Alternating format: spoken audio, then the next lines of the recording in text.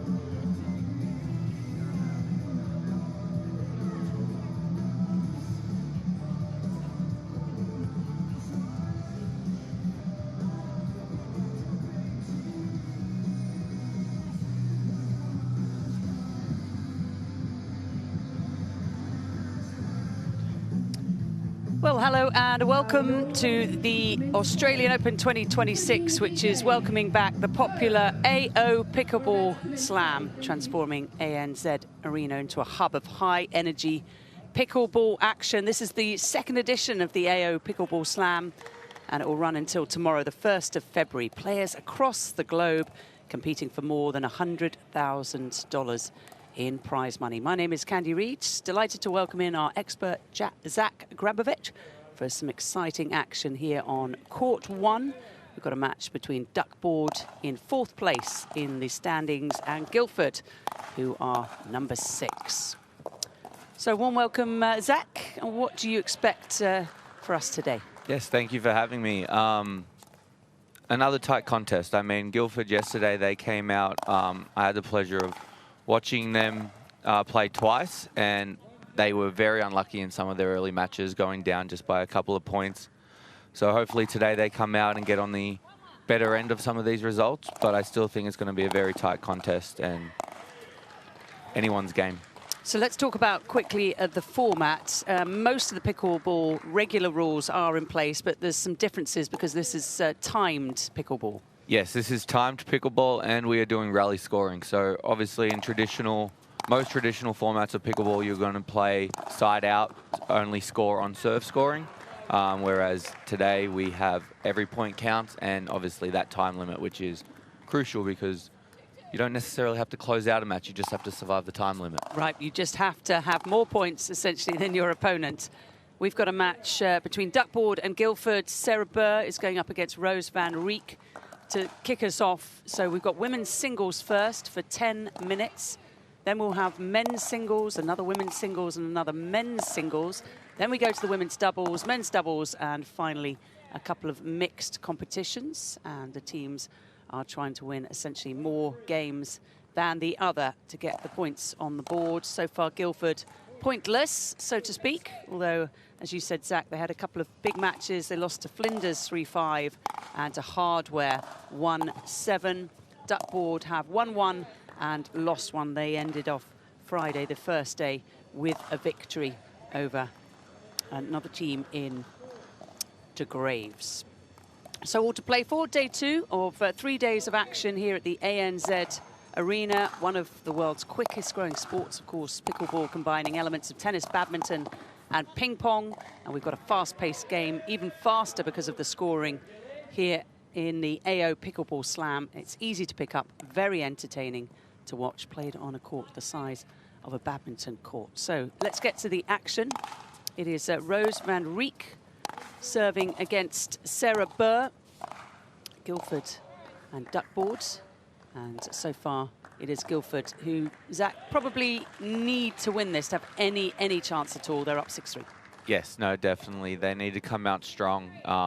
Rose van Rijk is definitely one of Australia's, even though she is Dutch, she is an honorary Australian.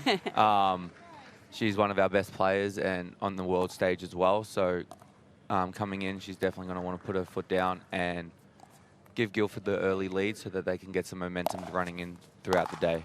So just explain some of the spins that they're going to use in pickleball and to simulate what it's like from tennis to pickleball. Yeah, so I mean, we've seen a lot of development in pickleball over the last few years. So I've had the pleasure of playing pickleball for just over almost 4 years now. And when I first came in, the paddles were made of fiberglass. Okay. So they weren't very gritty. They didn't have a lot of spin. We played much more with a continental grip, and it was a lot more chip, charge, feel, and finesse, like olden style tennis. However, now we've got a lot more developments in these, what we will call power, raw carbon fiber paddles. So they're getting a lot more spin. They're catching onto that plastic ball a lot more. So we're starting to see players come in a little bit more with their traditional Eastern and semi-Western grips and being able to generate quite a lot of topspin. And then different cores of the paddle. So it's a little bit like Harry Potter. Okay. You have different paddles can be built with a different core, and those cores can allow for different things. So whether it's a full foam or a honeycomb or a floating core, okay, that can generate a lot more power and pop. So we definitely see different players using different pieces of equipment that allow them to play in a certain style. All right, very good information. And we've got Rose van Rijk. She is being very, very aggressive and very successful at the net. When you have an opponent coming to the net, I suppose just like in tennis, you want to keep that ball quite low. Yes, absolutely. Using angles, because obviously with the kitchen they can't close that net too well. So if you can try and get that ball to drop down, get it below the height of the net, and try and make them volley up, you're definitely putting yourself in a good position to play some cat and mouse and expose your opponent. Brilliant. And we will have some exciting doubles coming up, and we'll see a lot more aggression in that. And here, Sarah Burr has some work to do here. She's being outplayed, isn't she? The duckboard player. They are Team Orange, essentially. She's talking to Megan Fudge, a couple of mums out there. Everybody here needing to win today in this matchup, given they've won one match between them in the whole standings. By the way, if you're on site or want to come on site, you can access the Slam with a ground pass. You can watch standout performances. We've got international athletes, Ryla de Hart, Megan Fudge, Bukun, Sophia. I was working on her surname yesterday. Seving? Suing. Yeah. Suing. She's here as well. Australian stars, Joey Wild, Danielle Townsend, George Wall, Sarah Dehaney. They're all here. Some of the best pickleball players in the world at Melbourne Park. Let's resume this singles match. Sarah Burr serving against Rose van Rijk. Zach, what does Sarah Burr need to do a little better here to turn things around? I think she has to come out, try and play a little bit more loose. She's got nothing to lose in this matchup, and try and be a little bit more aggressive and take that net position a little bit earlier. Don't let Rose take control of the court. Although Rose has amazing passing shots, as we just witnessed, so, so a little bit easier said than done. Yeah, you're not safe anywhere, essentially. Righty versus a lefty. We've got the non-volley area, the zone which is also called the kitchen. They've got the sidelines, the baseline.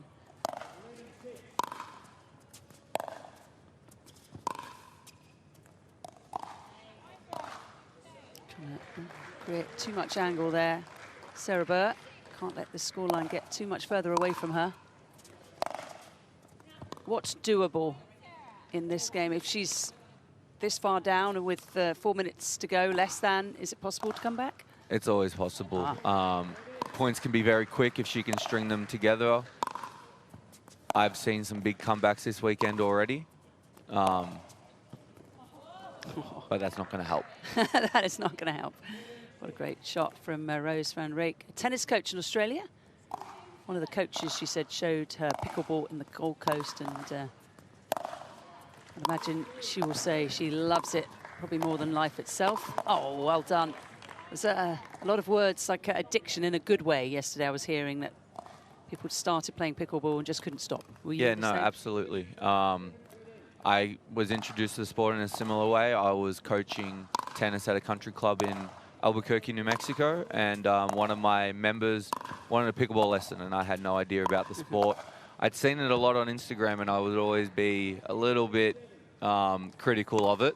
And then, but yeah, I learnt the rules, figured it out, and went out and gave the lesson, and then started playing myself. And yeah, you just get absolutely hooked, and it's been like the #1 priority in my life since that day. So no, it's definitely a very addictive sport, and once you give it a chance, you can see just how much fun and enjoyable it is. Much easier to get going, isn't it, than say tennis is to reach a good standard? Oh, absolutely. I think that was one of the things I loved most about it was early on giving beginner lessons in tennis. You're not really able to rally with the person for quite a while. It's a lot of technical, a lot of hand-fed stuff, whereas I can introduce a person to pickleball for the first time, and by the end of the day, we're having a rally. So it's really inclusive sport, really easy learning curve, and it's very sociable. It just invites players of all levels and all abilities to come in and just have a good time. And of course, the science tells us, you probably heard this before, how racket sports are so good for all of us with life longevity. I think it's almost 8 or 9 years now. With extended, and you see that the world over with the age of pickleball, tennis players, and the rest. So we're into a little more competitive moment, although it looks like Rose van Rijk is going to sustain now an 8-point lead. Yeah, with a minute to go, I think this one is going to be a tough comeback. And you watched Rose yesterday. How did she get on? She played amazing in doubles. Not that she didn't play amazing in singles, but she has 2 tight losses, going down by 1 point in both of them. So she'll be very relieved to come through this one then. Yes, no, she'll be happy to get on the winning board in singles and starting off Guildford with a nice little victory. Yeah, good for Guildford again. Lost both yesterday to Flinders and Hardware. 20 points to 12. We're just rounding off time here. This might be the last point. Maybe we'll get one more in because that was a quickie. As you can see, the ball comes in very, very quickly indeed. There's no rest at all for the players. Very exhausting overall. A lot of pickleball to be played. Time. And that is time. So 21 to 12 for Rose van Rijk over Sarah Burr. And Guildford do get off on the front foot. We're going to have some men's singles next. And Rose will be very, very pleased by that.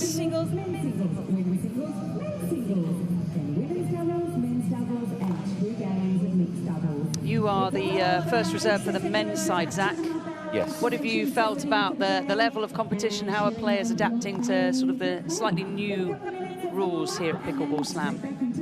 Yeah, no, they're adapting pretty well.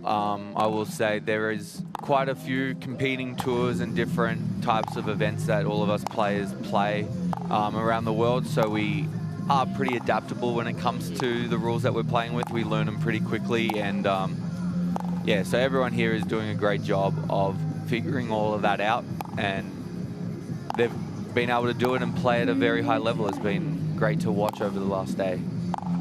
So now a men's singles match. The first of 2, we'll have Jay Grewal representing Duckboard and Mitch Hargreaves representing Guildford. And I'm just reading that Mitch was Ryan Gosling's body double in the Fall Guy movie. Did you know that? I did know that, yes. There's some great stories out here. I was speaking to Zach Taylor during the very end of the Alcaraz-Zverev enticing match yesterday, and we were discussing his singing and acting and how he auditioned for J-Lo and for Keith Urban and for Harry Connick Jr. when he was in that part of the world before pickleball took over his life. So there's some great stories. What's your story? College tennis?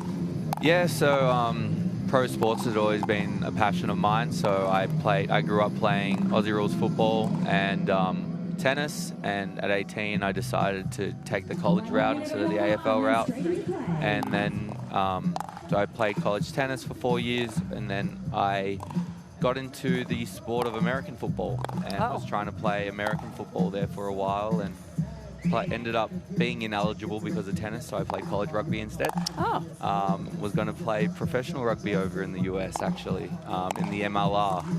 And It's getting bigger over there, isn't it? It is getting bigger. The USA Rugby is really trying to help develop the sport and focus on like the Olympics, and they've got a great rugby sevens team. And then ended up going back to American football for a bit. Played up in Canada for a little while. Okay. And then found pickleball. So you are a real athlete. I try to be. Multiple sports. And then the health? The health How's your body? always been a question, is always been the Can't imagine limiting why. factor. But no, I'm feeling good at the moment, and that's probably my #1 priority now, is staying fit, staying healthy, and being able to make it through a whole year playing professional pickleball. Okay, and I suppose this is not like AFL rugby, is it? You're not getting body slammed every other minute, so a little bit more. I actually think my body would prefer that. Really? Yeah, the wear and tear, as you can see, I'm quite a larger frame, so the wear and tear of the quick, sudden movements actually creates a lot of wear on my body, so I think I'd actually prefer the contact. Okay.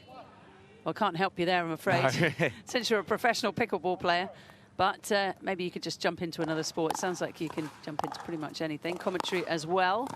So let's begin this men's singles match, and a little bit more pressure on Jay Grewal from New Zealand. He is a PPA Australia Gold in men's doubles. Explain that, if you wouldn't mind, Zach.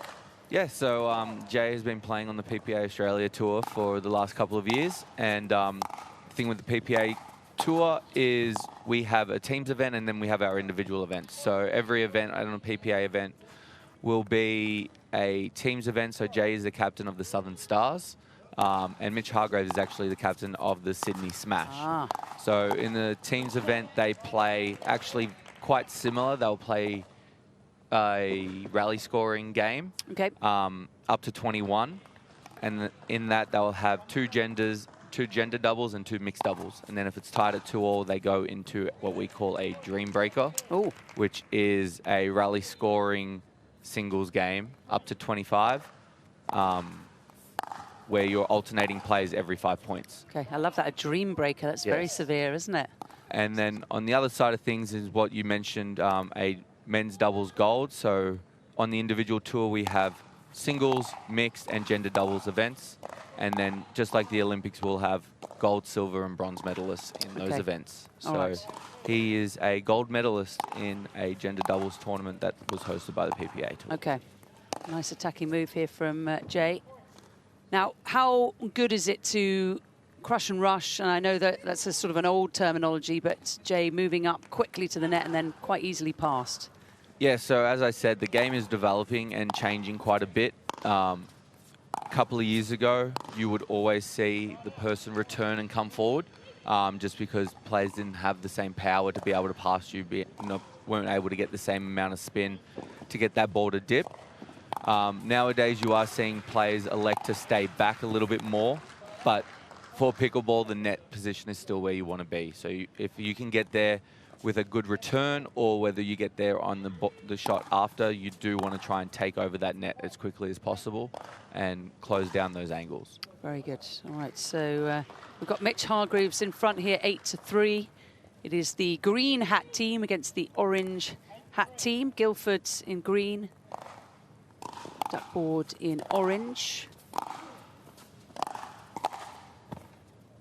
And that's beautifully done.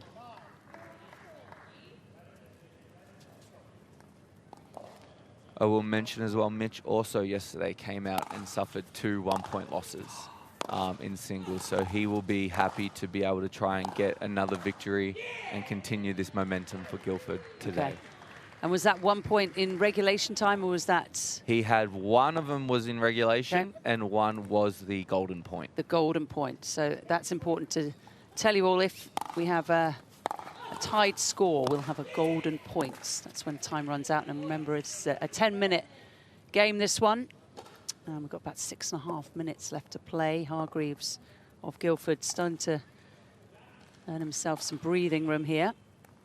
What is the best part of his game? Sorry, repeat that. Yeah, what's the best part of Mitch Hargreaves' game?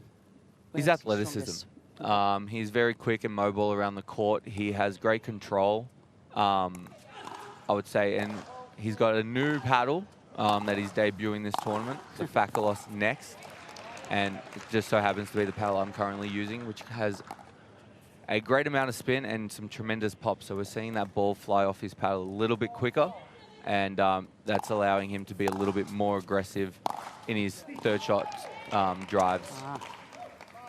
And now, are you testing with a paddle racket like you might a tennis racket? Is there sort of an off season where you might test new rackets? Absolutely, yeah. Every player, you're generally signing a 1-year deal when it comes to your paddles. So towards the end of the year, you might be trying out different paddles, and then every brand themselves has a number of different paddles that they might be issuing that you can try and figure out which one's going to be the best for you. Okay, and you're getting sponsorship? I am currently in the works, Okay. working out my new deal for this year. So sponsors, if you're listening, Zach would like to work with you. Will that help? That would help. That would be tremendous. Just broadcasting to the world, getting that message out there. Brief information about this event is the second AO Pickleball Slam. Players have been randomly grouped based on nominations by the leagues. Some teams have 1 or 2 internationals. We've also got a DJ in the house. How about that? And we've got 24 players involved, 4 players in 6 teams. $100,000 is the prize pool. So big money at stake. Got officials in the blue hats, keeping an eye on things. Players, Zach, calling their own lines, but can be overruled. Yes. That will be the next progression for professional pickleball, is getting line judges to be making the calls. But the main priority of our referees is watching that non-volley zone. Watching the feet of the player at the net, making sure that they are not stepping into that line, stepping into that kitchen or onto that kitchen line when volleying the ball. It's 7 feet, isn't it, on either side the kitchen. And just briefly go over the stepping over the line rule and how that works for us. Yeah, so the official term would be the non-volley zone, although everyone likes to refer to it as the kitchen. And the basic rule is that you just cannot volley in the kitchen. Your momentum can't bring you forwards in a volley. So therefore, you have to be planted behind that kitchen line with both feet when you're taking that ball out of the air. And you have to show balance after you hit it. So if you're reaching over, you hit a ball, and then you fall in, say even if the point's over, if you fall in without showing balance, you will still lose that point. Right. So it's not like tennis where you can, if you win the point and then walk up and touch the net, you've won the point already, the point's over. No, if you have to show that balance. Okay, good. And should you be calling that on yourself, or will the officials always call that? The officials will always call it. Okay. It is not necessarily in rec play. When you don't have officials, yes, you might want to be calling it on yourself. But no, it is not your responsibility in pro play. That is the job of the referee. Excellent. Good. All right, so let's get back to some of the action. 16-8 for Mitch Hargreaves, Ryan Gosling's former body double. Still can't quite believe that. That's extraordinary, isn't it? I wonder how you get that job. Maybe we can ask him later. And see. I have Alex for advice. I mean, okay. Trying to get into the scene myself. How do I become a body double? Jay Grewal from New Zealand. He is behind here representing the duckies or duck board. I think they've got a couple of plastic ducks out there. They certainly did yesterday in the orange hats. 18-9. Time running out. 2 minutes and 15 seconds.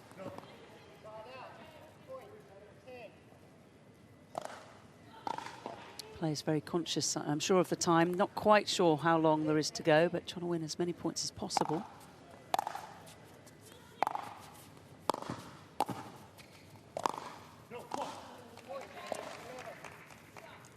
You can see Jay's trying to get a move on here. He knows that time's running out, and he's got to get trying to make a great comeback here.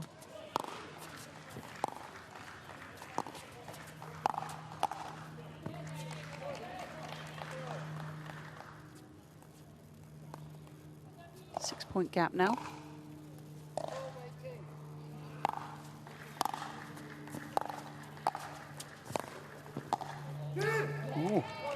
make that 5. This is going to be an interesting minute and a half. I will say Mitch does have 20 seconds between each point if he wants to take them. Ooh. So he does not have to necessarily play at Jay's pace, although we see Jay trying to really increase. That was an option, that was a chance. Yeah, we saw a tying of the shoelace yesterday, very strategically. Yes, absolutely. You see players put their towels furthest away they can, so they have a nice little walk towards the towel.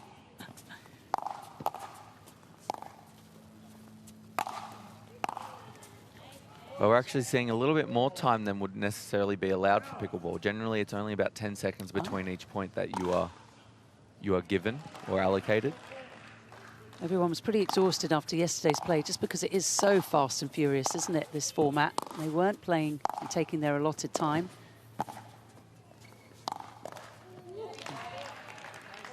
We've got 20 seconds. This win will go to Guildford, and it will be a 2-0 start for them in this match against Duckboard.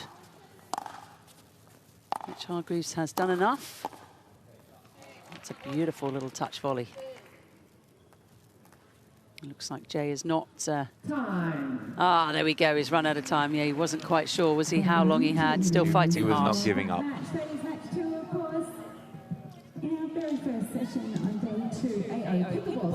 So 2015 for Mitch Hargreaves, Guildford's 2-0 against Duckboard. And now we've got the second women's match. Megan Fudge walking on against Christina Chin. Megan Fudge, well, she said she speaks like Peppa Pig. She is the mother of 2. I think she's saying that in a very humorous way, because she is British, there's some German in her, married to Ryla de Harts. A very accomplished pickleball couple they are.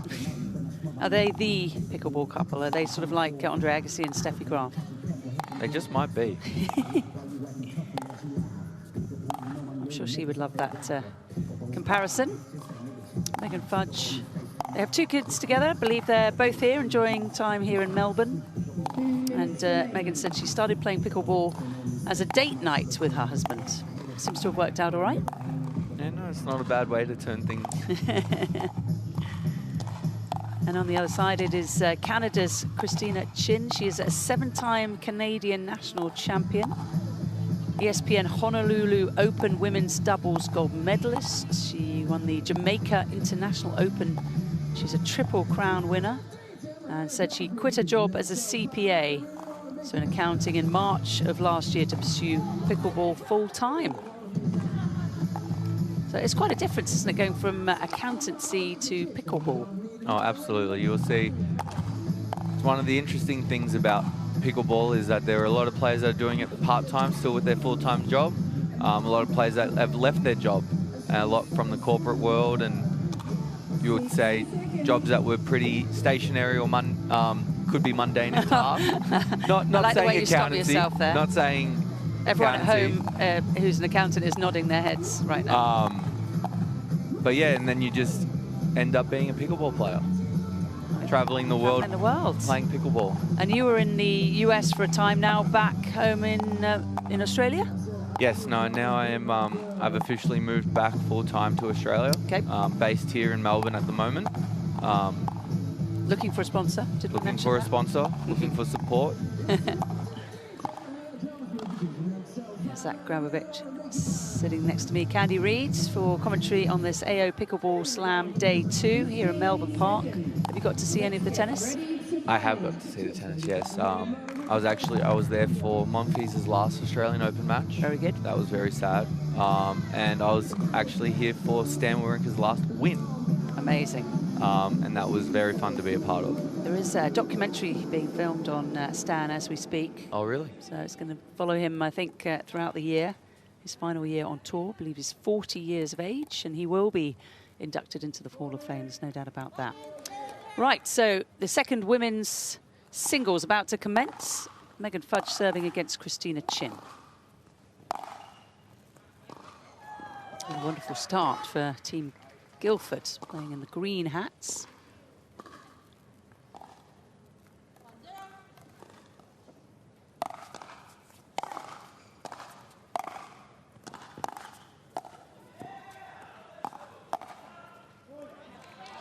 Does it ever get a bit feisty out in pickleball? Oh, it does. It really does. A lot of the viral videos of pickleball going around are some of the pickleball fights that occur at recreational play. Yeah, no, it is. It's not necessarily what you expect coming from pickleball. And you're a bit closer to each other, aren't you, than, say, You tennis? are a little bit closer. And then, obviously, when you get into doubles, you have those hand battles and speed-ups. And one thing I've got to say, if you play pickleball, you've got to be okay with getting hit. Because there are a lot of times, not necessarily on purpose, but when you're just in a fast hands exchange, that you maybe end up getting hit by the ball. That's why you'll see a lot of players opting to wear protective eyewear, because we have had some, not catastrophic injuries, but some bad injuries where people have been hit in the eye. So if you do take getting hit personally, pickleball might not be the right thing for you. I like the way you said not necessarily targeted at you. Well, sometimes it is. And we will get the doubles format after the second men's singles. And it is, if you think this is fast and furious, it's ×10. There's a lot of speed ups. It's very exciting. So honours even, but no longer. That one lands, and Megan Fudge takes a 4-3 lead, serving here.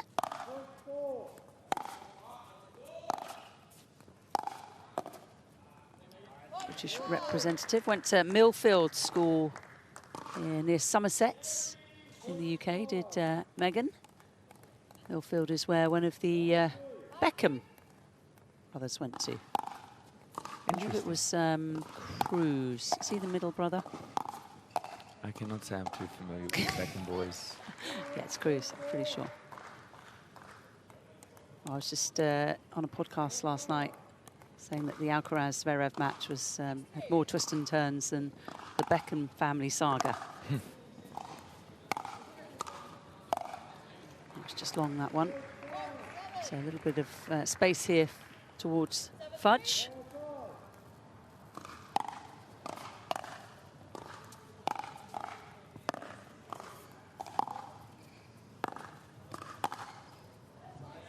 And Megan and her husband, Ryla, with their 2 kids, have been living full-time for 3 years in an RV, a recreational vehicle, which is taking it to some extremes, but obviously very, very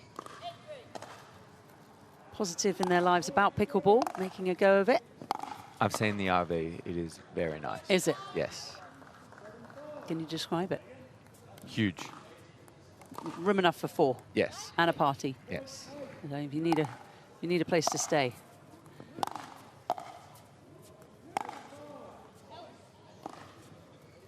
And is that in America? That is in the RV? America, yes. Okay. Don't know if they were able to bring it down, down under. Ship it to Australia. That's the, you better win this tournament then, Megan, just to pay for that. Got the better here of Christina Chin. Would you imagine that Megan would win this one? Is she the favourite stepping on? I would say she is the favourite. Megan is a very accomplished singles player, one of the best in the world. I think she would be the favourite many times she steps on the court this tournament. Didn't like that ball. Chin serving 5-10. Says her favourite food is pizza. That's not very pickleball diet. Imagine That's there's quite some the favourite carrots in food there. of quite a few players. The world #1 doubles player at the moment, Gabe Tardio, has made it very clear that he enjoys pizza. He will even eat it as his pre-match. What? Is that true? Not having the protein shake. Can you imagine Novak Djokovic having a pizza for a pre-match meal? What's your pre-match meal? Mine would be, it is not pizza. I generally stick to Greek yogurt, Yes. fruit, maybe a protein bar or a protein shake. Look at you. This is good stuff. This is what we want to hear. So 10-6. Another 1 minute break.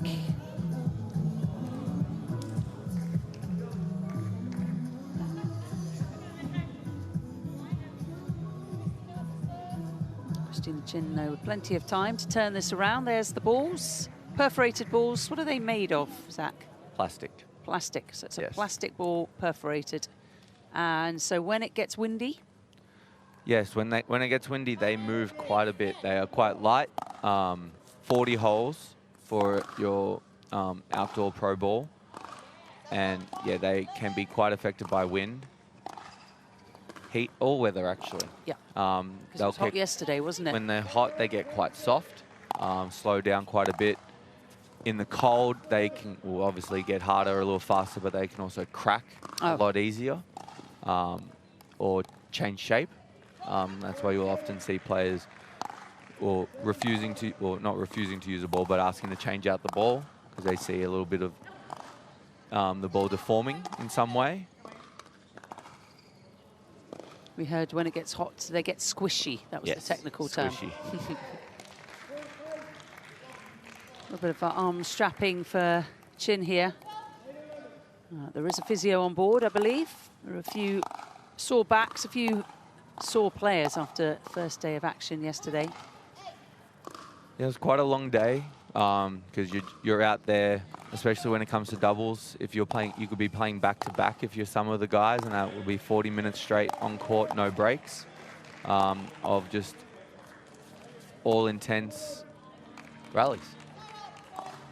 Now, there was a step into the kitchen there by Megan Fudge, but that was allowed because the ball had bounced. Because the ball had bounced, exactly. So 13-8. Great Britain versus Canada. That's a bit of a let-off. Anything Chin can do here to try and turn this around? Any tactics she could employ?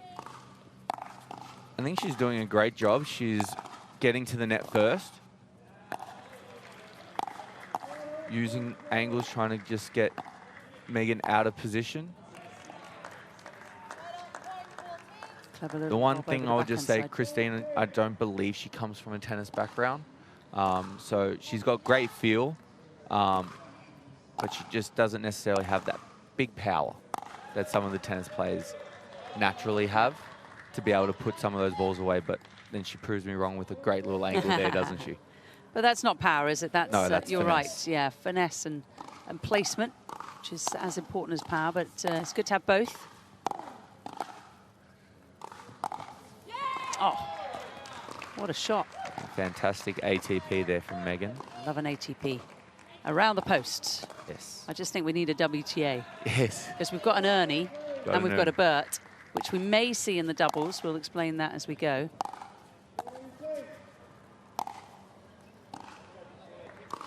That's that a little wide, I think. So 11:15 and time ticking away, 1 minute 30. Christina Chin needs to get on with it here. This is where you'd love to have a big serve that you could just maybe get a couple of cheap points. Now the serve, I haven't seen too many mistakes off the serve. So returner gets the ball back a lot. Yes. One, with the underarm serve, you're obviously not going to get as many free points. A lot of people view the serve as just being a shot to start the rally. The point really starts with the return. There are players out there that do have pretty big serves. You'll see some different variations, especially on the men's side when you get your taller players, because they can have a different angle over the net, just like we see with our tall tennis players with how they can serve.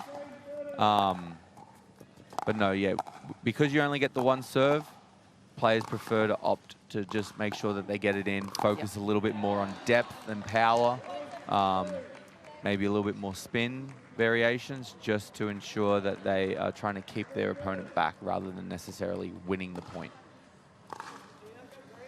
The second women's singles about to conclude here. We're running out of time, 15 seconds to go, and it is going to be a win for Megan Fudge and for Duckboard. An important win here with Guildford winning the first two singles. Megan Fudge unbeaten in this format. Time is called, and that will do it. Shake hands, and it's 19-12 conclusion.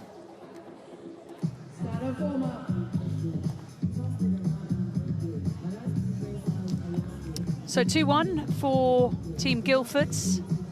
We've got the second men's singles to come. There it is. Guildford 2-1 against Duckboard. Guildford winless and pointless so far in the AO Pickleball Slam second edition. First edition last year was so popular. We're going to do it again. How good is she on the left there? Superb singles player. Andre Mick versus Joey, or Joseph Wild. He is the wild man. Joey Wild, the captain of Team Duckboard in the orange hat. Was struggling a little bit with a bad back, but said physio had just eased that off. That was in between first and second match yesterday. He is an AOPS champion. So explain that, please, Zach. AOPS, so yeah, he is a Australian Nationals champion. So that is, again, as I said, we've got a bunch of different tours. So that is a Pickleball Australia, our not associated with any professional league. It is just your Australian national champion for doubles. Okay, and so all the best players in Australia will play that? Yes. He is also a PPA Asia champion, is Joey Wilds in the orange hat there. Said, I was living in Austin, Texas during COVID lockdowns. A friend introduced me to pickleball one day. Since it was one of the few activities allowed, I've never looked back. And he said, when I started, it was because it was so accessible, easy to learn, easy to share the joy of competition and exercise with others. And a fun fact about Joey Wild is that he got a perfect score on the US grad school entry exams. So obviously very intelligent. The coin toss has been done. Now, when the coin toss is done, what is the best option, serve or not? It really depends on the event and what format you're playing. So in singles, I would generally say to serve first because you can score. Yes. But in doubles, I generally elect to return because in pickleball, it starts out a little different. You only get, where you would generally get 2 serves, you only get 1 to start the match. Ah. So if you're returning and you win that first point, then you get 2 chances to serve as opposed to only that 1 chance to serve. I understand. But it also can depend on who you're playing, because you might want to try and come out and take that first opportunity and try and get some points on the board early. So it can vary. But then also, if you're playing rally scoring, I generally say to return because it's generally easier to win points on the return. So, and that's what we are doing, rally scoring today. So every point is worth 1, unlike traditional pickleball where only the server winning a point will score. And we've just seen the standings boards. Hard boards are many people's favourite to win the title here. Hosier with the defending champions, and they will go head-to-head in the next rounds. 3 rounds per day. There we go, there's the team standing. Zach, talk us through who you've thought is most impressive. Oh, I mean, it's hard to look past Hardware at the moment. They've come out and completely dominated their 2 teams that they have played against. Hosier as well, they've come out and they've played some really good pickleball. I'm very excited to see that matchup coming up this afternoon. I think there's still a lot of ways that teams can work themselves into this. I don't think it's over yet by any means, but it is very hard to see a team coming out and actually putting some pressure on Hardware. Well, this one is 4th versus 6, and Guildford, the 6th place team, in front 2-1. Wild in orange, representing Duckboard. He's the captain.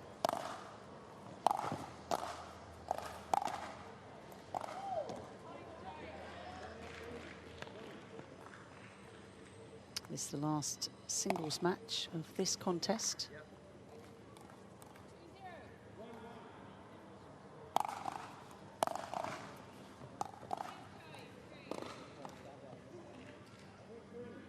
Important, you'd imagine, Zach, for Duckboard to get into the doubles at 2-2. Oh, absolutely. If they can come back, kind of silence that momentum Guildford put in early. And get this, as we see, Andre with an incredible passing shot there. If they can get it to 2-2 going into doubles, I think they'd have a lot of confidence to try and pull away with the win. Going down 1-3, you can be a little tentative, a little nervous about that. There's so much about scoreboard pressure, isn't it? Oh, absolutely. Makes such a difference. Just be a little bit more free. It's always in the back of your mind, regardless of how much you try to remove it. So 4-1, really good start here for Joey Wild, the captain of Duckboard, or the Duckies as he's been calling them. He's got quite a unique forehand, hasn't he, Andre Mick of Australia? Yes, he's got very great, really good deception. He holds on to it for a long time, so you're not really sure where he's going to go, and he can play that off forehand very nicely.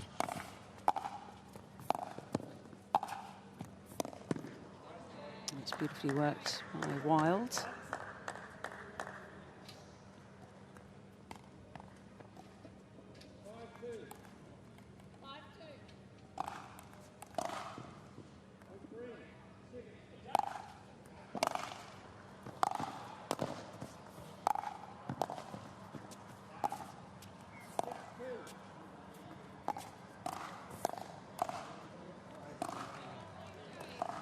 Excellent point from Joey Wild there. He's turning defence into attack.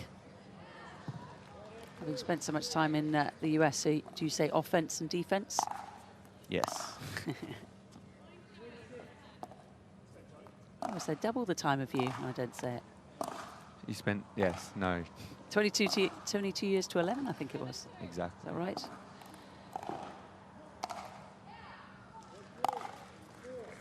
Just over a third of my life I've spent in the US. You may well go back, but right now the plan is to stay in Australia. Yes, for right now. And what's your next tournament? An APP in Malaysia next week, Right, so when do you leave? Friday. All right. Just go, go, go. And then after Malaysia? After Malaysia, I will be off to Vietnam.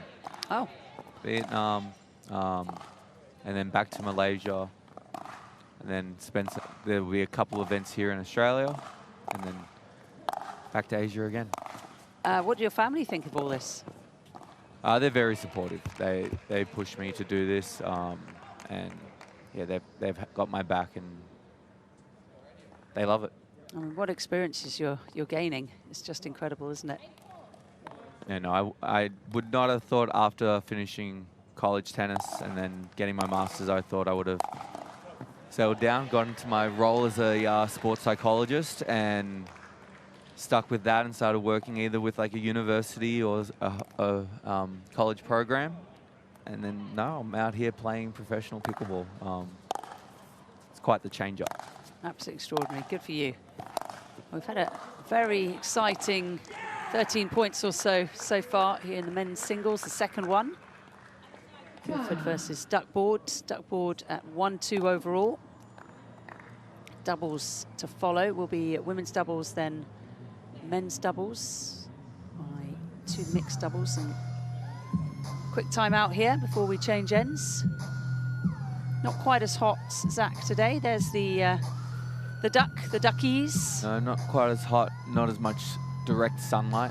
So players should find the conditions a little bit easier.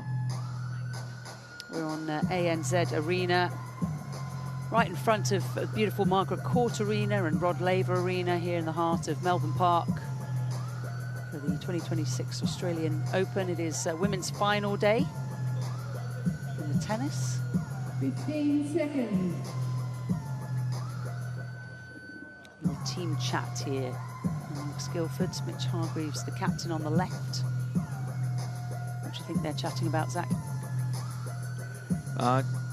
Maybe just some change in tactic.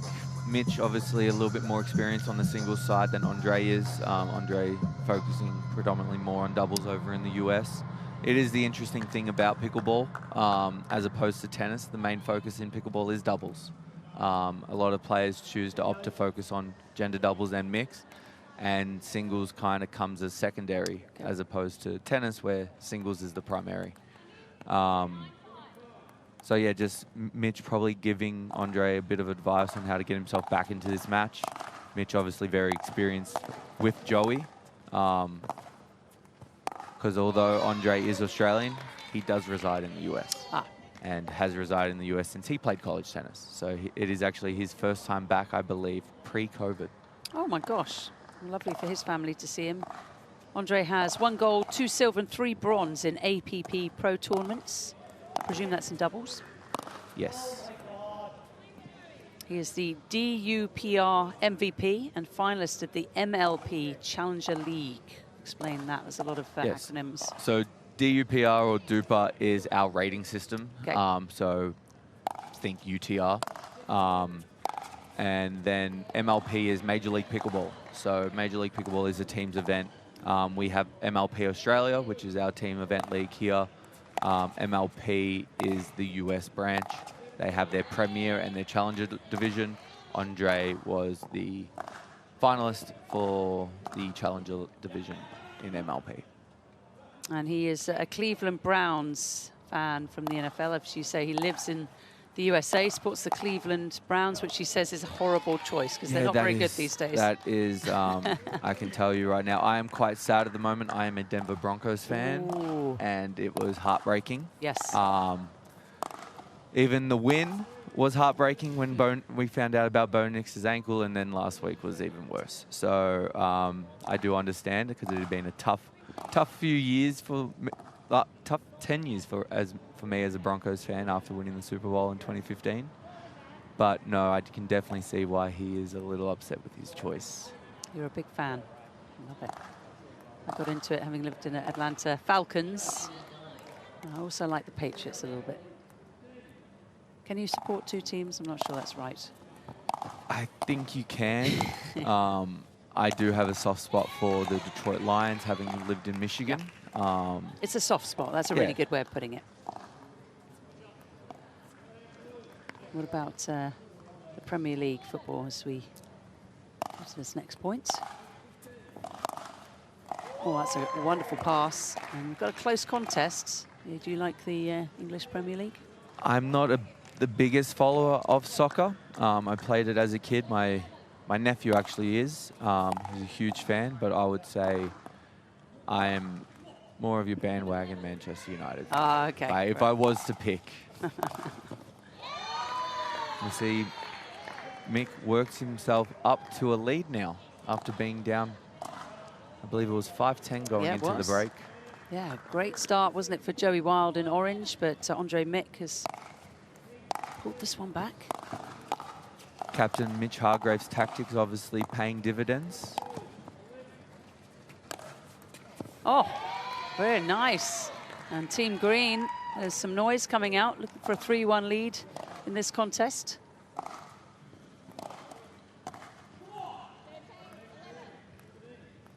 This is the tightest singles match so far of the 4.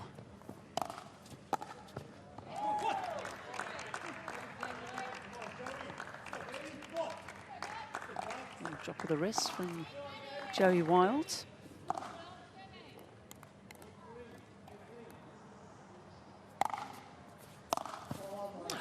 Oh, and that was rushed. We've got a minute left to play. This could come down to a golden point. I'd love a golden point. I haven't had a golden point yet. I'll say Joey Wild is very clutch when it comes to golden point opportunities, having won the first AO Pickleball Slam on a golden point. Ooh. We may need one here. Joey Wild down 13-14. Make that 13-15 with 15 seconds to go. There's the score clock. Andre Mick is running towards the pickleball. Why are you running, Andre? 5 seconds. This will be the last point. Time. And he loses the point, but wins the encounter. What a match. That was phenomenal stuff. An exciting ending. Joey Wild, who had such a brilliant start, shaking his head because he's lost that one. 15-14. Yes, no, great contest out there.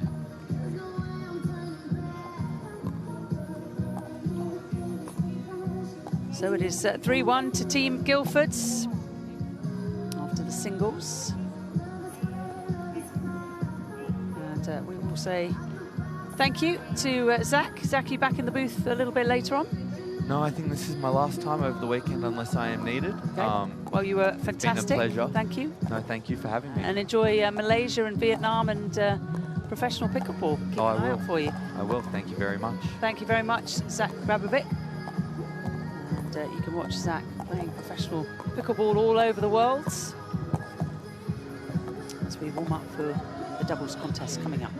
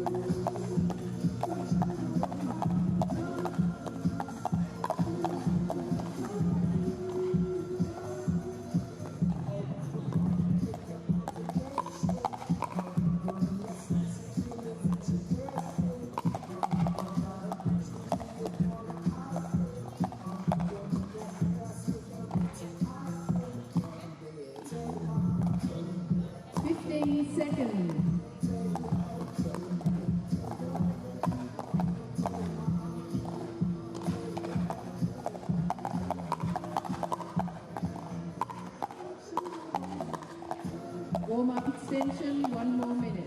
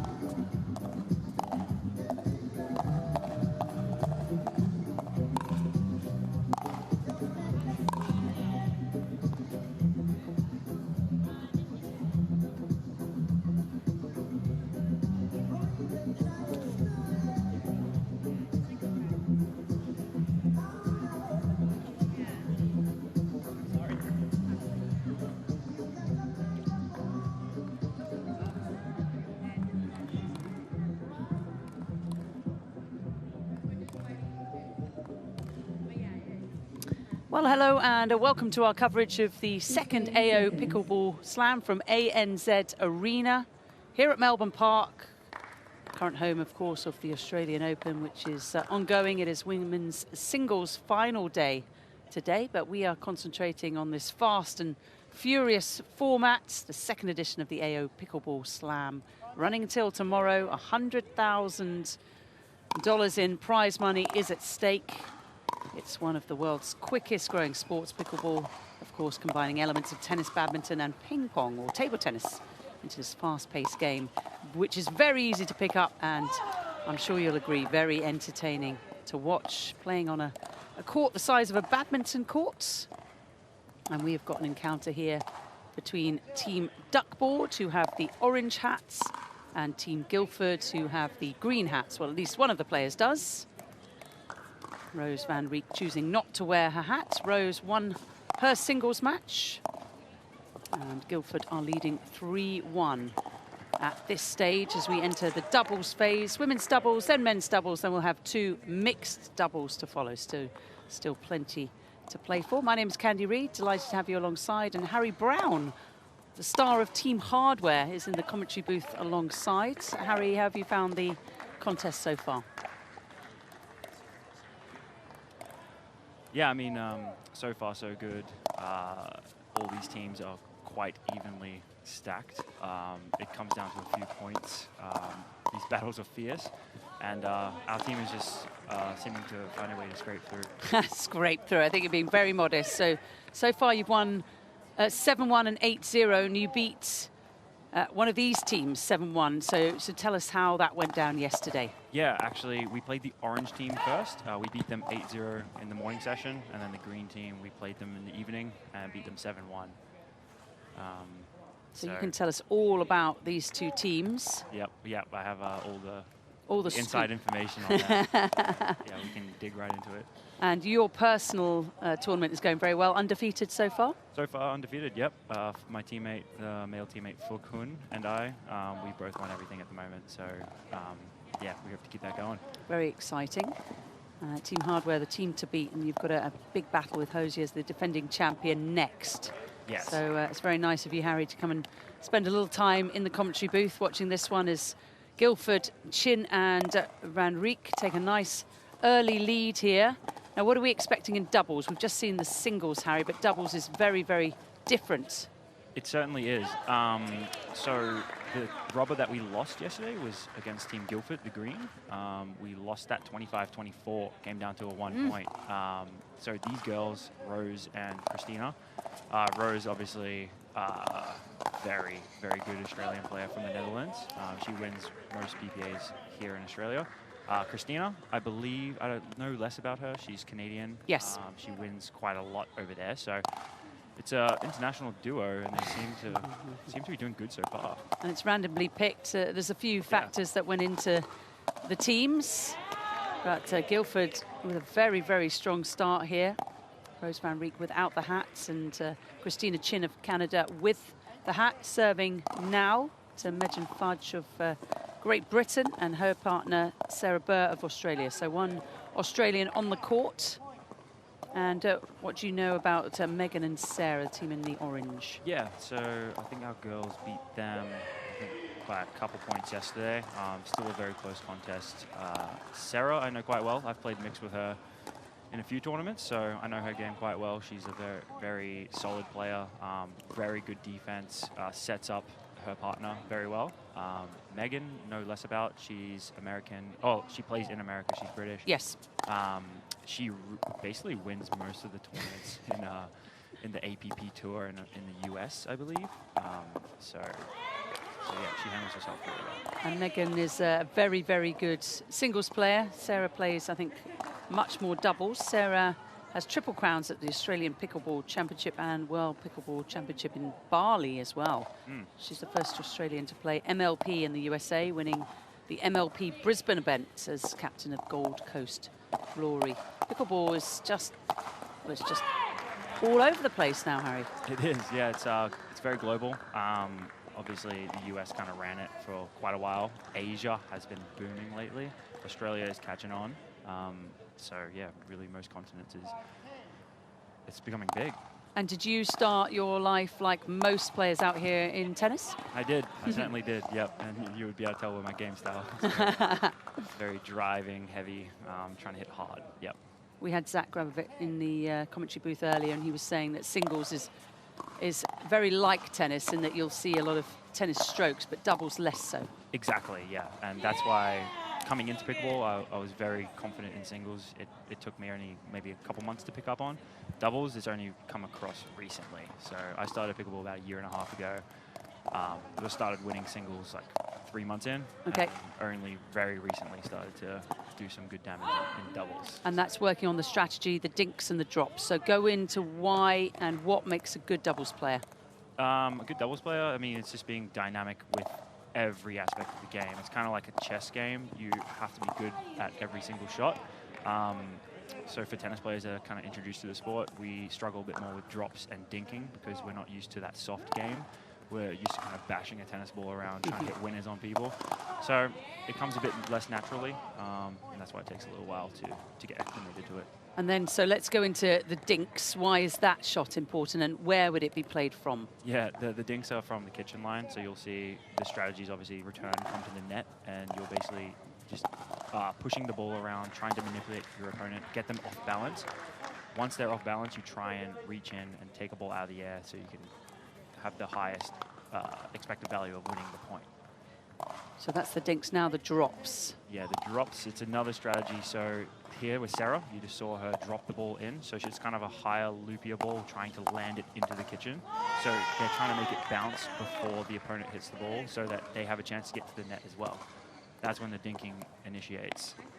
Whereas with the drive, Sarah could have opted to hit the ball hard. We'll take a look at what Guildford does here. No, Christina dropping as well. So see how it landed in the kitchen? Now the dink battle initiates. So with doubles, you'll see a lot more people just dropping and starting the dink rally. Because obviously when that ball goes below net height, it's pretty impossible to put the ball away. Exactly. Megan Fudge to serve, 9-4. Still a contest. This is a 20-minute doubles encounter, and certainly is fast and furious in this format. Points being scored with every point, unlike a traditional pickleball. Which format do you like better? It's tough to say. I like the fastness of the rally scoring for doubles, but for singles, I do like traditional scoring. Yeah, so it's different for each event. And of course, they're playing for time, and there were a lot of sore bodies. I had a long chat with Zach Taylor. We were watching the last set of Alcaraz versus Zverev yesterday, and he said there were a few sore bodies out there because it's just so relentless. It is. No, How do you feel? I'm feeling pretty good, actually. Yeah, luckily with our player accreditation, we have access to most of the Australian Open facilities, so we're quite lucky. I got into the gym yesterday, took care of my body after both of the matches, stretched for about 30-45 minutes. So I'm feeling quite good, ready to go. Very sensible. Yeah. After yourself. Yeah, no, I've learnt my lesson the hard way. Got to do the work. We see the players, don't you, after tennis matches, go in and get on the bike. It's a lot of a cool down. It's just as important as the warm up. No, it certainly is, and it has a huge effect on the next day and the next day. With these events, it's 3 to 4 days long most of the time. So as a professional, you need to take care of your body. And you only started playing a year and a half ago, you said? Yes, I did. And you're already a professional pickleball player? Correct, yeah. I'd say, looking at this field of players, I'm probably one of the more new players of everyone. Got some veterans out here that have played for a while, and that it shows with the control in the kitchen. That's how you can tell. Ah, okay. Yeah. I lived in Atlanta for 18 years, and when we left to go back to London in 2018, it was pickleball starting to get really hot there. So players have been playing for some time and establishing themselves. Right, let's get to the action here. We're going to have the break shortly. 11 points, Fudge and Burr representing Team Duckboards against Chin and Van Rijk, who are 18-11 up. Christina Chin serving.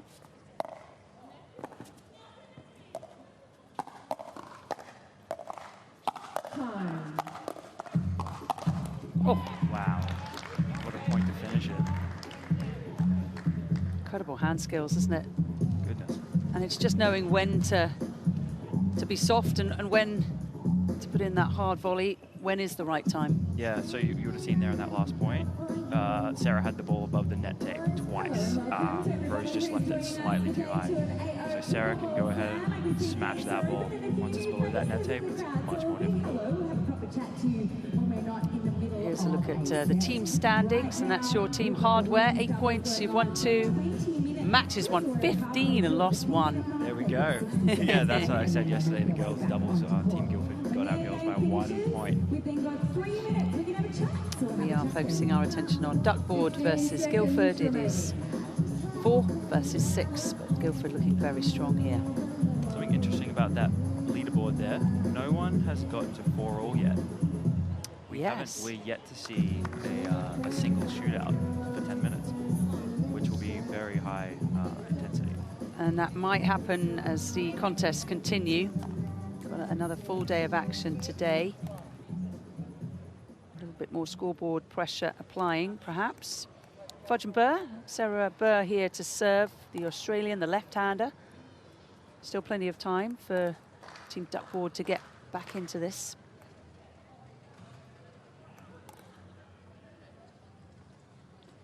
Current club is the Gold Coast Pickleball Association. Sarah says her favourite food, we were talking about food a little earlier, are wings. We've had pizza being the favourite food. Do you follow a healthy or unhealthy diet, Harry? Ooh, I would say during competitions quite healthy and like important training blocks, but I do have my occasional. You're allowed a cheat day or two. Of course, of course.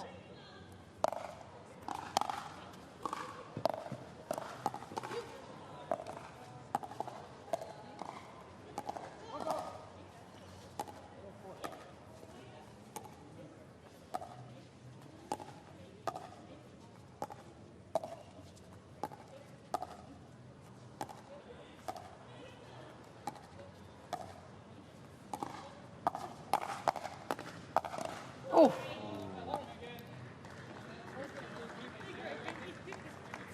All part of the game, that is. You're going to get hit. Yeah. I mean, something you might have seen in that rally is Sarah was quite wide. She was kind of even outside of her line, which forced Megan to move across, which gave Christina that alleyway to go right at her. So quite good tactics from the green team. Spreading the court. We've seen that quite a lot in the singles. Your opponent exposed. Yeah, and can be done in doubles too. We would have seen it there as well. So looks like we found their strategy for the Guildford.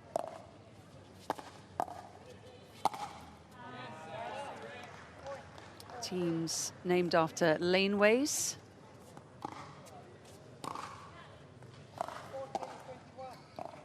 I think next year it should be the kangaroos and the koalas, etc. Yeah, Aussie iconic animals. Yeah. Not too familiar with the laneways.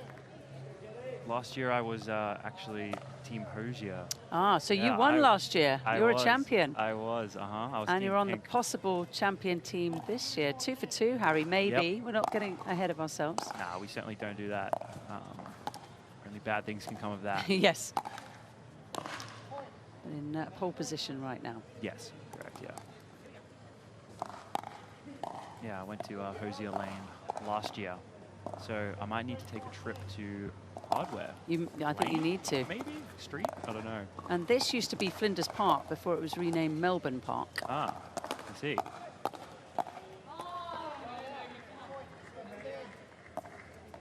Duckboard and De Graves. I'm not quite sure about that, but we shall find out.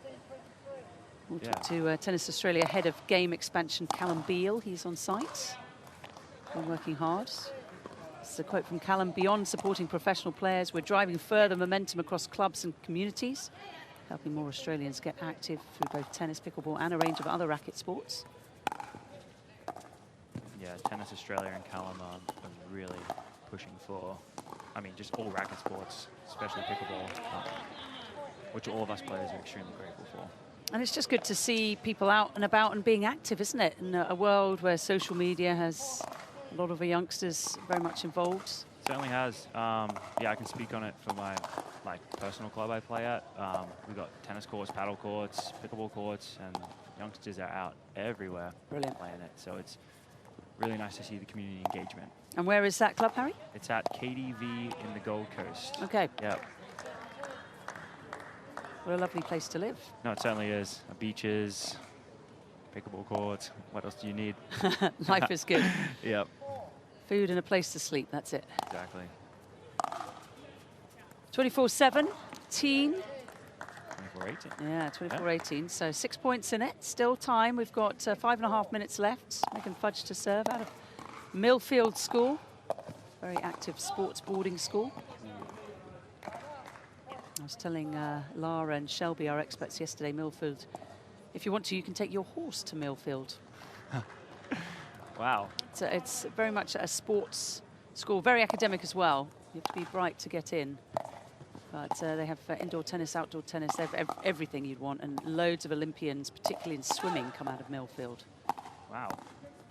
The Ernie. Oh, we've seen an Ernie. We haven't seen a Bert, though. I've seen 2 Ernies now, no Berts. Explain the Ernie, Harry. Yeah, so you would have seen Megan there jump across the kitchen line in a diagonal pattern, and she just hits the ball out of the air, so she hits it closer to the net, which gives her a better chance to hit it down and attack the ball. And then Sarah would come across and cover her, and then it just gives you a way better chance to win the point if you can maintain your balance. Do you know why it's called an Ernie? It's E-R-N-E. Yeah, so the don't quote me on this. The guy that first did it, I think his name was Ernie. Okay. So he was like, that's the new shot. That's a strategy we can use, so we'll call it the Ernie. Oh, that's brilliant. Yeah. And pickleball, I believe, when I played right at the start, someone told me that the reason it's called pickleball is after a dog who was called Pickle. There's a lot of theories around it. Okay. To be honest, I also don't know. Okay, not officially. Maybe my pickleball trivia will get me on trivia. I just like to play. This is Fast and Furious. Wow. Oh my goodness. Oh. Won by Guildford. Great point. You have to have such quick reactions. You better have your coffee in the morning. Mm-hmm. Duckboard is slowly running out of time. 7 points to catch up in 3.5 minutes. It's doable. Need some magic here. That will do. That's one. Doable. We want doable because we want an exciting finish here. So look at the ball. Plastic ball, I believe it has 40 holes perforated. That's correct, yep. That's correct. Oh, there's 2. Never know. Little look Yeah. from Rose van Rieck from the Netherlands, who was a tennis coach in Australia before started playing pickleball in the Gold Coast. Oh, cool. That must have been before I started even. Before you, wow, yeah. See, that's what we're talking about here.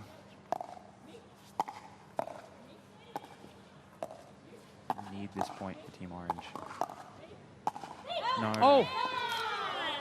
And Sarah knows that is a bad mistake. What did she do wrong there?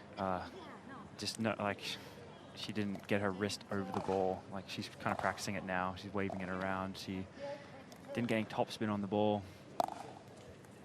It's tough because it's coming so fast. You have to make the exact right movement.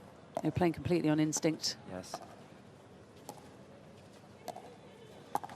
Yeah, it is the right one. She knows she needs to speed up the points quickly now, so we might see a few more drives from the Orange Duckboard team, which is what we're not used to. We're not used to timed events, which is, it's cool to be in a situation like this. It's different to what we're used to, so it's completely new strategies for a lot of these players.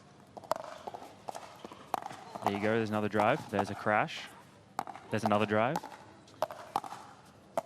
Yep, that's what they have to do. Get the ball back quickly, reset the point. You can see Sarah kind of sprinting back. And a crash, explain that, please. Oh, yep, so your partner, if you know your partner is going to drive the ball and hit it hard, and if they can get it like a few centimeters above the net tape so the opponent can't attack the ball, your partner can do what we call a crash, get into the net and just put a lot of pressure on the opponents, give them less space to hit into, and then just slam the ball down if they can.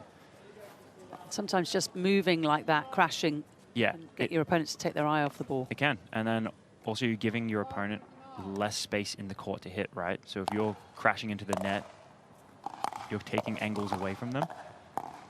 They have less place to hit, and they might hit it wide or long or in the net. 25 to 29. It's gotten very close. Sarah needs to... Yep, there we go. Oh. 35 seconds to go. It's probably unlikely. Yep. Oh. You're entitled to 20 seconds between the point. Oh, look at that little mistake there from green team. Yeah. Was it a mistake? We will never know. We have to be nifty out here. Yeah. But yeah, it's over. I was saying to Zach, we had a shoelace incident yesterday. Oh, who? No way. That's the first shoelace incident. It should remain nameless. Yeah, okay, that's awesome. Yeah, can be creative. And that will be that time call. What a brilliant women's doubles, though. 29 for Chin and Van Rieck and Team Guildford, so 30 in the end to 26. And so Team Guildford get another notch on the belt here. And they are sitting pretty ahead of the men's doubles competition. But still in play here, 4-1. And there are 3 encounters to come. Men's doubles will be next. What a match. Came to the wire at the end there. But Guildford was ahead most of that. So we could have a 4-4. Yeah, I really hope so. I do want to see one of these singles shootouts. I would like to see that too. I'm sure our audience would at home. Hopefully everyone's enjoying the coverage here of the second AO Pickleball Slam here from Melbourne Park at the Australian Open. Tennis Australia actively investing in the year-round development of pickleball through coaching, club and competition offerings, supporting those wanting to explore, integrate or grow pickleball. And there is a drone look at where we are, the beautiful River Yarra, the MCG, the Melbourne Cricket Ground, just next door. I walk across the Yarra Park to get here and see that beautiful bronze statue of Shane Warne, which is just wonderful. It's so iconic. If you have a chance to come and have a look, will you? I know you're from here, Harry, but do you get a chance to kind of enjoy your time here rather than just play pickleball, or is it all business all the time? That's what we always say at these tournaments when we travel overseas, whether we travel to different cities. It's tough because we want to stay as focused as we can, but obviously you want to enjoy where you are. I do like to get out and like check out a few things. Like last year I went to Osier Laneway and checked out a bunch of Melbourne City. This tournament I haven't yet. We got in maybe the day before, and I'm going to be leaving the night of or the morning after. So it's this trip is a bit more business. Where are you off to next? Back to the Gold Coast, back home, and then straight after that going to Malaysia. Right. Kuala Lumpur. Yeah, Zach Gravett was in the commentary books, and he is doing the same thing. Malaysia is next for him. Awesome. Yep. And a lot of the US athletes as well, going straight to Malaysia for the APP tournament. So okay. Trying to get a bit more growth in Asia with APP. And there you are, you're a high-level ITF junior tennis player, top 200 in the world. Yep, I certainly was. And then went to the University of Michigan. Yes. Very nice. And College of William and Mary. Yep, so yeah, Michigan for undergraduate, yep. William and Mary for my grad school. William and Mary in my ancestry. I actually have a ring from William and Mary. No way, that's awesome. Yeah, they're one of the oldest schools in the US, that's right. I believe, if not the oldest, kind of tied near Harvard. William of Orange. You went from college tennis to pickleball. I did, yep. Yeah, the transition. And how was University of Michigan? Did you enjoy it up there? A little cold? Yeah, certainly much colder than I grew up in Brisbane, so similar to the Gold Coast. Very, very nice weather. It was a bit of a shock to me. When you get there, it's the opposite season. So I went from winter here in Australia to summer over there, which was very nice. And then by the time October comes around, there's a little snow, and I'm like, what is this? It's just a little snow at that point, and then? Yeah, then it turns into like ice all over the ground, and it turns out I'm just slipping over when I'm walking to class. Yeah, so... and playing some indoor tennis. Exactly, mainly indoors, which is good for me, very good for me. I do like the Michigan hat. Yeah. Right, so men's doubles underway. We've got Hargreaves and Mick of Team Guildford, Wild and Grewal of duckboard, and it is, Harry, an absolute must-win now for duckboard. It is, yes. Predicting a closer one here. Predicting close one. Fook and I beat both of these teams yesterday, but both were very, very close. And so you can go through the 4 players. What are their strengths, if you don't mind? Let's start with the captain of duckboard, Joey Wild. Joey, yep, he's probably him and one other player probably cemented themselves as the top player in Australia in doubles. So he's definitely a veteran. He knows what he's doing. He plays mainly slow game, so he'll drop a lot, get into the kitchen, but he has very fast hands. And then his partner is Jay Grewal from New Zealand in the sleeveless shirt. Yep, so Jay, he's from New Zealand. He plays in the MLP Australia. He's captain of his team for the last couple seasons, so he's also a veteran. He travels around. He likes the right side. He plays predominantly that side, I believe. So they have a great pairing and a great synergy. Always has that hat on backwards, the New Zealander. Mm-hmm. And then turning our attention to Guildford's Andre Mick, who's hitting the ball right now. Andre, yep. So he played college tennis over in the US as well. I believe he might be 4 or 5 years older than me, so we never actually crossed paths. But he went to a college, I believe, Cleveland State, which is this in Ohio, 1 state below Michigan. Pickleball-wise, I've played him once in America, in Arizona. He got me in mixed doubles. He plays quite slow, but he's very nifty in the kitchen. You'll see a couple low balls that you don't think can be attacked, but he can attack them. He's very talented. So nifty in the kitchen. Yes. Hope he's like that in real life as well. And Mitch Hargreaves, the captain of Team Guildford, he's at the net now in green. Yeah, we have got a lot of captains of like MLP and NPL and on this court. So a lot of veterans. Mitch, I believe he's 3 or 4 ranked in Australia with Duper-wise.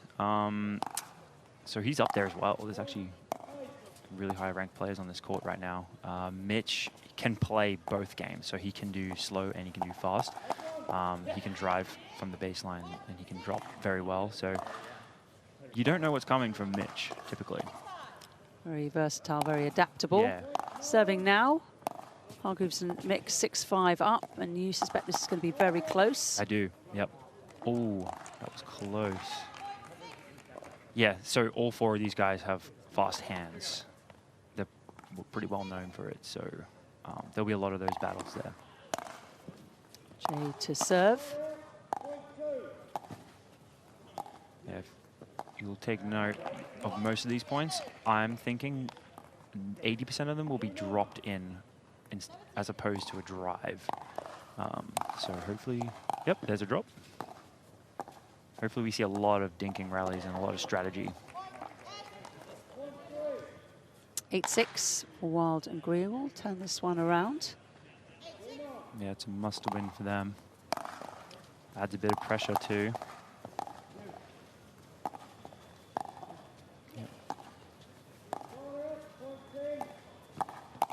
Oh. Ooh. Ouch. Hit him in the How much wrist. does that hurt? Is it like a sharp, short pain? Yeah, it's quick. It doesn't. It's just a short pain. It doesn't hurt too much. Imagine you get a few bruises from that. Oh God.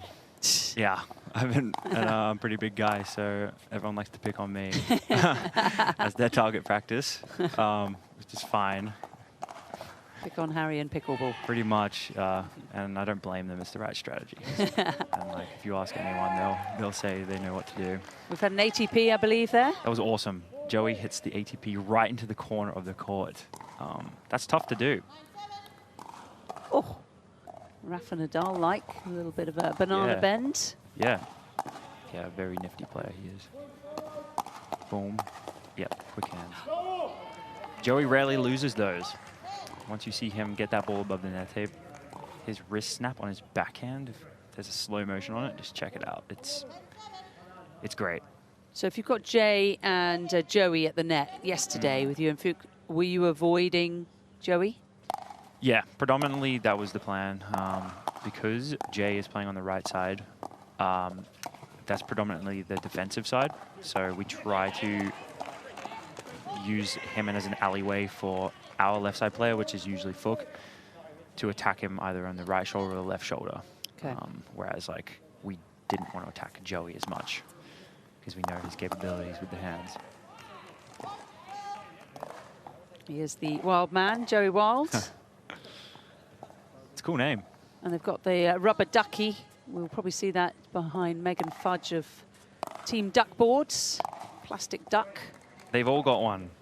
I think Joey has the big duck and they've got the little duck. Got the small ducks, the ducklings.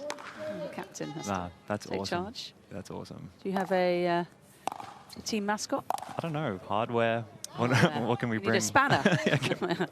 It's easy. Yeah. There's the duck right behind Megan. Oh, yep, there it is. Yeah, this point is like one of those children's book. Can you find the duck? With my kids a lot. Ooh. Oh, Joey.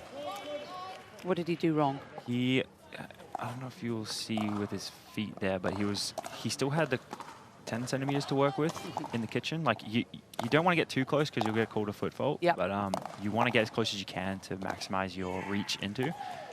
And he just had an extra 10 centimeters he lost out on because he didn't want to foot fault. When the ball bounces, the players can step into the kitchen. Yes. So Joey had his left foot in the kitchen on a few occasions in that rally. Here's the feet. Yeah, there you go. See, yeah, about 10 centimeters there. Like, you need to maximize your reach. And he is tall. He's 6'2", 6'3". But we need as much as we can get. And the players are very aware, Harry, of where they are on the court, because obviously they're not looking down to check, but in your peripheral vision, and you've played so much now that you know. Yeah. Oh, yeah. It's pretty rare to get called a foot fault. We're all pretty aware of it because there's not really much worse feeling other than getting bagged, maybe. Oh. Getting hit like Joey did before. Okay. Yeah. Yeah. We call that getting body bagged. Oh, okay. Body bagged. I like that. Yeah. Not someone putting a bag over you. No. Pickleball term. There are some cool pickleball terms, I have to say. I think the Bert and Ernie one is my favourite. Which one? The Bert and Ernie. Yeah, the Bert. Yeah, that's lovely. I got a Bert yesterday. Oh, well done. Yeah, I did. I was super excited about that. To tell everyone about it. Yeah. It's kind of like the tweener in tennis. Yeah, it is. Here we go, slow point here. The boys being precise. Oh, it's frustrating. That looked like it just got the top of the tape and rolled just back on their side. That would have been close. Let's take a look at it here.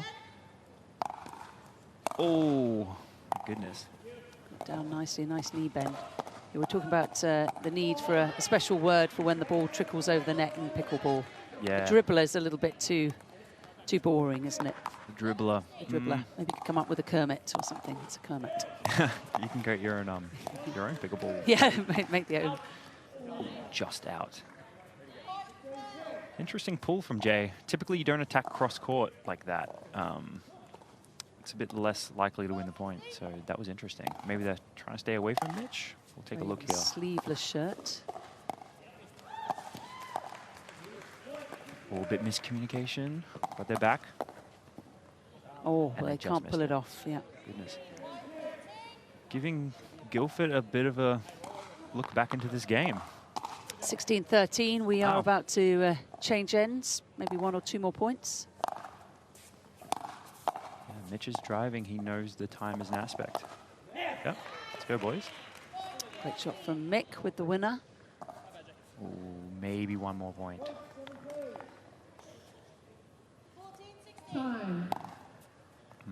Time is called.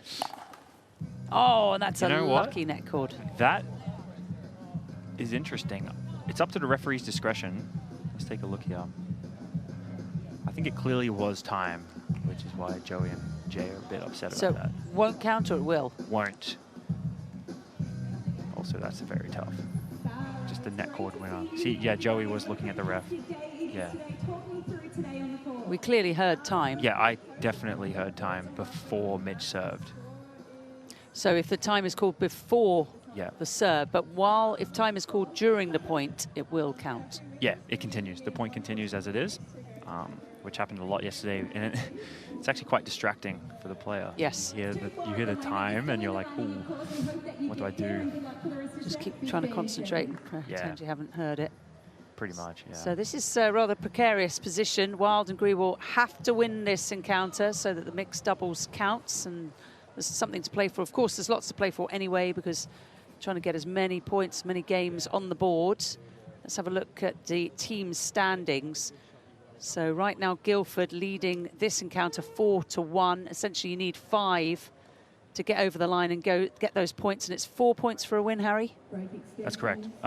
You want to get to 5 team wins. Correct. But if it's 4-all, then you have to win that singles. Okay, good. So Duckboard won 1 yesterday and lost 1 yesterday. Guildford lost both, including to Harry's team, Hardware, also known as the Spanners. Yep, the Just Spanners. renaming it. Yeah, I might go buy some. Just don't knock anyone over the head with it. Yeah, they might not let me in. Harry is banned. Yep. Harry Brown is out. Team You without heard the it here captain. first. The captain is gone. Yeah. All right. Hargreaves to serve. I'm interested to know if the score just needs to be updated or if they actually did win that point, if it counted. If I was Joey and Jay and that point counted, I wouldn't be happy.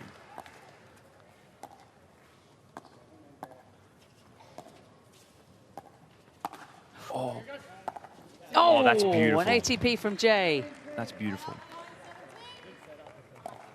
You see that there? Like, Mitch made a split-second decision to attack it. It hits the net tape and gives so much time to Jay. But he was expecting to get nearly hit. And then he has to suddenly just change his direction and get to the ATP. Great reactions, wasn't it? It is. 17-14, that point will have counted then. Yeah, it did. 16-14 at the half. Wow. Yeah, it's referee discretion. You never know. And that one is out from Andre Mick, who drops his head in disappointment. It's team Guildford, Christina Chin and Rose van Rieck. One of them will be next on for mixed doubles. Oh, that might have been going out. Oh, Jay won't be happy with that. Down the middle solves the riddle. Does.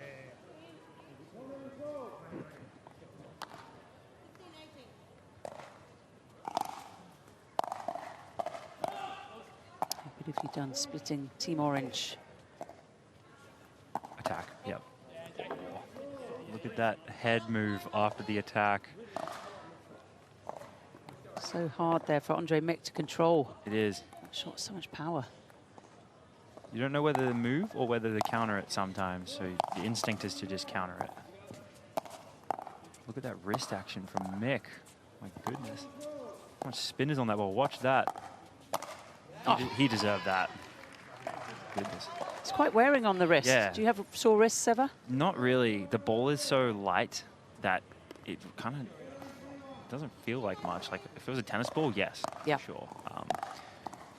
But this ball, I can hit it as hard as I can and it still won't go really anywhere. That's why it's like more of a game of chess with pickleball. It's careful, careful, and then go when you Yes. get your Yeah. opportunity. It's not all about power. That's why you see a lot of different statures around. Like there's no one right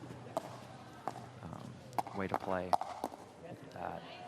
Quick hands. Yeah. The boys in green sneaking back. 20-17. Hargreaves, the captain to serve. Yeah. Ryan Gosling's body double. Yeah, I heard that. The full guy movie. Oh, what an interesting point. Mitch thought it was out, but Andre kept playing the point on. Joey stopped playing. Jay. Yeah, look at that. Look at that. Did look a little wide. Yeah, it probably was. Like, but yeah, the boys have good sportsmanship out here. How are generally, how are the calls that you're making? No, I mean, we all want to like issue the best sportsmanship we can. Like, you know, if you give respect, you get respect. So yeah, you don't want to make anything intentional. Yeah. You know. It's very hard like, sometimes, though, isn't it, with the ball moving at that yeah, it's speed. tough. Like, yeah, if it's accidental, it's fine. I mean, there is like things like if, you know, someone cheats against you, do you want to get them back? You know, do they deserve it? There's, you know, there's so many. Oh, yeah. Oh, it was out. There's so many ways to go about it. It's just, at the end of the day, you just want to have a good, respectful match. If someone makes a mistake, you just give them the benefit of the doubt. Yeah. Like, we're all out here trying to make the game good and respectful. As Fraser said, stay classy. Yeah, yeah. Which we do have here, a very good match. Just 2 points in it. Yeah. And we've got 5 minutes to play, so anything can happen. Ooh. Must win again for Team Duckboard. Yeah, I would like to see Duckboard win this so we can get close to that 4-all. Duckboard in the orange. Oh, too high. Yeah, he knew it too. But they're opting not to attack Joey. You'll see that Andre actually hit that ball cross court, which is a bit odd. Yeah, there we go again. Nice, Jay. Yep. Backed it up. Like, those boys are quite tall. Like, they're both 6'1" and above. So it's tough to drop it in to the kitchen. It has to be perfect. There we go. See, look how creative Andre is. Like not many, like, that's quite good. You're impressed. Yeah, I'm impressed. Andre can create. Boom. Oh. He crashed his own ball there. You see that? Like, Mitch was behind him, which is strange. Usually, if you drive, your partner crashes, but he self-crashed. We've got a shoelace incident. Oh. Jay tying the shoelaces. 24 to 22, 3.5 minutes. Goodness. Probably too early to stall right now. Yeah. Oh, my goodness. We're going to have a very, very exciting one. Hold on, everyone. Harry Brown in the commentary booth with me, Candy Reid. Second AO Pickleball Slam, hopefully the second of many.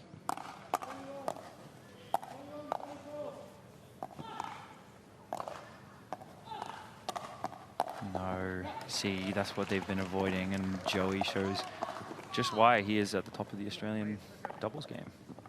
25 to 23, that is Joey Wild, the captain of Team Duckboard in the orange hats. Too high. Look at that wrist movement from Andre Mick. Goodness. It's just getting that feel, isn't it? Keeping the ball as low as possible. 24 to 25, a 1 point game. Oh, no. Maybe slightly overthought that. Yeah, he did, because so much time. Oh, there's the duck. Yeah, there's the duck. Nice. Megan Fudge has left. Oh, they're standing up. Megan and Sarah Burr of Team Duckboard. Oh, yeah, they're in the shade just back there. Trying to stay in the shade. It's getting a bit warmer now, 24 degrees from 22 earlier. Team play began at 10 a.m. Coming up for midday here. No, that's the wrong one, Jay. It's below the net tape. And now the tables have turned. Yeah, they have. Hargreaves and Mick in front by 2. Perhaps the desperation that Duckboard feel needing to win this game has affected them here. Still plenty of time, still plenty of time. Minute 50. Yeah, 1 minute 50 and ticking. How familiar are and how noticeable is the time clock when you're out there? Not really, especially on the far end where Team Green is right now. Oh, beautiful. Brilliantly done. Beautiful. It's not too noticeable. You try not to look at it because it kind of affects you. Yeah, concentrate on what you're trying to do out there. There is the time. We've got less than a minute and a half. 2 point game. Oh, they needed that. Perfect dink there from Jay. Joey is not playing a huge amount. He's not getting involved. He's not. By his own making. Boom. And that is why, because once they let Joey in play. Oof. All right, 28-27. Joey got out of the way of that ball like he was in the Matrix there. Yes. That was awesome. Body double for Keanu. Yeah. Needs this point for Team Orange. They're in. Yeah, not going to cut it. Jay played the half volley. He's in trouble. Okay, so 30 seconds. Boys are confused on who to give the ball to. Needs to win this. And quickly. Oh, that's not going to do it. No. Yeah, this is going to be over now, isn't it? 3 point game. Yep, they know they got it. Yeah, 15 Joey knows seconds. as well. A bit of a leg slap. Mitch Hargreaves. Oh my goodness. Not the best bounce in the That- world. We need a new ball, says Jay, but it's going to be too late. It's over. Time is going to be called. Time. And there it is. Ah, what a shame. Exciting ending, though. Wild and Greenwall were up for so much of that encounter, but they go down 31 points to 28. Yeah, you can see the frustration on Jay's face. Joey's looking a bit down. What a battle. I knew that would be a close match. And that is a win for Team Guildford, 5-1. So they will get 4 points on the boards. And the mixed doubles will come next. There's the tie score. So mixed doubles to come, Harry. Yep. And this is going to be tricky now, you'd imagine, for Duckboard just to get themselves up. Yeah. Will be interesting to see their strategy of who they play. We've got 2 courts going on right now. We are following the match between Duckboard and Guildford, and then we've got De Graves over there against Flinders on court 2, the court behind. Here on ANZ Arena, I believe the pickleball courts. We started competition on Friday. It was put in on Thursday night. And this court last week, of course, the tennis court, ANZ Arena, played host to some excellent tennis matches.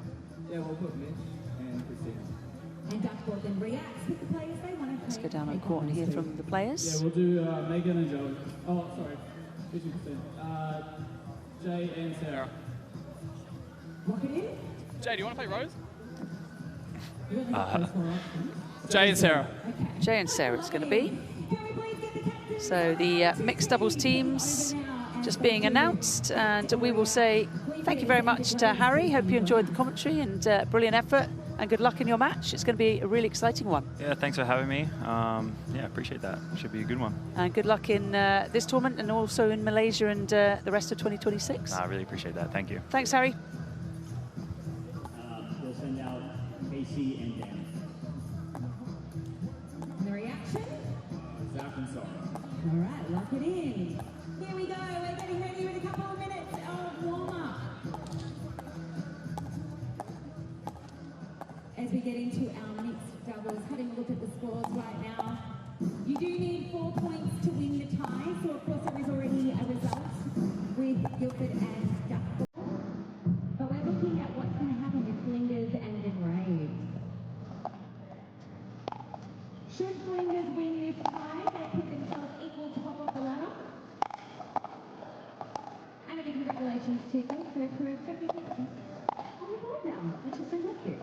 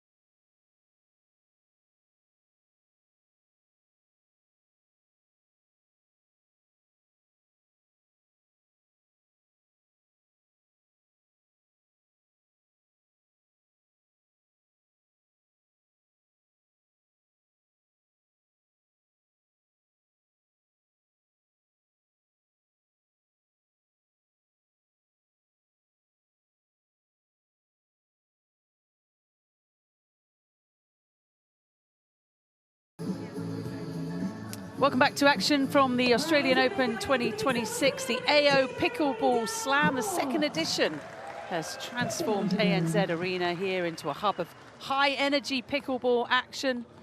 A lot of eyes on the two courts.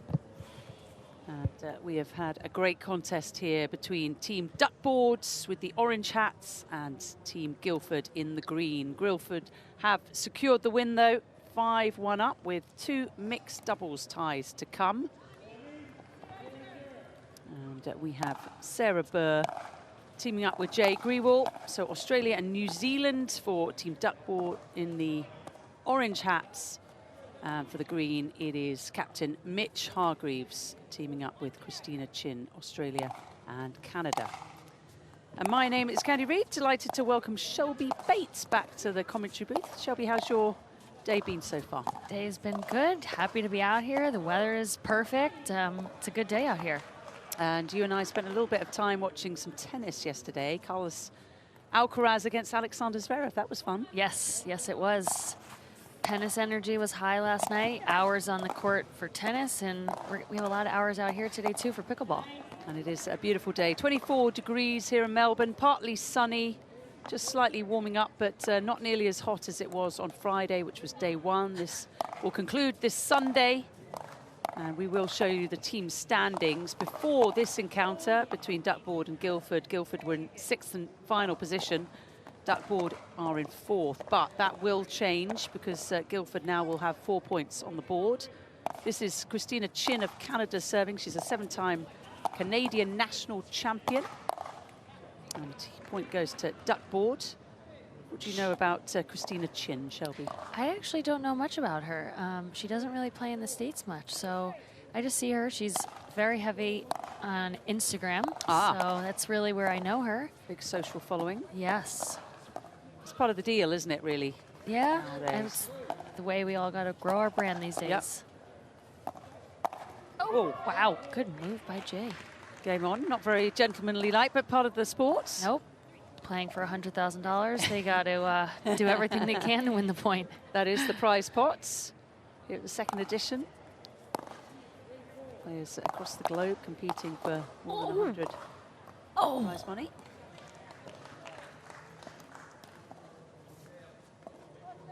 And 4-3 to Burr and Greywall.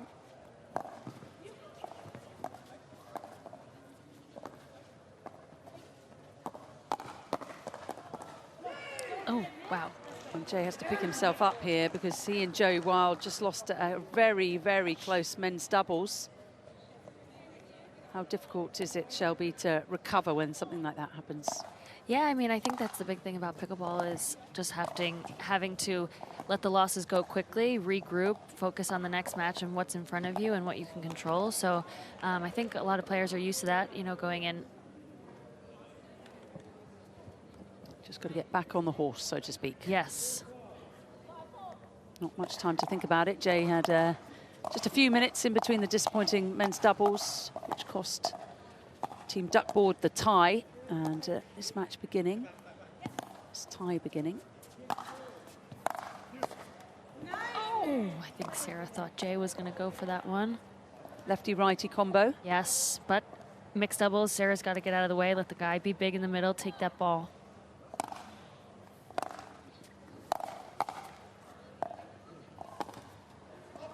Now, Shelby, Sarah in the women's doubles was playing on the right. Jay is a right player. So how do they make that decision?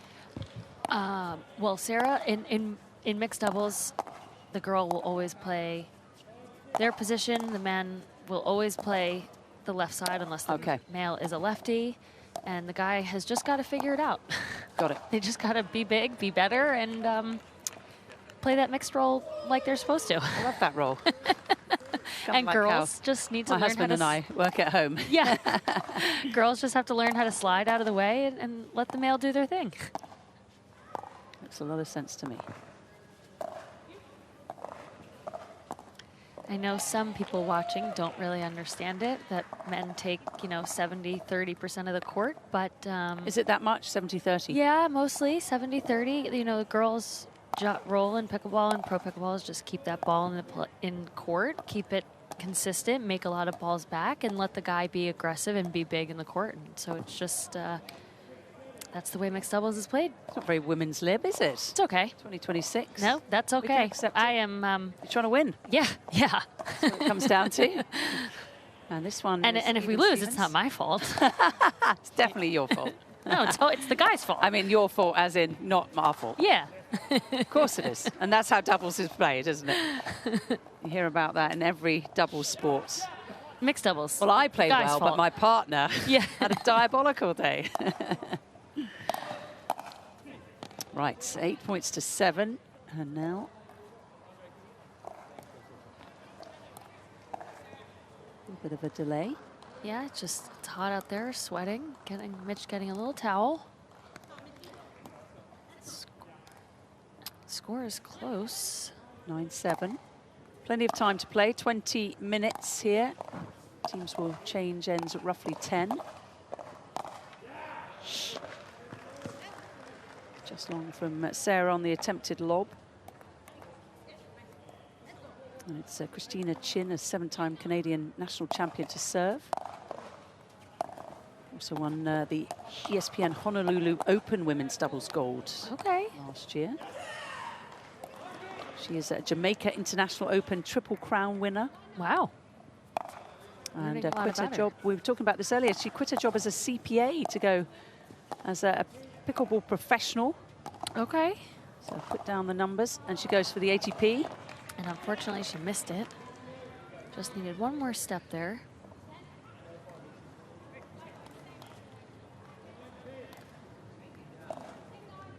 So Sarah Burr to serve. She's got triple crowns at the Australian Pickleball Championship and World Pickleball Championship in Bali.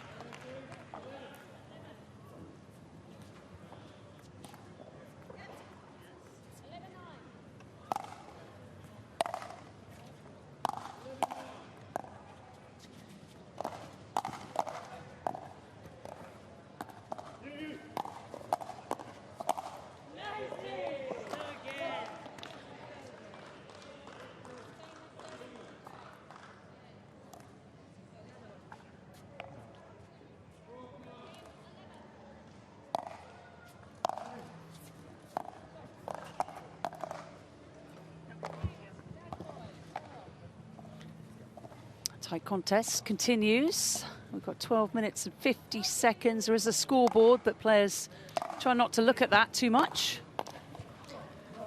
Concentrate on the job in hand. Chin with the miss volley. It's a good drive. Keep the drive low from Sarah and Jay.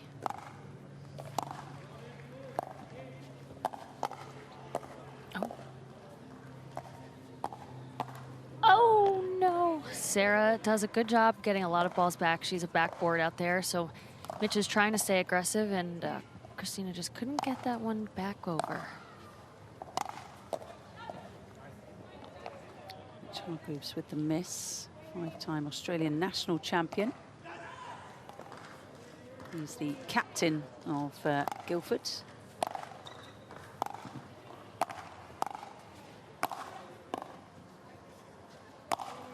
Oh. Another miscommunication over there in the middle. Should that have been Jay's ball? Probably.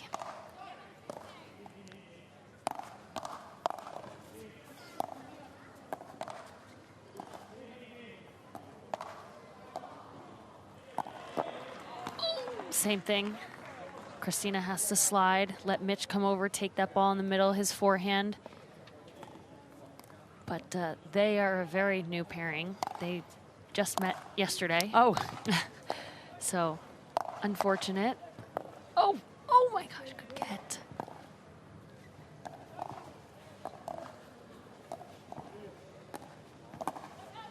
Oh, Long. he went for it and missed it long, unfortunately. Jay and Sarah teaming up nicely here. They look like they're working well together. Did play together yesterday, day one, here at the AO Pickleball Slam. And they know each other from playing in Australia, so they're aware of each other's games.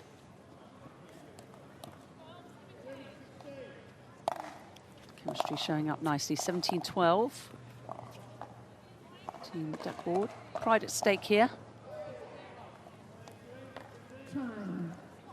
And that is time. They will have a minute of the changeover to switch over to the other side for the last 9.5 minutes. What do you think the conversation between Chin, Hargreaves and Team Guildford will be? I think that team is just going to making sure that Christina's staying consistent, making balls kind of sliding out of Mitch's way and allow Mitch to be super big in the middle, keep that ball in front of him, and he's going to have to stay aggressive and stay big and take over a lot of that court. So I think they're just talking. Christina has a little less experience playing with a lot of these other players, so I think for her it's just kind of learning how to play with somebody who is an aggressive partner and learning to just be super consistent, be ready for the speed ups from the other side. And I think on the other side, on the duckboard side, you know, the duckboard? Yeah, Sarah and Jay are just gonna making sure that they're making a lot of balls, picking on Christina. Unfortunately, that's what happens in mixed doubles is the girl really gets picked on. And they have their mascot watching over them. There's the Duckies, and that is Joey Wild and Megan Fudge. They'll be playing mixed together next as the teams change ends. It'll be more of the same, I suspect, for duckboard, playing well here, 6-point lead. I noticed, Shelby, you've got very fine nails. Can you play pickleball with those nails? I do play pickleball with these long nails. I learned. Scratch someone's eyes out with those things. Yeah, well, you know, sometimes you got to get gritty on the court, but you got to look good too. Oh, of course. Well, I mean, that's the most important thing. Exactly. Come on, let's put it. If you don't look good, why show up? All right, so let's see if Chin and Hargreaves can come back here. More of fashion with Shelby soon. That was a good point set up by Sarah and Jay.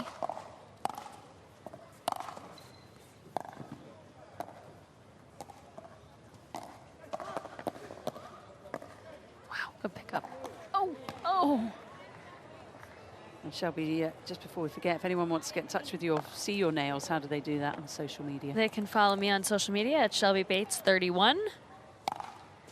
Or come to the ANZ Arena if you're watching in Australia and Melbourne and buy a grounds pass. And then to get into the pickleball is free. Let's go.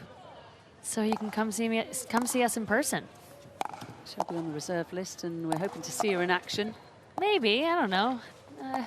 It's my birthday. Like to see you in action. It's my birthday today, so there might be some celebrations Shelby. later, and you know. Happy birthday! Thank you. You definitely don't want to play tomorrow. No. That's the celebrations. You just have to pick wisely who you're going to celebrate with. Yes, everybody. I've invited about 2 people from every team to come, you know, celebrate tonight. Those at the top of the table may not come. Yeah. Professional. There's a lot of money at stake. You have to keep me posted. Yes. 23-13, nice 10-point gap opening up here on court 1. It's the first tie of the day on this court. Oh, good luck.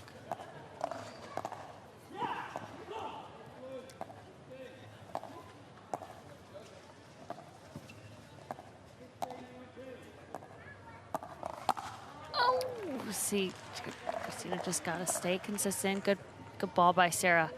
Good attack. Sarah has this tricky little inside-out attack. She just opens up her wrist, lays it back, goes inside out a lot. She's tricky with that. Sarah actually has a two-handed forehand in tennis, she says, but plays with the one-handed pickleball forehand. Does anyone have a two-handed pickleball forehand? Have you seen that? I have seen one person, Jasmine Almaguer. She now lives in Malaysia. She's from California. She has a two-handed forehand in pickleball. So two-handed both sides? Yeah. It's interesting. Yeah, because there's not a lot of room on that grip. No.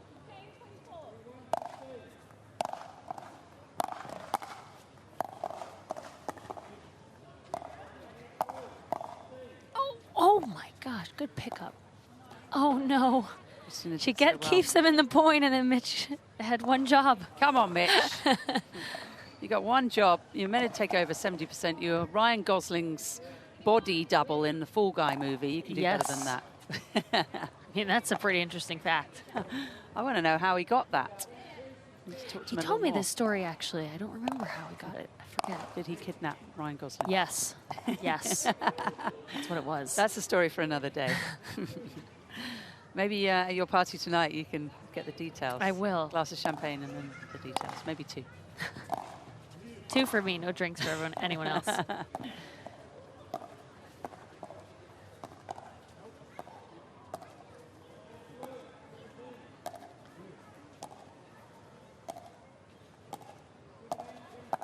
Oh, that point was constructed so well. Girls going cross court, staying super consistent.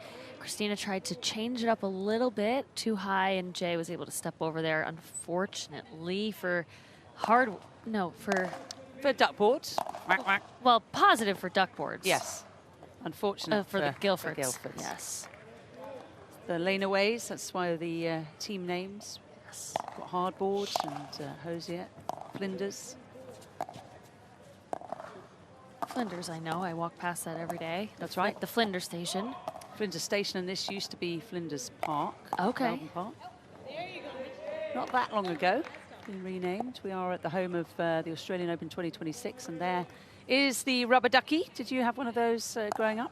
Oh, yeah. In your bath? In the bath. Yeah, of course. I think every kid does. Every kid has a little rubber ducky. You hopefully have a family of ducks, so you can. Yeah. Probably too much information.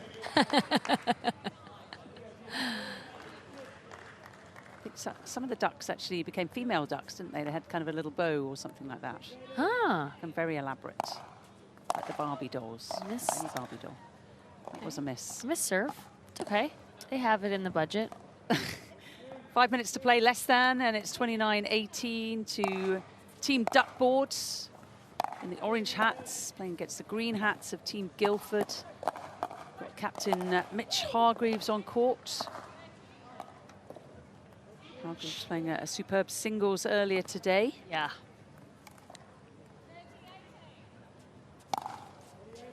Only points so far for Team Duckboard has been the women's singles.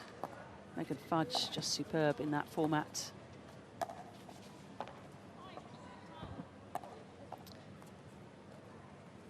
Need to get a second point here. Burt and Greywall, and they're looking really good at 31-18. Wow. That is a good beatdown. They've needed that. They could use a confidence boost, especially after some of their matches yesterday. So I think they'll take any wins that they can get right now. This is one of the biggest margins that I've seen. Oh. Dribbler, we've got a dribbler. A dribbler. After this, the tie will feature Hosier, the defending champions against Hardware. We just heard from Harry Bown in the commentary box. Played for Hosier last year and representing Hardware this year. Yeah. They've only lost 1 encounter so far. They're looking pretty dominant. That's going to be a good match. I think Hosiers have not lost a match either. I say that they are probably the number 1 and 2 seed. We'll probably see them in the finals tomorrow. Okay. That's my commentary guess. So stick around. That's on court 1, this court we're covering right now. Next up. Still 1 and mixed doubles to come, at full match, and then we've got 2 minutes and 30 of this one. And a final encounter on court 1 later today, Flinders versus Hardware. Oh, good pickup. Oh, Mitch. Oh my. Oh. Oh, it's going out. Oh. Oh my gosh. Wow, That's that such was a great point. An ATP defense, some overheads. Unfortunately for Guildford, Duckboards came out with that one. ATP are again around the post.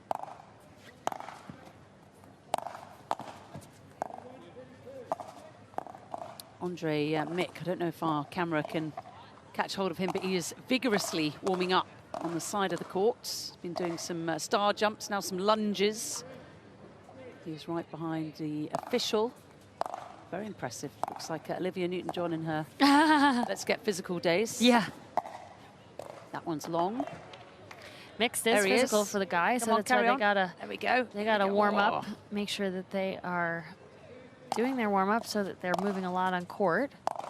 That's going to be a good match, actually. Andre and Rose against Joey and Megan. He's calmed down a little bit, Andre Mick, but he was vigorously moving around, ready to go. Won't be long now. 1 minute. Oh! It's in. Gosh. Good get. Oh. Wow. That was great play by Mitch and a good get by Sarah. Great lob, wasn't it? Yes. Still haven't seen a tweener, Shelby. I'd like to see Oh. that. All right. I think we can get someone Yeah? to do that. Okay. Maybe after your champagne. Yeah. No, not me. Never. 36-23. Those nails. You might break a nail. Yes. Let's not go there. Sarah to serve. Went for the poach. Is it going to be a win for Team Duckboard? The Duckies in the orange hats. Going to take this one. Clear lead here. Could be the final points. Mitch is not going to give up. He wants every point he can get. He missed the easy one. And time about to be called. There it is. Time.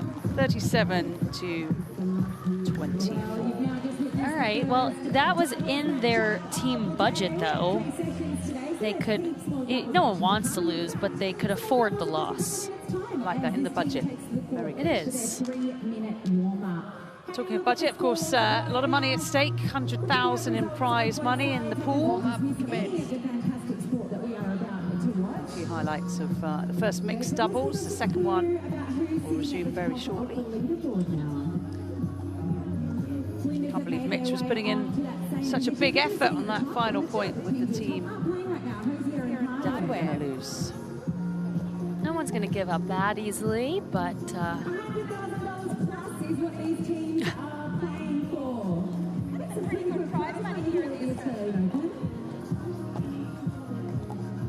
5-2 to Guildford's. The final encounter to come. okay. This is going to be a good match. 2 minutes The remaining. team members warming up together, unlike tennis. Team Orange playing with Team Orange. Team Green playing with Team Green, although Rose van Rieck does not wear a hat. Just have a little bit of green on her paddle. Yes. Her paddle, I think, that works. She's wearing the team uniform. She's doing it. She had to be on Team Green.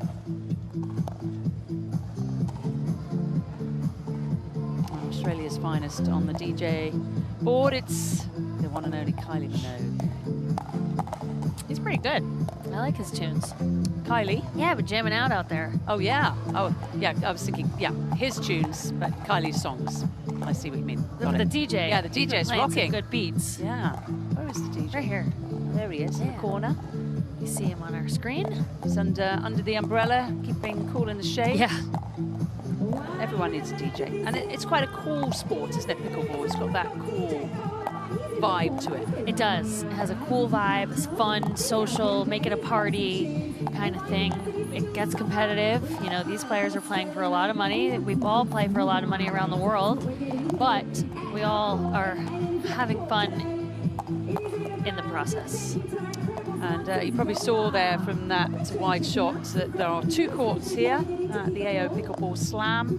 On court 2, it's De Graves up against Flinders. We'll get you an update on how that one's going. The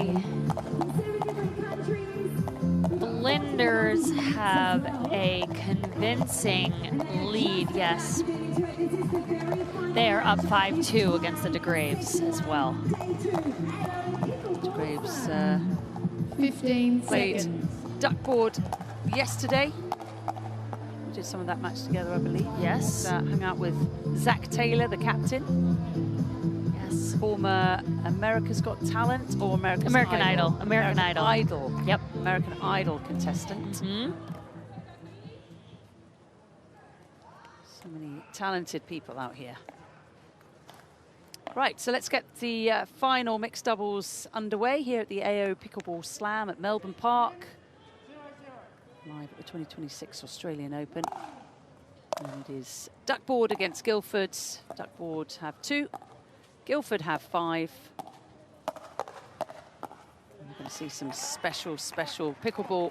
Megan Fudge teaming up with Joey Wild, the captain of Duckboard. They're in the orange hats, up against Rose van Rijk and Andre Mick in green.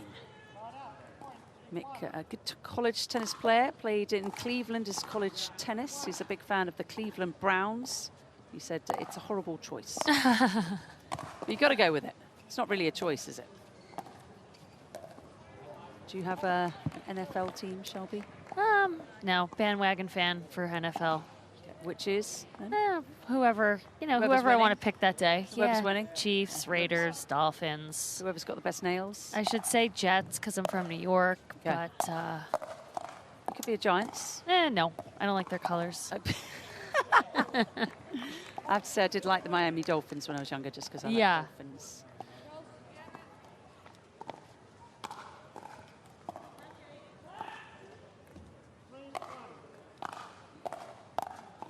Joey Wild to serve.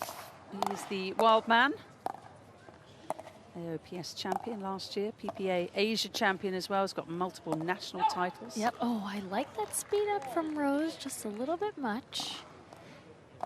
Rose, a tennis coach in Australia, but she is representing the Netherlands here. Yes, she no longer coaches tennis actually in Australia. She just moved to Da Nang, Vietnam. Oh. And so they now live in Vietnam. She's from the Netherlands. She spent a year or two in Australia playing pickleball, but now she's full-time pickleball. And she travels with a blender. That's Yes. a fun fact. Yes, she does. Just travels with a blender, or she actually puts something in the blender? No, she does. She likes to make some smoothies on the road, protein. Okay. That's not kind of her, her friend on the road. That would be quite strange. Some people have an imaginary friend. Mine is a blender. So she likes the smoothies. Yes.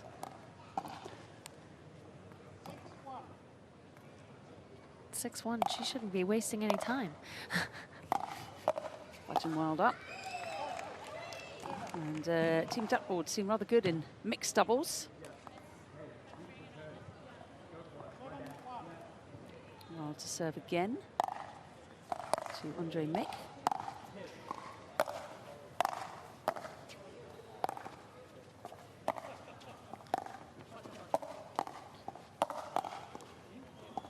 Oh, Wow. Wow.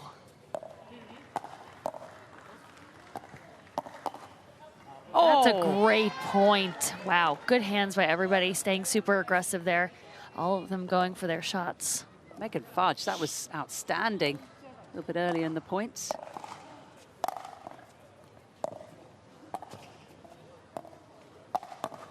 Oh. What did he do wrong, Andre Mick? Well, it was an unfortunate bounce and didn't move his feet, so kind of let that one. Double whammy. Yeah. I've heard Megan Fudge and her husband Ryder DeHart, who's also playing here with Team Hosier, have a very, very nice RV. Have you seen the RV? I have not. This is the word on the street. It's beautiful. They travel around with their 2 children in it. It's not here in Australia, for obvious reasons. It is in the US. It's luxurious.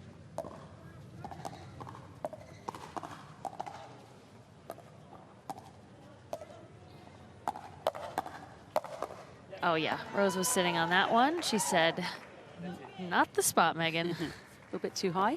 Yeah. Rose, #1 female PPA in Australia, 6-time MLP Australian champion. Favorite food is sushi, even though she travels with a blender for, Yeah. for the shakes. Hopefully she's not blending up her sushi. I hope not. Do you have a pre-match meal, Shelby? Oh, if I'm in the States, breakfast is always a protein shake, overnight oats, and a banana. Do you prepare your own overnight oats? No, we have this amazing brand called Mush. Ooh. And Are you sponsored by Mush? I wish I was.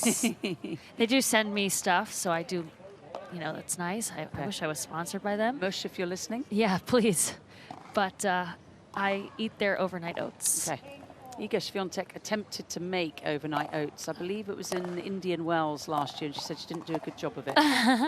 Yeah, Working on it. Yes, definitely takes. Oh, I like the move by Joey. So was that an Ernie? That was an Ernie. An attempted Ernie. Yes, an attempted Ernie, and Rose just kept it low enough so he wasn't able to get it back over. And the Ernie is from the left side. It's when you jump the side on. You jump the kitchen on your side. Okay. If you cut in front of your partner and do it, it's a Bert. That's a Bert. Yep. I was thinking maybe a dribbler. Could be a Kermit. Oh, a who? We could rename it. You know, a dribbler when the ball hits Yeah. the net tape and just plops over. Yeah. Instead of being called a dribbler, because that's rather boring, we could call it a Kermit. Okay. Because we've got a Bert and an Ernie. Oh, okay, from Sesame Street. Yep. I'm going with the theme. Got it. We need a big bird. Mitch Hargreaves is on the Oh, unlucky net there. the higher man. Maybe he could be Big Bird. We won't go with Miss Piggy. We'll leave. No. Get dangerous territory. Yeah. Oh, We've had a Kermit. They have got. That's 3 luck words in a row for that team, for the duck boards. They will take all the luck they can get. And Andre and Rose, they got to get back on the board here. What's happening here? Maybe just have let off because they've won the tie. Maybe, but you don't want to give that much confidence to the other team. And it's also relevant probably for their next encounter, isn't it? Because you want to end on a good note so you can begin on a good note. Yes, for sure. Next up, as a reminder, on court 1, it will be Hosier, the defending champions, versus arguably the favourites, according to Shelby, Hardware. They are top of the table right now, Hardware. Yes, and I will actually be back in the booth for that match. Ooh, exciting. Yes, so I will be commentating the first hour of that match. Okay. And on court 2, the court you cannot see right now, but you will be able to see on a wide shot, will be Guildford and De Graves. So Guildford will be playing back-to-back in the green, and that's why they need to get something going here, just to get a little momentum. Down 5-16, though.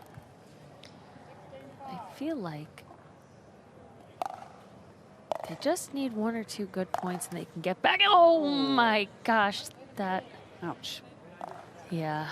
Rose not wearing glasses. No, unfortunately off the net, so that was unlucky. Oof, got a square in the face. Ouch. That's a stinger, isn't it? That is a stinger. Still smiling, though. The Dutch are hardy.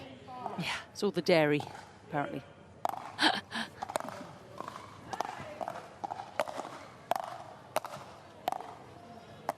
All right, here we go. Draping. Yes, Yeah. they need 1 like that. They can. Let's build off that. See, that gets some energy going, gets pumping each other up. Sometimes you just need 1. So hopefully. Oh, wrong side. Yeah. Still, well, she has been hit in the face, Rose, Yeah. so we'll give her 1. Fun fact about the Netherlands, I think they're the tallest nation on earth. As a They're just the tallest. human being. Yeah, on average. I think the Dutch Interesting. are the tallest. Rose does not fit in that category. Is she above average height, would you say? Maybe. They got 1 leg court going their way for the for the Guilfords. It's a nice moment. Sometimes they even out, sometimes they don't. Yeah. So Andre Mick serving, 7-18. Okay. Plenty of time. We're going to have a change of ends very shortly. 10 points in it. And that is time. So they will. Synchronized there, Shelby. Yeah. Very good. So they'll switch ends, have a minute break, and switch to the other side for the last 10 minutes of this match. Everything Megan Fudge touches is turning to gold right now. She's on a good streak here as representing duckboards. Now here are the live standings, because we know Guildford have won this one, so they've got 4 points. Guildford started number 6. Did Megan get her women's doubles in this match? I missed it. No, that's Okay. true. She did win the singles. Okay, her singles, and she's convincing lead on this one. That's right. So they've won the singles. Duckboard, they've won the mixed doubles, 2 points. Okay. And, look like they're going to capture a third here. So the updated standings there with Guildford's 15 leapfrogging duckboard, all vying for that #1 spots. And we're about halfway through the AO Pickleball round robin groups. They'll all play each other. 6 teams of 4, 2 men, 2 women. Women's singles, men's singles, women's doubles, men's doubles, and now the mixed. This tie coming to a conclusion shortly. We've got about 10 minutes to go. Fast-paced action pickleball. The AO Pickleball Slam.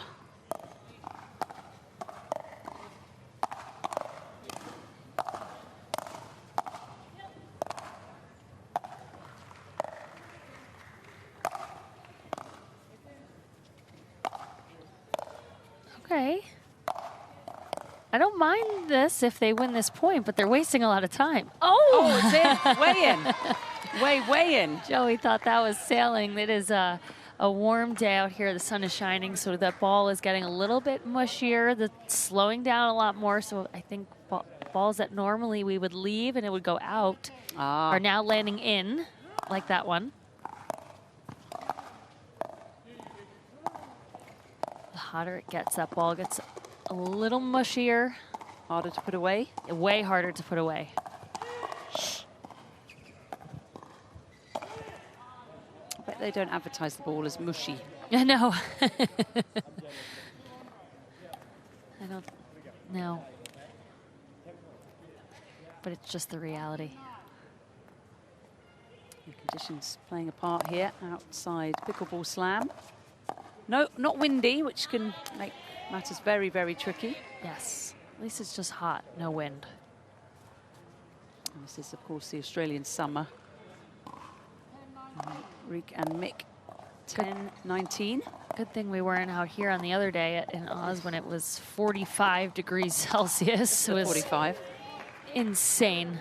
Onto the gym. There is a look at Melbourne Park. How spectacular is that? It's absolutely beautiful. The MCG just around the corner as well. So much to see and do. The River Yarra. Special. I got to go kayaking here last year, but this year just haven't had the time. Did some yoga as well. A lot of fun. I walk that river every day coming here from the apartment. I thought you were swimming earlier. I thought that was you. Last night. Very strong swimmer. But that walk Probably is a bit dirty in there. Walk is beautiful. Yeah, actually. Oh no. It's a beautiful place to be, isn't it? January in Melbourne, almost February. Crazy how time is flying. Where are you off to next? Remind me. I would say almost half of us are off to Malaysia next week.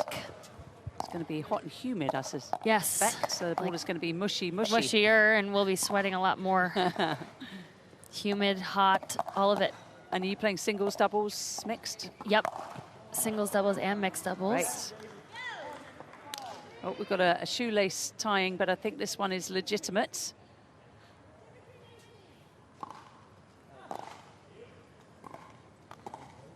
What kind of shoes are you wearing for pickleball? I wear my Asics tennis sneakers. That's just what I prefer. Yep. Some of these players are wearing pickleball shoes specific, but... And what is a pickleball shoe? Why does that differ from, say, a tennis shoe? I'm not sure. Okay. I'd imagine it'd be the soles. Maybe the sole is a little different. The tread is a little different because Yeah. your feet are flatter than tennis. Okay. But I'm not really sure.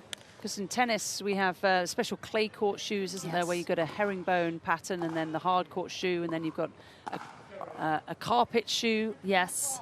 And we know now a lot of And now a pickleball shoe. Pickleball shoes. All kinds of things. And we know that a lot of the players, especially on hard court, like the Sinners now, Kraz, they're having their shoes specially prepared so they can slide on a hard court.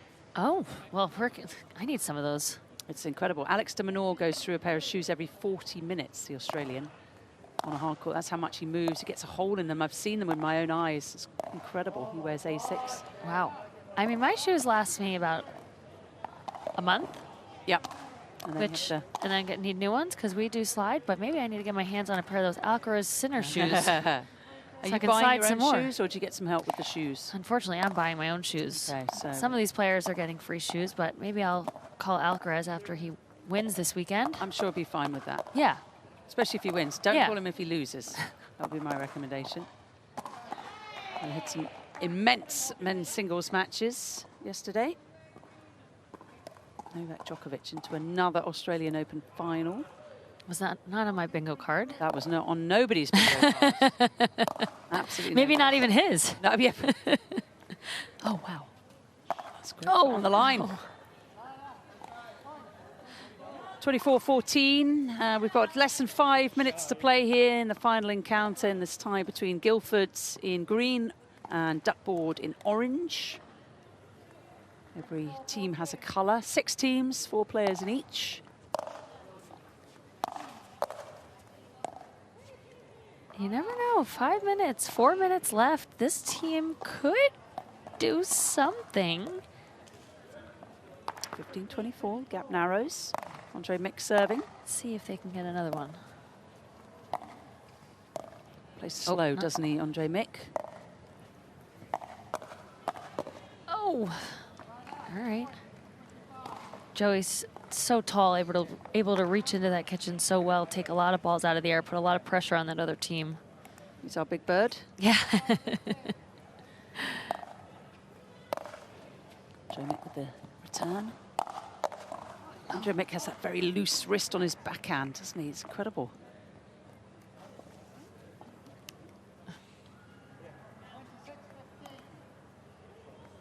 So the gap extended now to 11 points.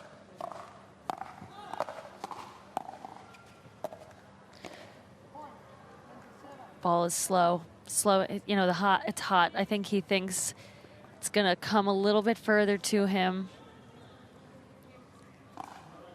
But they don't want to lose this match, I know. But in their mind, they've already won the match, so. Yeah, psychology is very different, isn't it? Been playing for 2.5 hours. The temperature's gone up about 4 degrees Celsius, so quite different.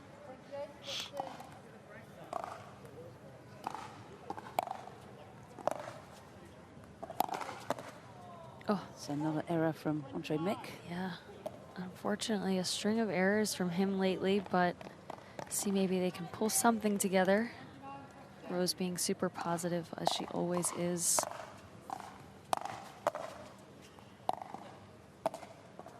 It's a nice ball.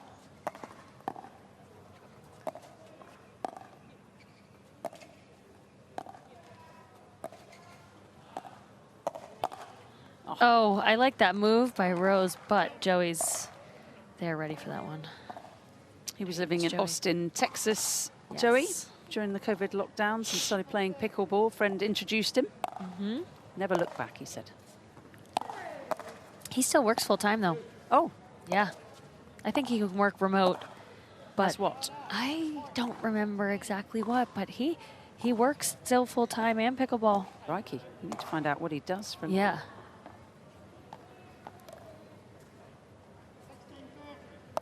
traveling salesman. Yeah. I'm not sure. I don't remember. Jay, also another one on his team, works full time as well. And dating Rose. So Rose Ah. and Jay travel together. And have moved to Da Nang together. Well, that's probably good that they're not playing mixed doubles against No, each other then. yeah. They do sometimes. That's Jay of Duckboard.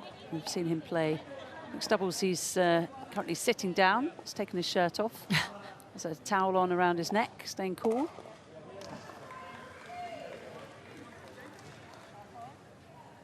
Jay from New Zealand. He used to be a pilot, Jay. I Oh. assume he's not still a pilot. No, he jokes that he prints money now. Prince money, Yeah. He's in finance. I was going to say.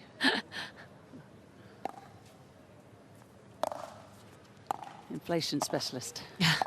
Oh, it's good hands. It's a good from move by the Megan. coach. Looking for that ball to come from low to high. Her highlight, 2025 US Open champion in singles and mixed doubles. Oh, we missed it. Yeah. Oh, yeah, it was called long. Yes. And It's become very relaxed, this one. We've got about 10 seconds to go, 32-17. I can't see a big comeback now somehow, Shelby. No. I'm going out on a limb there. yeah,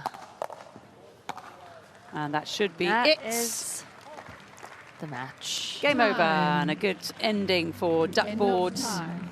But it will be Guildford who take this contest 5-3. So they are up and running. And I've got a total of 4 points on the standings board. We will see the standings momentarily. It's a well done to all the greens and oranges. Guildford win this one 5-3. Here's the team standings then. Hardware on top. Haven't lost. They've been utterly dominant. In fact, Guildford moved from 6, where they began the day, up to 4 points. 9 matches won, 15 matches lost. Duckboard dropped to 5th from 4th with 4 total points. They won 1 yesterday on Friday and lost 1 as well. 8 matches won and 16 matches lost. And my deep thanks to Shelby. Shelby, Yes. Enjoy the rest of the day. Thank you are you. staying on commentary. Actually, you can catch me back at That'd be great. 1:30. I'll be commentating this match on court 1. 1:30, so in just under 60 minutes we will be resuming play here at the AO Pickleball Slam, and it's a big encounter because we've got Hardware and Hosier, the top 2 teams right now on the standings, going head to head. So be back in an hour's time where Shelby will be on the court. Bye for now. Bye, Katie. Thanks. That's it. So you guys have an hour break. You're not playing the next session. You're playing our last session tonight. So how to tactically use this time? I think we're going to individual shout out. Thank you for clarifying that. Congratulations, George. You can head back to your team now and have fun the rest of the tournament, of course. Congratulations once again going to Flinders. They are now sitting with 8 points right at the top of the ladder alongside Hosier and Hardware, who haven't actually made their way onto the court today. Both of those teams will be out here for our next session, not kicking off until 1:30 today.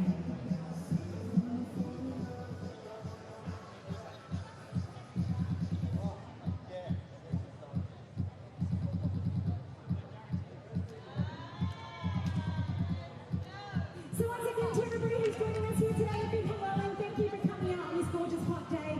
We actually have a little break now until our next session. It doesn't actually officially start till 1:30, but you'll see the teams out here from about 1 o'clock, and we've got the coin toss at 1:15. So feel free to use this space to come and sit, relax, take some shade, or you can head out to the AO, have a little bit of fun, check out some other courts, have something to eat and drink, and please, we do welcome you back here once again. This is day 2 of our AO Pickleball Slam. Lots on the cards, but still lots can happen, so we cannot wait to see you back here for a bit more action, starting again at 1:30.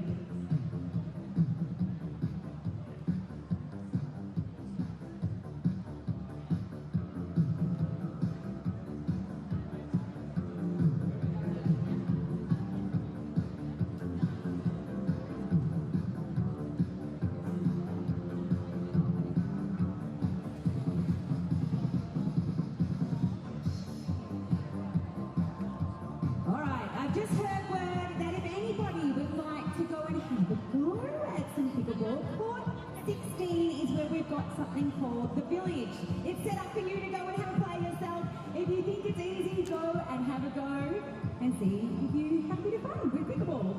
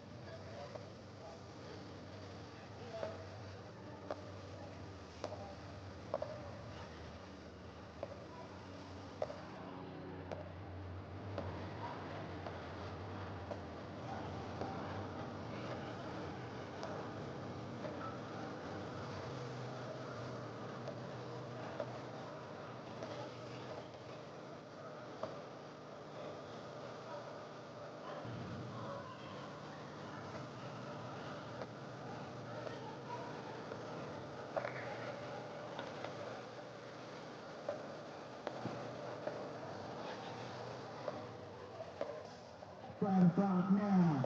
The funk soul brother, check it out now. The funk soul brother, right about now. The funk soul brother, check it out now. The funk soul brother, right about now. The funk soul brother, check it out now. The funk soul brother, right about now. The funk soul brother, right about now.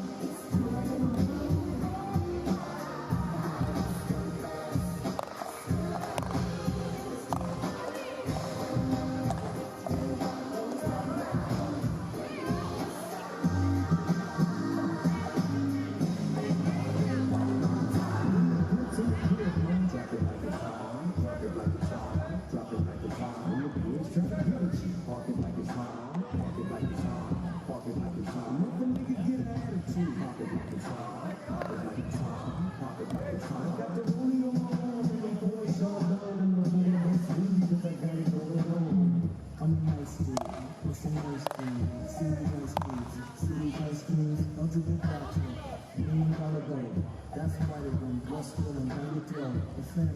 Extra like the show. The interior like superstar this way. The exercise you. This could be the prison. Cheat on the one. Now that's how you get it. Is it? Kill the degree. The fingers in the street. With the skill to make you feel like you chilling in the heat. So don't try to run up and make it something high like the next one. Trying to answer. My niggas feel the best one in the past and shit. You should think about it. Take a second. Matter of fact, you should take 4 and think before you fuck a little skateboard. Drop it like it's hot. Drop it like it's hot. Drop it like it's hot. Walk it like it's hot. Walk it like it's hot. Walk it like it's hot.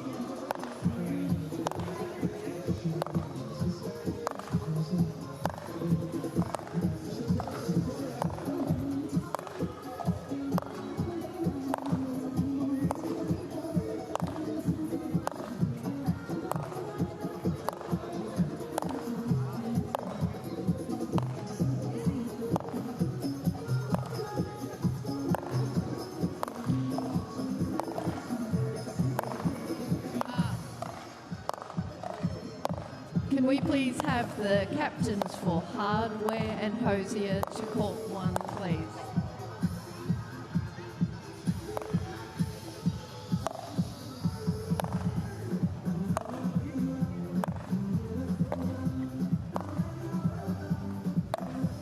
Well, we've got our coin toss, which is about to happen for our second session here at the Pickleball Slam.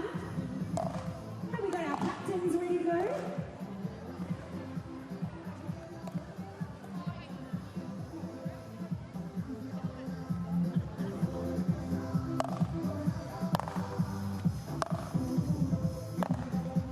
So what happens with this coin toss is whoever wins the coin toss can decide, do they accept, act or react? Do they decide to act, they get to choose their players, or do they react, the opposition gets to choose and they can react with the players that they would like to join them?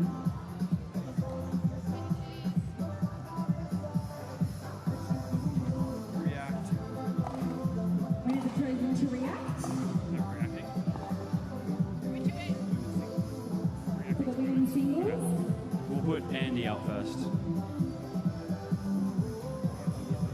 Against Amelia.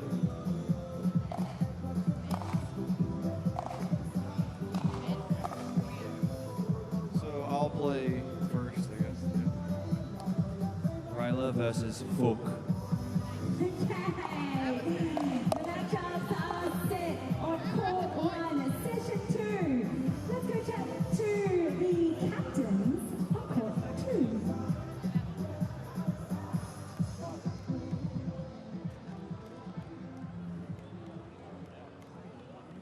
Okay, De Graves and Guildford captains, please.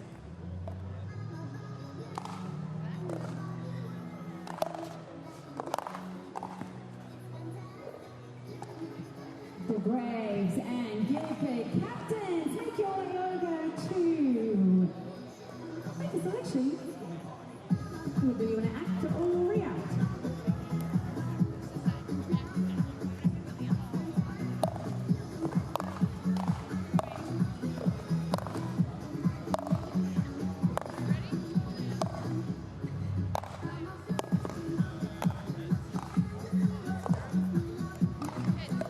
Act or react. React. Reacting to which one? We'll react to men. Singles, we'll get Rose first. We will go with Sarah.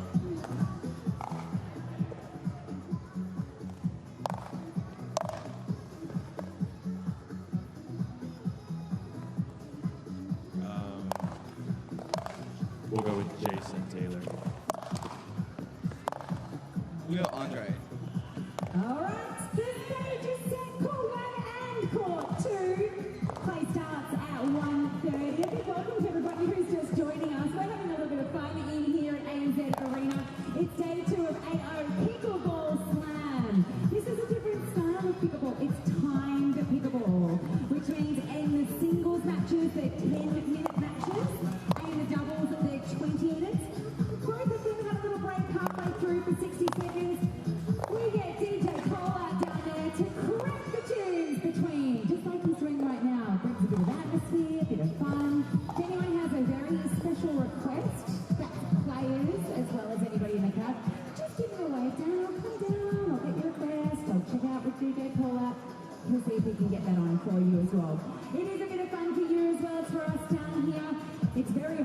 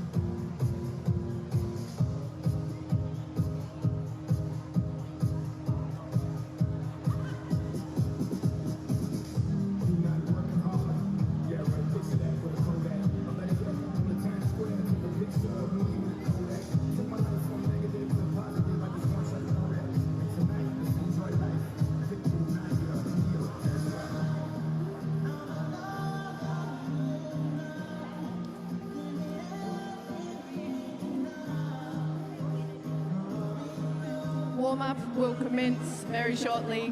Please get to court.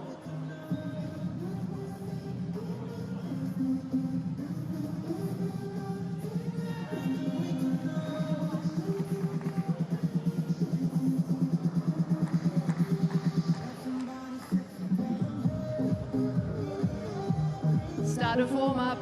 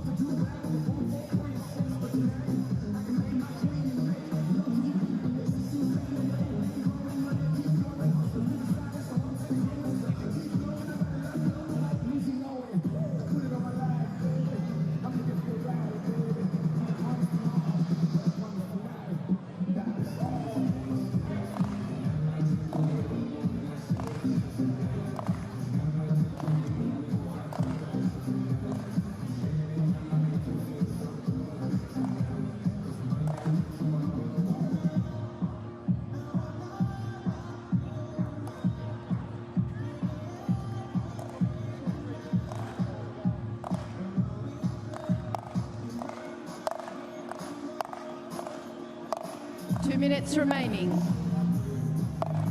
you just heard there's a 2-minute warning. We are just about to get started with session 2 and a pickleball slam. A big welcome and hello to everybody who's joining us. Please settle in because there are 8 matches that you're about to watch.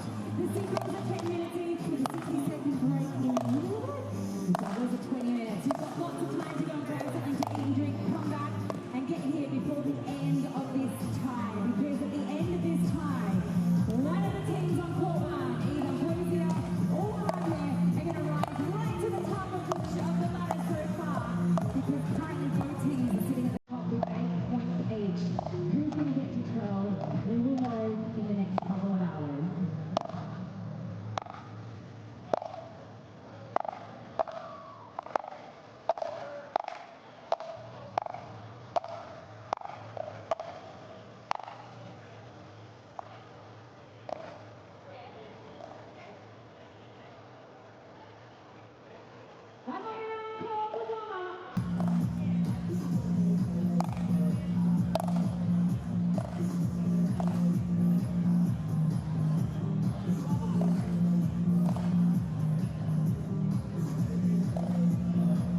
As we get down to the last 30 seconds, what I'd really love from everybody in the crowd is to let these incredible athletes down on court right now from 7 different countries know how much we love having them here as part of the Australian Open. So to my wonderful audience in that crowd, can you please do me a favour? I'm going to give you a 3, 2, 1 count. You're going to show these people down on court how much you love being here right now with a big cheer. 1 cheer is all I'm asking, and you're going to give it to me in 3, 2, 1. Can I hear it now? What's the sort of action we're looking for? 15 seconds.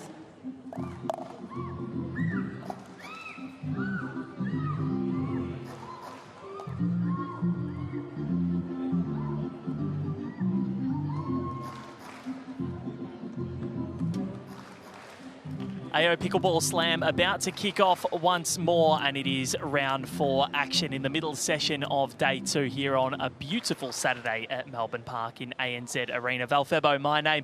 Alongside me is Shelby Bates. Welcome to you. Thank you for having me. A little birdie told me something very important today. It's your birthday, so happy birthday. Thank you. It is. It is. Perfect to be out here watching pickleball, watching my friends. The weather is perfect. And we'll enjoy some dinner on the river later. Players to court, please. Not many worse places to enjoy, but we've got Team Hosier versus Team Hardware coming up this morning, or this afternoon, I should say, and both teams undefeated. Top of the ladder looking to continue their run. We've got a really intriguing matchup so far. We've got Andy Dikislavich and Amelia Schmidt playing the women's singles. First up. I think this is going to be a interesting one. I think the singles is going to come down to this match specifically out of all 4 of the singles matches.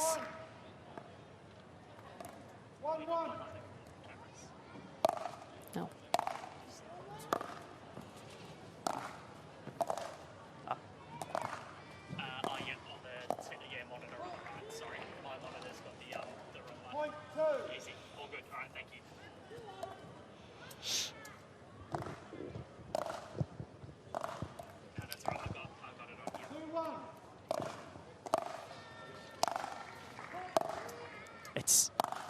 something. This sport has just absolutely taken off. Like watching these two, it's a lot more physical than what a lot of people let on, isn't it? Yes, I mean, when people first heard about pickleball, it was an old man's sport, and the youngsters and the juniors are all getting into pickleball. It's a lot of movement, a lot more than they think, especially in singles. It's kind of become a little bit like tennis, but I think you'll see, as the girls get later into this match right now, you'll see more girls start to come to net. Guys will come to net almost every single point. So it's definitely taxing. And I know some of the girls were saying yesterday as the sun came out in this middle match, it's hot. And in the singles, they started to feel that sun in this 10-minute timer. And the sun does beam down in this middle section. Like it is warm. Yes. And a little bit of a different format here. Playing for time, singles 10 minutes, doubles 20 minutes. Timer. It's interesting. Every point counts. Because normally you can only win points on serve, sort of like volleyball, can't you? Yeah, so there's traditional scoring and then there's rally scoring. Yep. So traditional, you only win on your serve. Yep. Rally scoring, every point does count, but you play to a specific number. This can get up to 30, 35. We've seen games 35, 25 earlier today, so. Especially with how taxing it is as well, because you just keep playing and you have to try and get through things quickly. Yeah. Yeah, and you want to kind of keep moving, keep a little pressure on your opponent too, not to take too much time between points.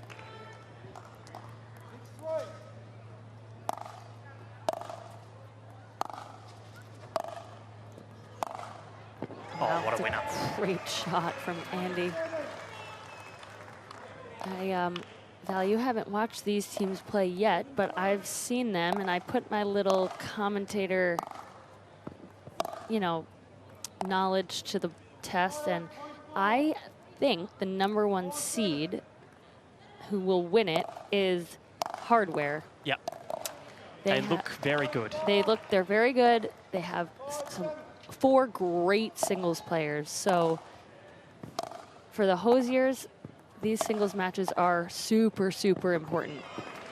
And for Hosier, they do have Rod Laver Arena, who is, of course, a former tennis player, made the second round of the US Open in 2008. So, you know, he's, I think, going to hold a lot of keys. They have Ryler, and they have Sophia, who's #1 singles player on the APP Tour at home in the United States. And she is, I think she'll get a win for her team. But like I said, this women's match is going to be super important for the Hosiers.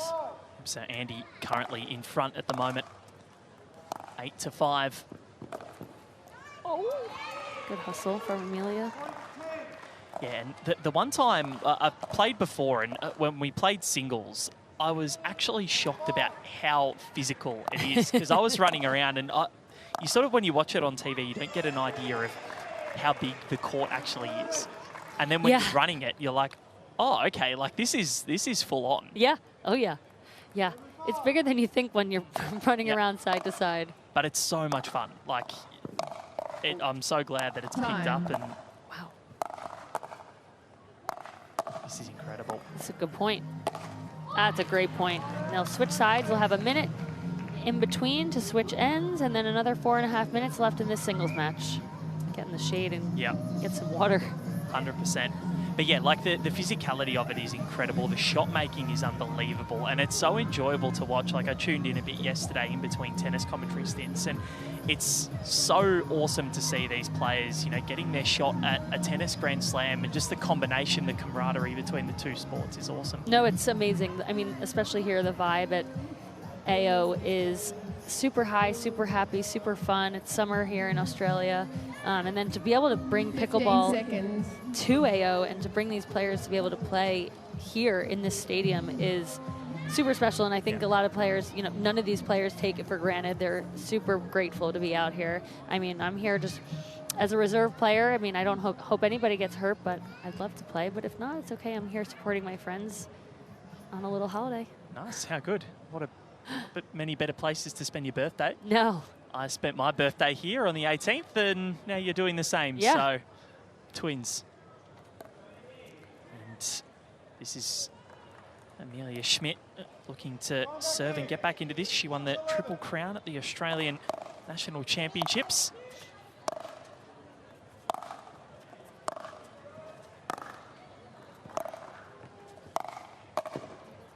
Wow.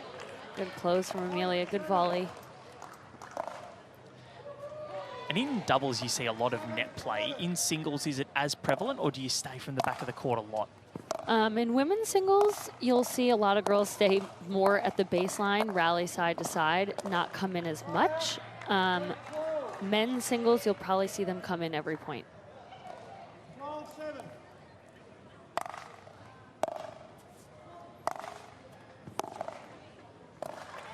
So Andy just starting to flex her muscles in this first match, 13-7. Very important to get off to the perfect start. Wow, that's a... Oh my gosh. That is way too good. You don't see that very often in women's singles. A short angle like that, moving her opponent off the court, and then, oh, wow. I'm going to put that in my book.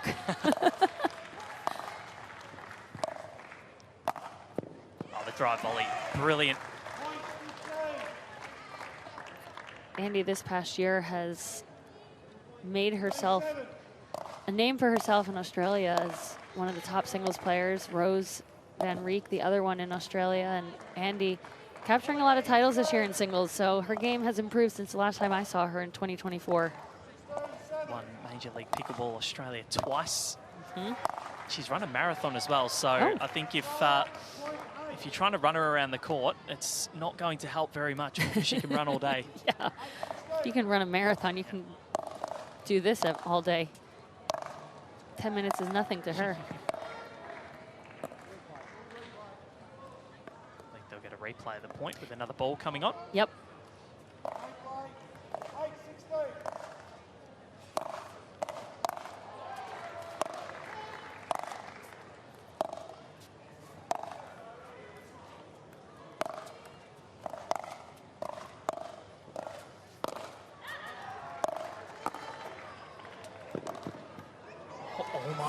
Almost got it.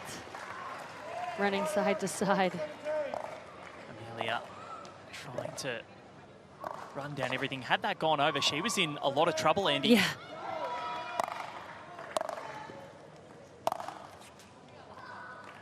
And just the sheer pace coming off the racket, it's so impressive. Or the paddle. Yeah, the paddle. It is a paddle. Yeah.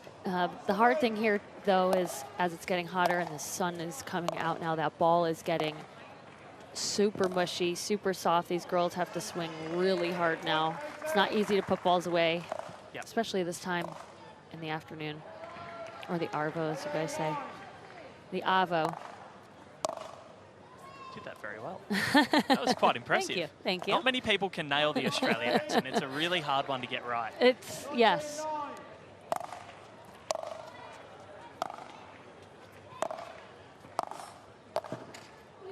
She came in, had the shot. Did Amelia. Down 20-9. So this has been the perfect start for Team Hardware. She is putting a nail in the coffin here, Andy. Oh, it's a good shot by Amelia.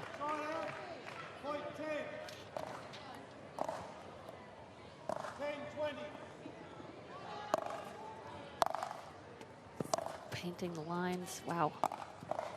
That's impressive. Oh. So wow. Impressive. Painting the lines, both sides, baseline, sideline.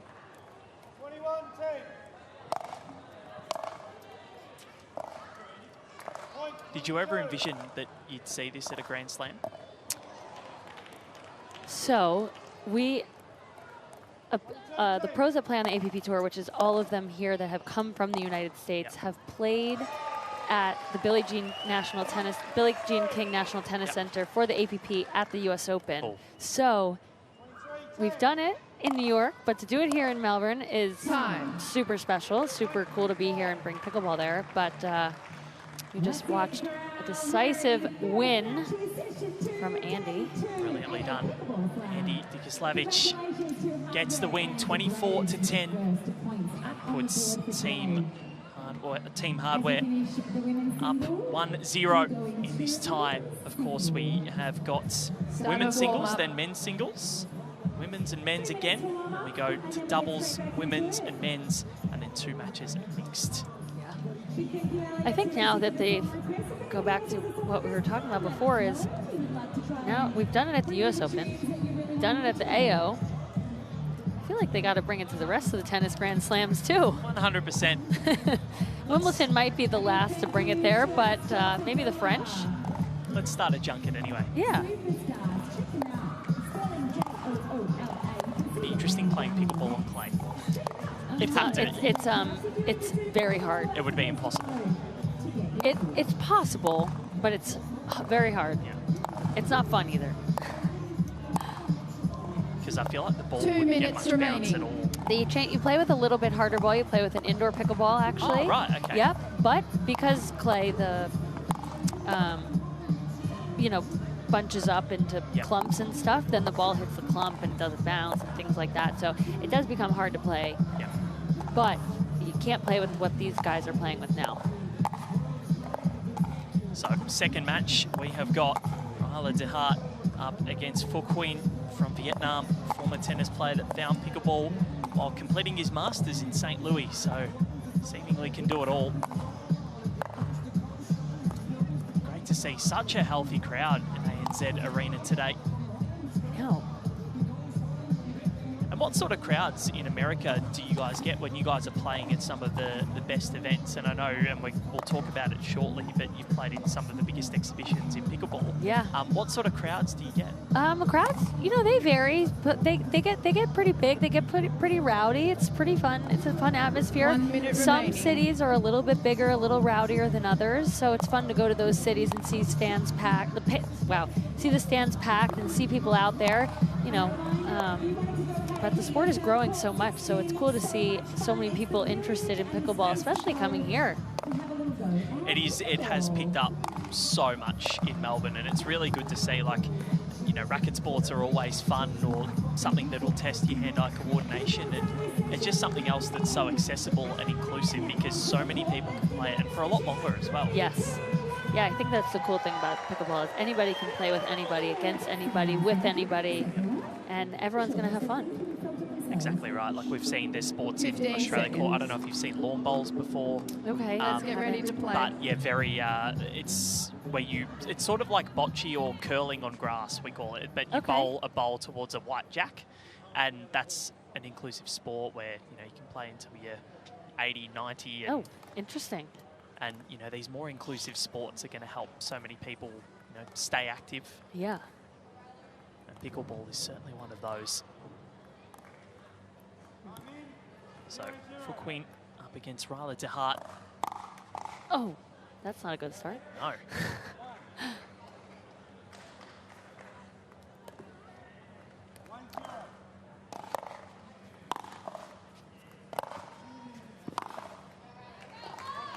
So Rod starting. Yep, gonna come to the net. Gonna come to the net as soon as he gets the chance. First ball, he gets the opportunity. I'm surprised Phu hasn't come in yet, but I think he's just kind of feeling out Ryler.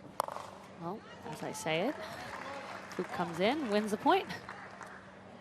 And Shelby, you played with Andre Agassi, Steffi Graf, John McEnroe, and Maria Sharapova. I have. How was that experience, and to show the sport that you love? Yeah.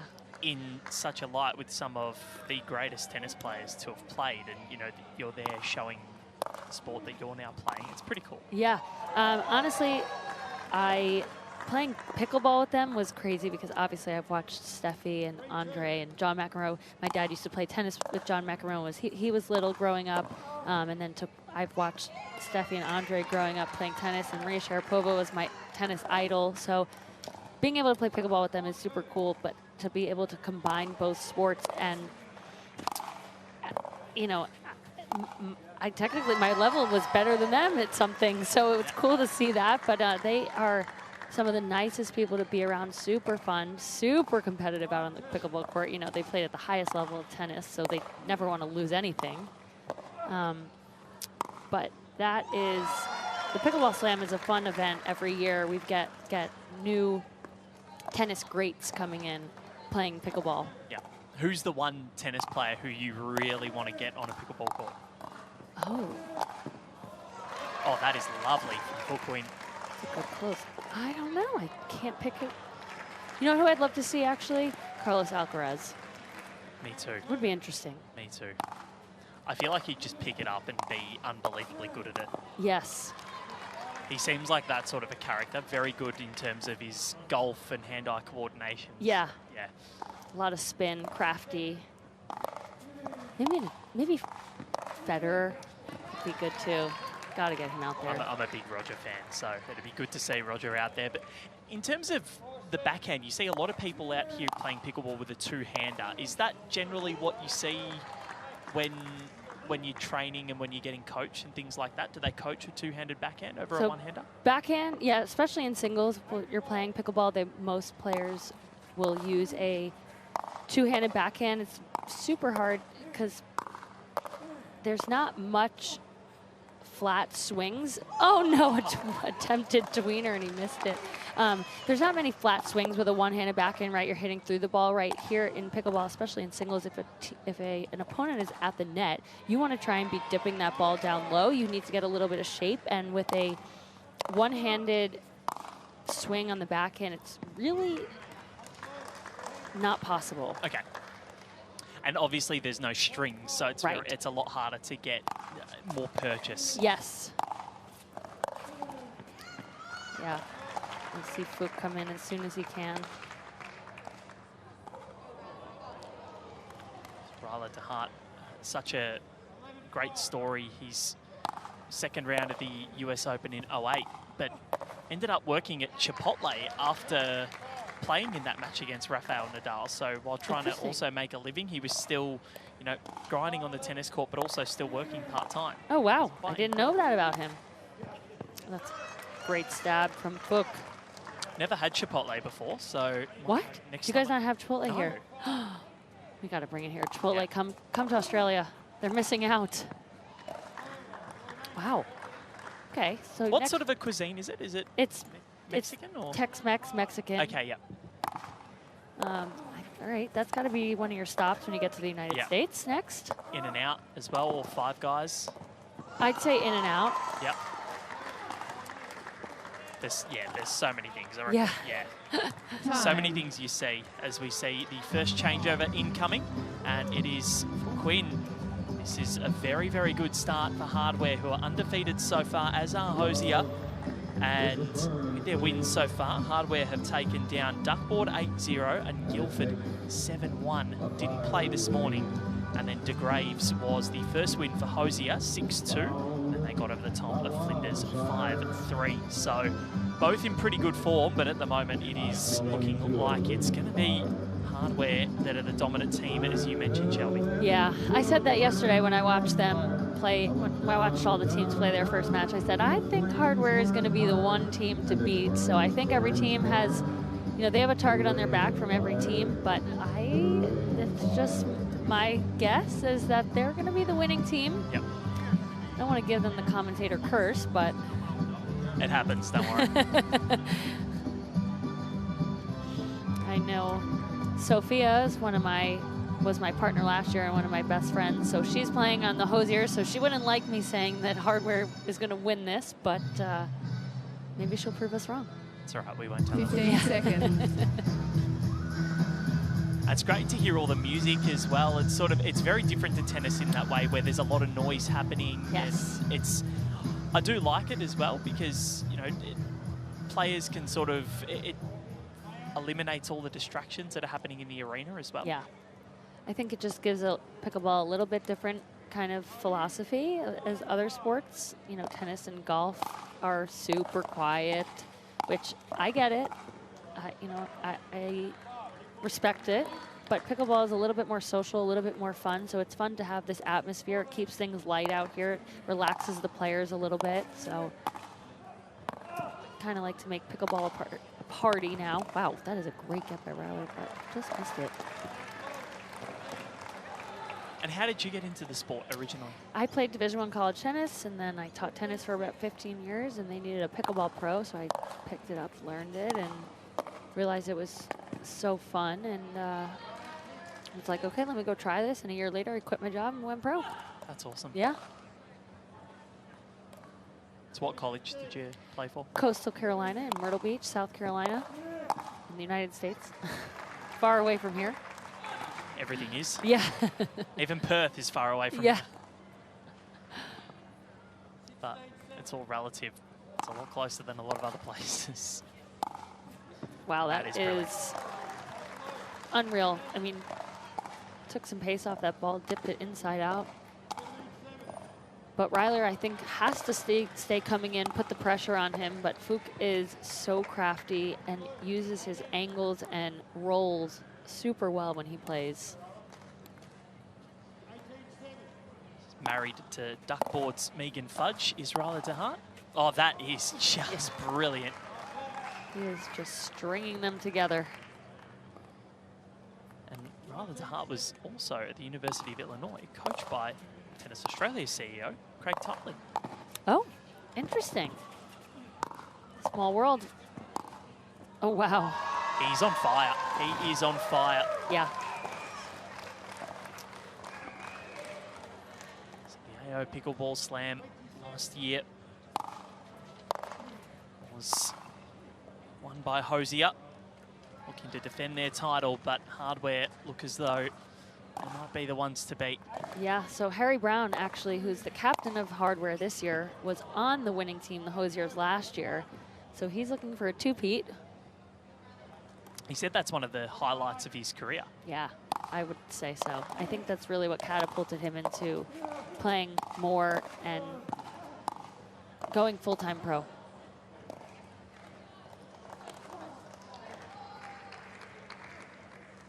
So currently 21-8, a minute 51 to go. Wow. Decisive lead here.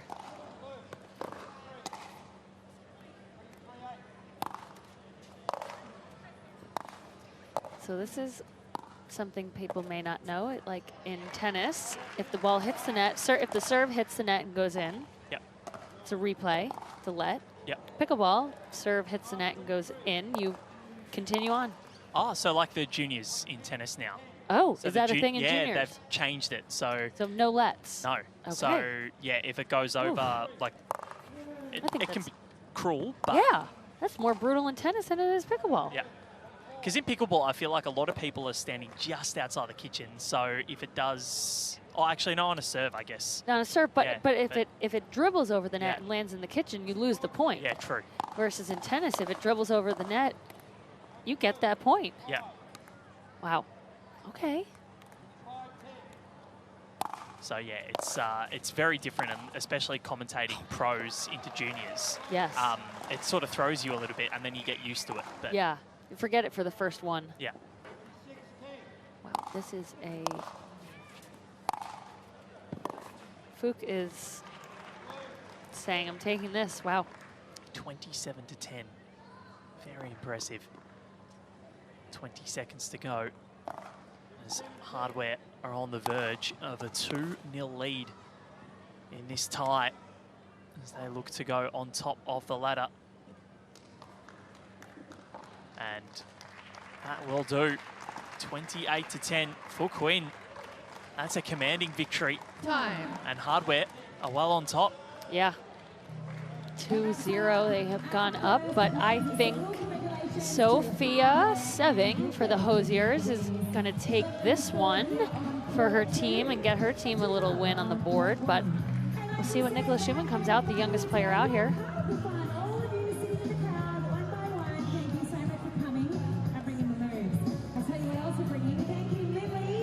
To see the vibes, we've got a DJ out here on ANZ Arena. Bit overcast now. Hopefully, I don't think it's supposed to rain today. I don't think so, but I think the clouds were just going to come in, which is fine.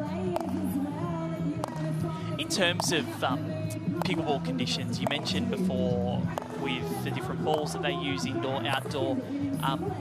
What does a hot day do to a ball? Because in tennis, you see that it can, things can fluff up, or if it's cold, they can, things can change. What does it do to the actual pickleball? Yeah, pickleball in the sun and the heat makes it super mushy, and the hotter it gets here too, it also will slow everything down speed-wise. So you'll see in doubles and mixed doubles later that players find it extremely hard to put the ball away. They can't swing hard enough to really get a winner and get that ball down and away.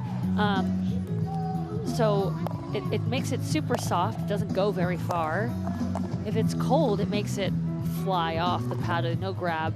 But so here, players are seeing the ball is super soft. Yeah. It's really interesting. I think it just adds to the variables of the sport. Yeah, I think players, though, would rather have a hot, mushy ball than wind, because playing pickleball in the wind is brutal. That sounds, because playing tennis in the wind isn't fun, and then especially with a lighter ball where the wind can actually pierce through it. Yes. It makes for an interesting sport. 1 minute.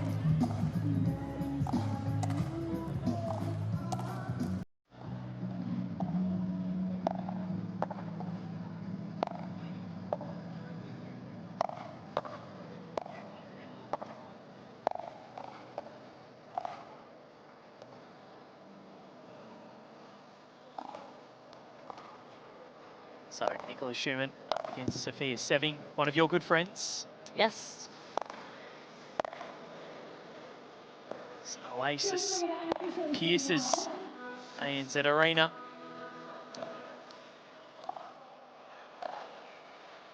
Packed out Marvel Stadium just across the city a couple of months ago. 15 seconds.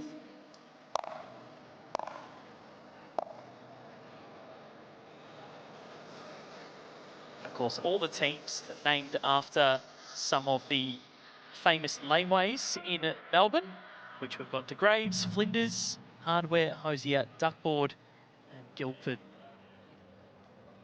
In fairness, I have lived in this city my whole life and had never heard of Duckboard or Guildford, so you learn something new every day. Okay, but I heard they're the streets here in Melbourne. They are. Okay. And quite poor that I didn't know That's them. all right. I mean, I only know Flinders because I pass it every day on my walk from the apartment. Flinders Station. The others, I would never have guessed that they were street names. De Graves is really good. If you love your coffee, Okay. some really good cafes there. Great. Some flat whites. Yep, they've got everything. That's the thing, and it's going to sound very snobbish, but it's the one thing we do better than anyone in the world. The Melbourne coffee is So I've heard. as good as it gets. I'm sure you're going to hear it from any Melburnian that you meet. Yes. Very proud of our coffee here. And we are into the third match for this team match, Hardware Hosiers. And Nicola Schumann is up a 2-0 lead on Sophia. Okay. Sophia gets her point. But Sophia's team needs her to win this match to keep them in it.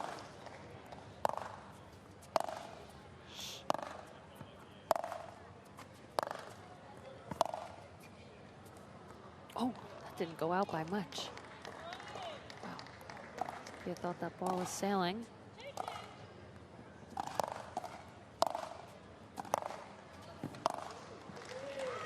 That's a good ball by Nicola, rolling it past Soph as she's coming in.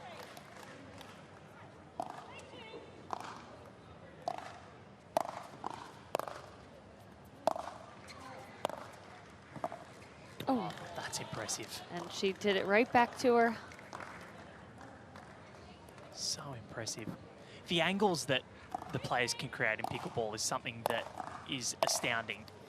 Yeah, I think the players that do it better have learned how to take pace off the ball while hitting an angle. That's super important. In tennis, you kind of can swing hard and fast through the same ball, just change the little shape of, you know, the ball, the strings hitting the ball, versus pickleball, there's no strings. So it's really focusing on taking pace off and rolling that ball while you're in the middle of the point.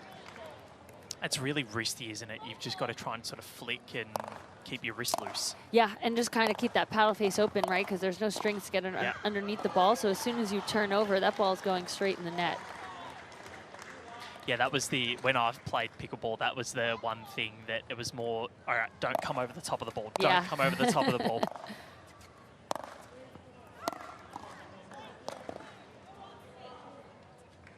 But it's such a fun sport to play, and you can find a lot of pickleball clubs here in Australia. If you are based or wherever, just Google your nearest club.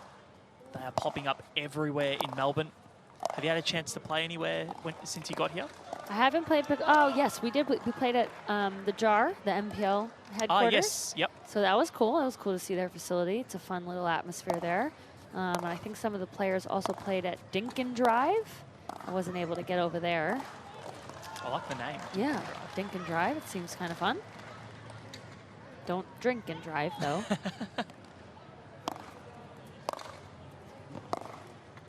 Oh, that's lovely. Yeah. And she's fired up too. Yeah. Oh, yeah. She is loud and feisty. And Sophia, you'll see, will be very serious and composed.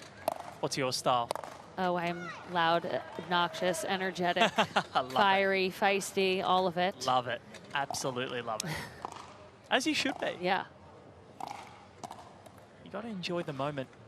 Yeah, I think that's the fun about pickleball is you can be a little rowdier on the court, a little, louder and get yourself pumped up. Wow, good. Oh, than some other sports. Yep.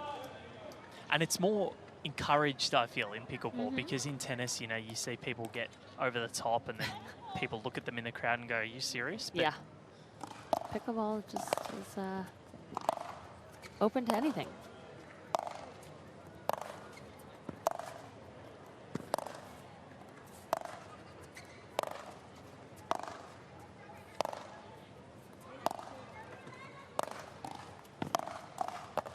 Oh, that's a brilliant rally. That's a great point. Constructed well, moving both side to side. Sophia picking the right ball to come in on it. It's super important. Time. Oh, wow. Got it. And she is fired up. Wow. Nicola Schumann. That is brilliant. And Sophia has straight to the other side.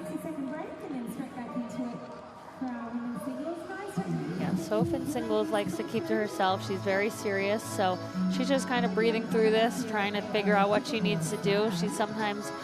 She'll make a comeback here, though. Yeah. Don't count her out of this one. What's your preferred discipline? Do you prefer singles or No, doubles? no. Singles reminds me too much of tennis. I use singles as a warm-up for the rest of the weekend. Yeah. And I'm also much older now than all these players. They're getting younger. They can move way better than I can. So I kind of just use singles as a warm-up. Yeah. I let the youngsters take the singles, and I'll go do my thing in doubles and mixed doubles. Nice. And indoor or outdoor? Outdoor. Outdoor. Yeah. I love Please be playing in the ready to heat and the play. sun, so Yeah. yeah. Nice. So, at the moment, it's Nicola Schumann who's looking to give Team Hardware a 3-0 lead in this tie.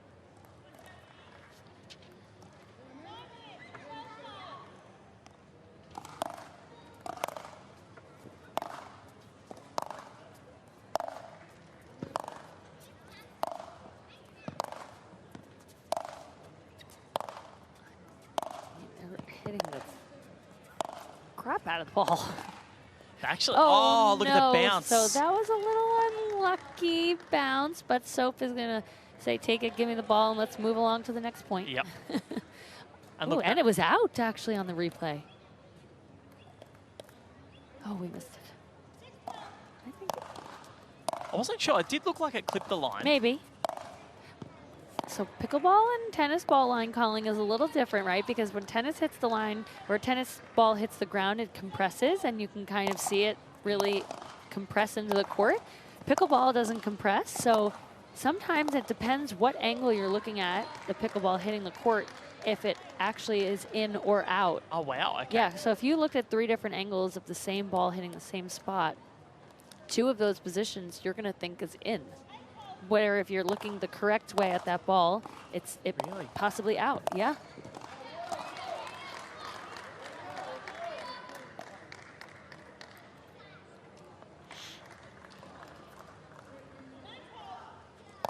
Soph is trying. Oh, she's getting pissed. Soph is trying to hurry through. Only 3 minutes left to score a couple points. And what's the key to having a great serve in pickleball? So in pickleball, traditionally, a big serve can be better and more beneficial. The problem with this event, with rally scoring, is that if you miss that serve and you take advantage of it, your opponent wins the point. Yep. And gets a point, scores a point. Versus traditional scoring, if you miss your serve, they don't score a point. So rally scoring, going for a big serve, is a little risky sometimes. It's more having that variation is very important as yes. well. Yep.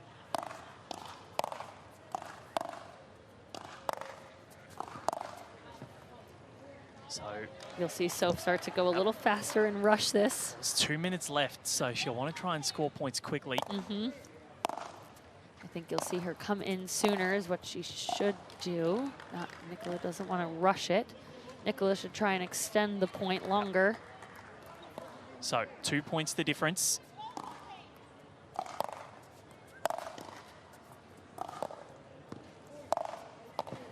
Wow. Oh, that's brilliant. I mean, that's just an incredible stab. Sort of did a little pirouette at the back end of it too, just for show.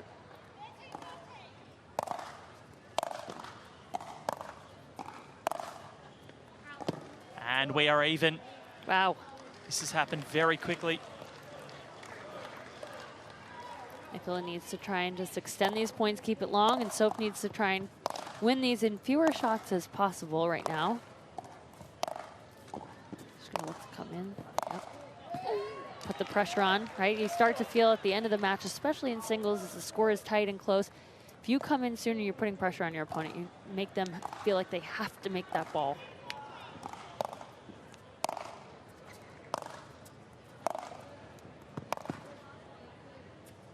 Wow.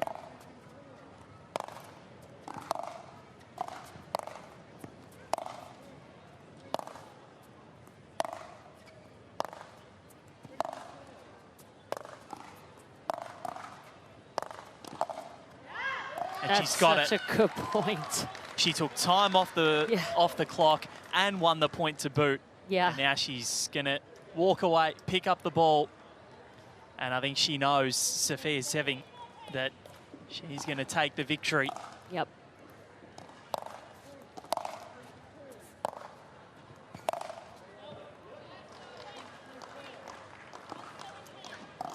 I told you, don't count her out on this one. No. Well, she was down, what, 14-10? She was down 14-10 at the switch. It was 12-5 at the switch.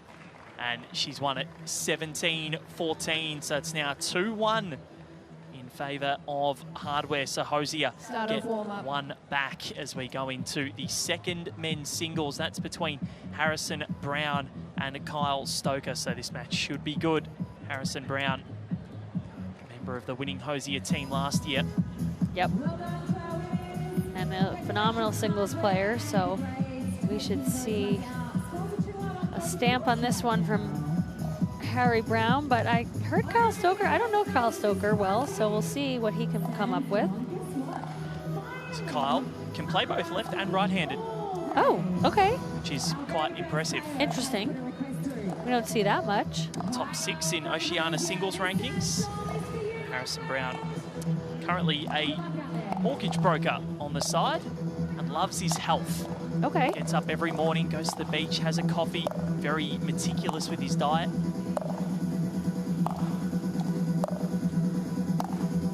Two minutes. A lot of these players you can see with the sun protection sleeves on, because the UV, even when it's cloudy, still cop it here in Australia. Yes, my scalp is sunburned. Oh, really? Yes. Put sunscreen on my face, put sunscreen on my body, and I forgot my scalp just walking around the grounds all week. I've gotten sunburn. It does not feel great.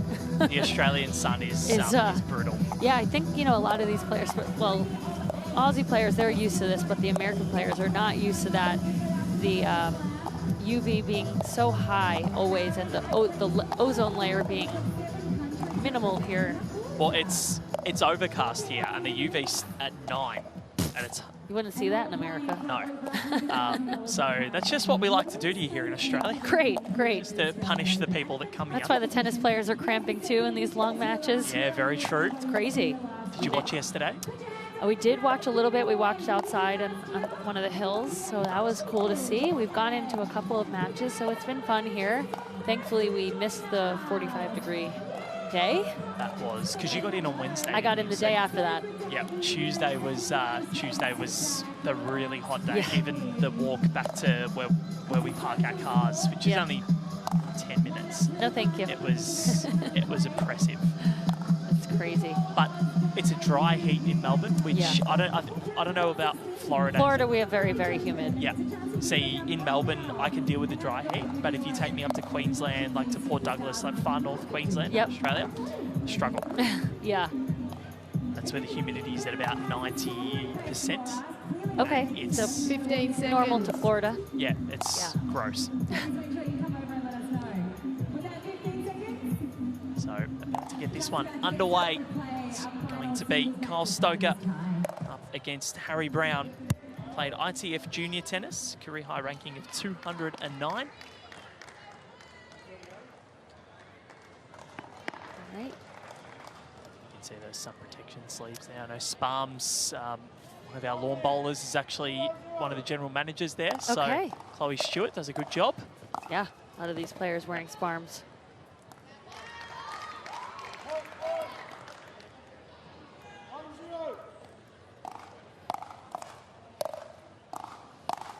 Wow. Oh my gosh. From Kyle Stoker. That is a great passing shot from Harry, who is super tall, covers the kitchen well.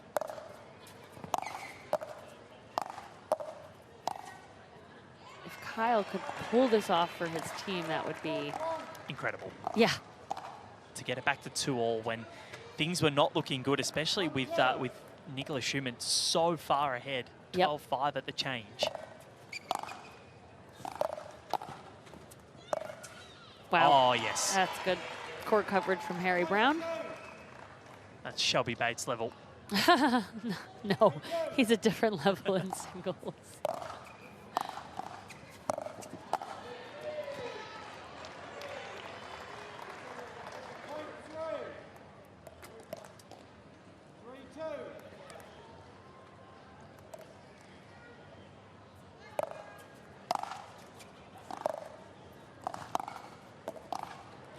Tried to get the feel over. Didn't quite work. A little cute. Tried to be cute. Doesn't always work.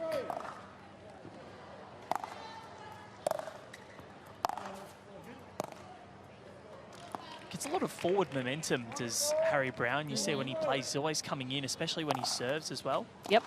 Yeah, he likes to, you know, in men's singles, the strategy is really get in as soon as fast as possible, especially with Harry's height. I mean, I think he's, what, 6'3", 6'5", maybe? So when he gets to that kitchen, he takes up a lot of space up there.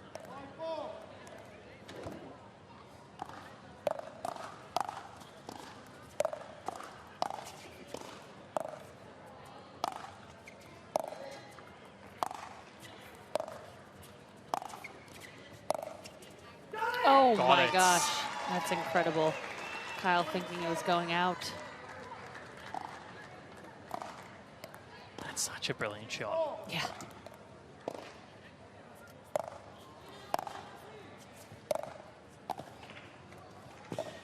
Oh! Well, he got there in plenty of time and just couldn't quite finish it off there, Harry Brown. I tried to do a little too much on that one.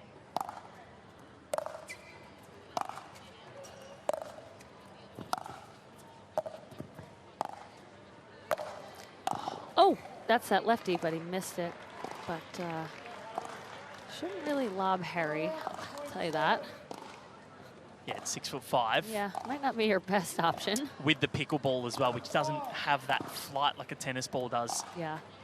How long did it take you to pick up the bounce and the nuances of a pickleball? Oh, wow. Pickleball, I'd say the biggest transition from tennis to pickleball and picking that up took about 6 months. Really? Yeah, because you got to work on softening that ball, not swinging so much, getting dipped down in the kitchen, really work on slowing things down, which is very, very different than tennis. You know, you're used to always swinging through the ball in tennis. So it took a lot of drilling, a lot of practice, a lot of hours on court.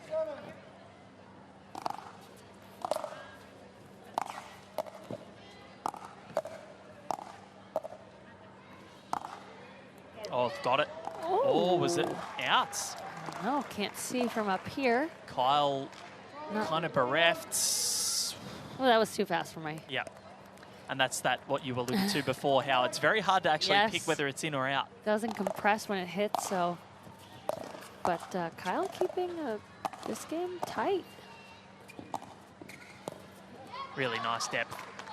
And it's good to see the camaraderie down there as well. You can see the teammates supporting. Yeah.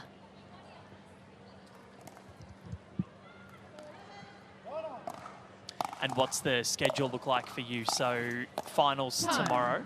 Yep, so... And then after that, you stay around for a little longer? Yeah, a or- lot of us are staying around for a couple more days, and I'd say probably half the players that are playing in this event are going. We have APP in Malaysia next week, so we'll all, about half of us will go to Malaysia next week and play that the following week. Talk about humidity. Yeah. Is that outdoors or indoors? Outdoors, 90 degrees, probably 100% humidity, so that'll be great. Enjoy that. Yes. So at the changeover, this match becoming more and more important within the tie overall. Can Hosier come back? They're down 2-1 on the overall. And this is what the ladder looks like at the 15 moment. seconds. Both of these two undefeated. Flinders got a win this morning, so they Players, move. please do not be late to court. They move into the top two, and as our referee just saying, stop being late, go get out there.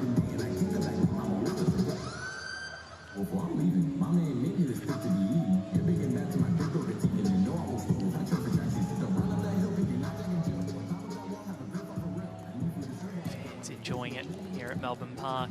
9-all between Harry Brown, Kyle Stoker. Great to have your company. AO Pickleball Slam on ANZ Arena. Val Febo and Shelby Bates here with you. Oh, wow. That's a good point from Kyle. Good point construction, and closes that at the kitchen. He has a lead on Harry Brown now. Harry comes to net, puts that pressure on. That's the most important thing in singles.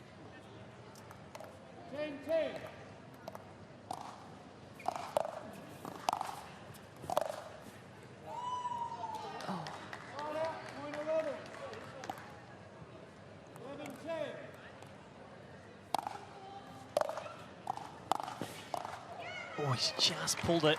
Yep. Every time he returns and comes in, he puts that pressure on Kyle. So really forcing him to have to make that next ball. 3.5 minutes to go. These next 3.5 minutes so important for the overall tie. And he puts it away.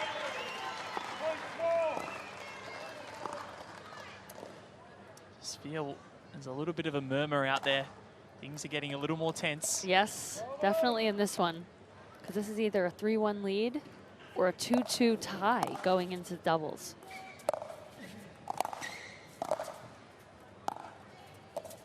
Oh, that cute doesn't work. It looked like it was going over for a second, but then just held up. So at 12-all, under 3 minutes to go. Are we going to be at 2-all or 3-1 to Hardware?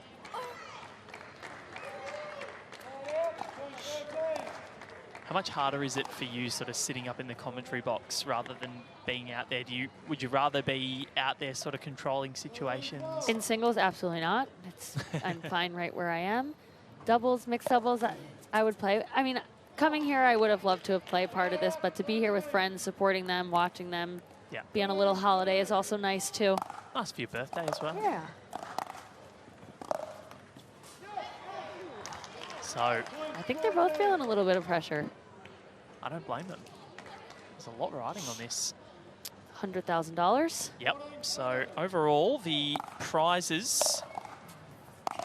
The winning team gets a share of 40,000. Second is 24. Third, 16. Fourth, 12. Fifth, 8, and sixth, 4. So there's a little bit of something in it for everybody.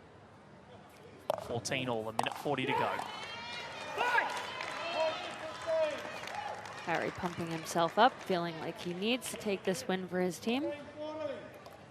Actually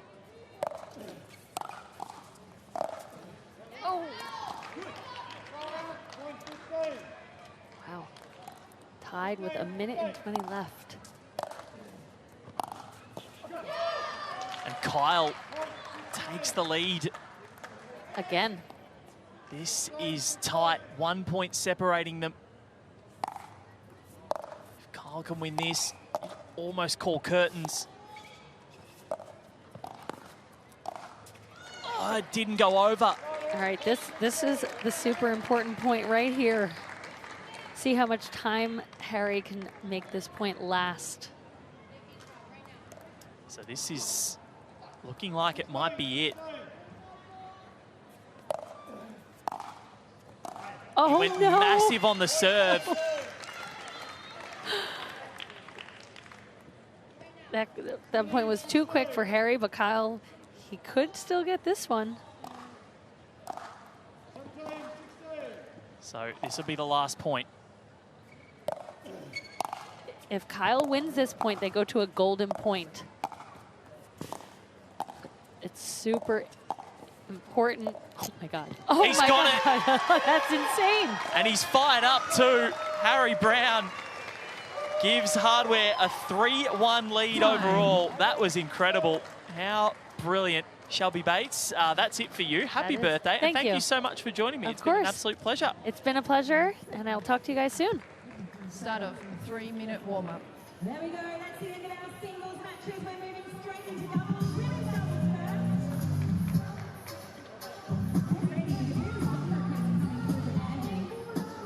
Not yet, not yet. Underway.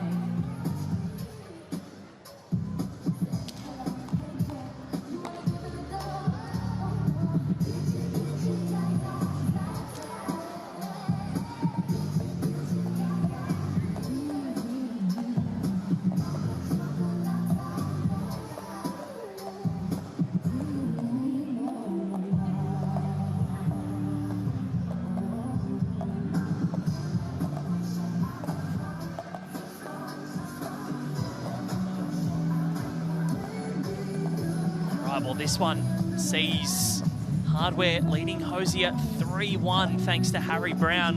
What an unbelievable performance that was. And 2 we'll move minutes into remaining. the women's doubles. Very excited for this. So this one will go for about 20 minutes and then all of the doubles will extend to that time limit. All right, well, we're going to have an interview with both teams coming up very shortly. So might be heading down to Candy Hertz. Well, this is an exciting one today because right now we've got Hosier and Hardware on court one together. Both of those teams are right at the top of the ladder. So by the end of this tie, of course, one of them is going to be above. Right now at the moment, it is Harry and Hardware who are sitting on 3-1. What do you need to do to get just those 2 more wins? Yes, just we need to lock in on the doubles now. Like we had a single strategy, we executed, and yeah, we just need 2 more. 2 more is what you need. How are you going to get it? Be aggressive, go after it, and yeah, just don't be tentative. What's your response to that one, Jalen? We need to stop raining, first of all. Fook gave me an absolute spanking. Don't watch that 1 back minute. on YouTube, please. But yeah, we're going to try to sweep the doubles. Harry got lucky in singles. I think they're going to choke at the end, and we're going to win. I like these predictions. Like you were saying, Jalen, it actually has just started spinning here, which means it's a different condition that we're going to experience. We've had searing heat for the last day and a half. Let's see what happens with a little bit of rain as we take to our doubles matches behind us in just a minute's time.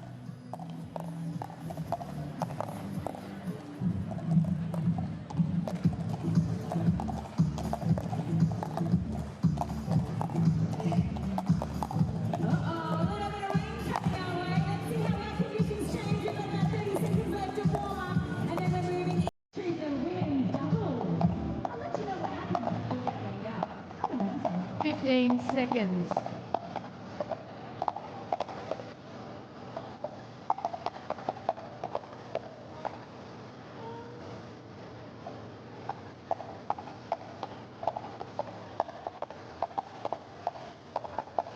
Fifteen seconds has been called.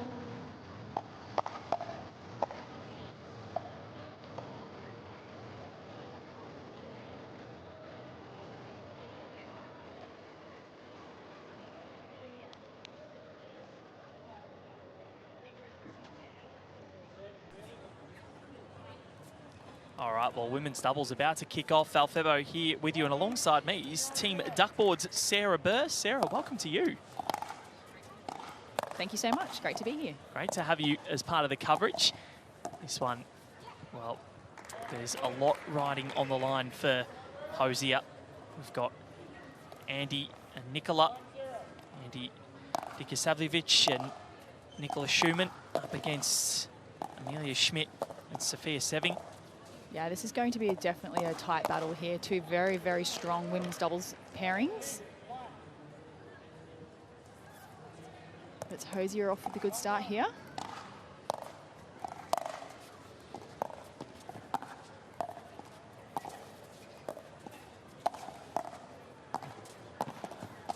Oh, beautiful Ernie there by Nicholas Guman, but it was actually well defended there.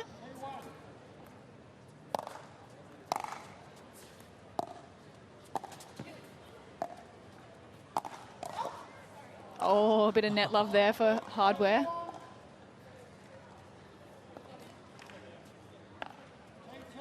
Such different tactics in terms of doubles to singles. 100%.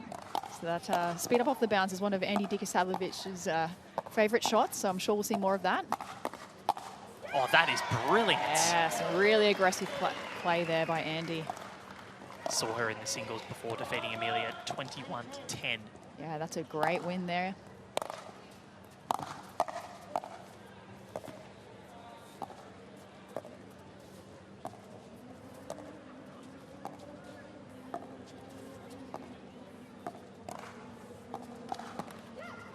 It's always going to be who makes that first move. Yeah, so a lot of the balls are going in the direction of Amelia Schmidt there. So as soon as Sophia Seving got a ball, she was trying to attack early, but just not quite high enough. So a couple of quick points on the board here for Hardware. So what got you into the sport of pickleball originally? I saw some friends playing. I saw a post on Facebook and saw the paddles in the hand, but tennis courts in the background. I was like, what is this? This looks like fun. And yeah, that was 5 years ago. And were you originally a tennis player? I was, yeah, as a junior tennis player, but it sort of had a big gap between sort of, you know, my mid-teens to basically my mid-30s. So, yeah, but some of those tennis skills did come back. It helped me a little bit with my pickleball. That's good. And how long did you play tennis for? Basically from age of probably 6 through to about sort of 14. So we've got Schmidt and Seving here, clawing their way back. Yeah, a bit long there for Nicholas Guman. Doing a good job of keeping the Hosier girls back there at the baseline, not really allowing them to come forward to that kitchen line.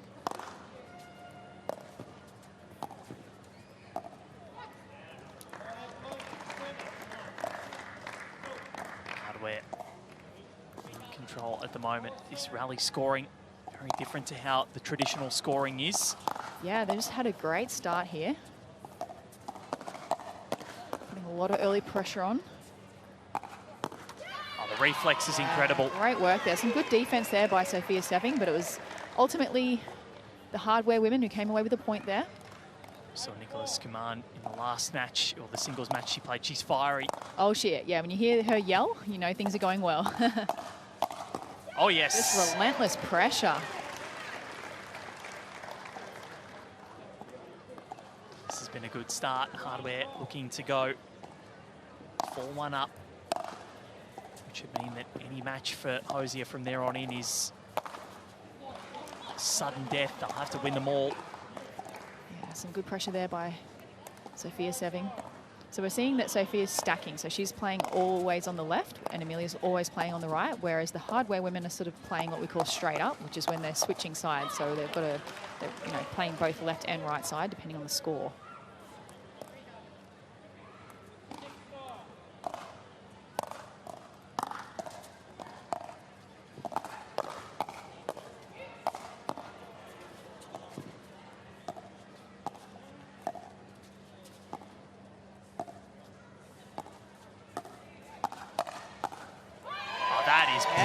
Great change of direction there by Andy. She's on fire. She's getting the finger in the point by partner Nicola there. She's on fire. It's actually not a bad strategy playing straight up, just because you can mix up your spots and patterns so your opponents can never really get used to the attacks and the spots on the court that you're aiming for.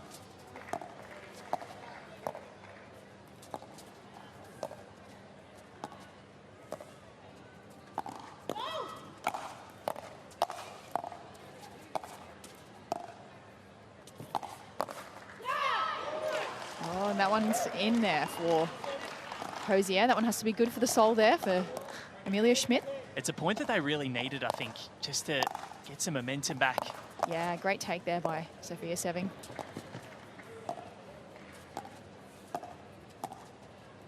See a lot of the balls going in the direction of Amelia Schmidt there. Bit of net love again for Andy Dikasavjevic.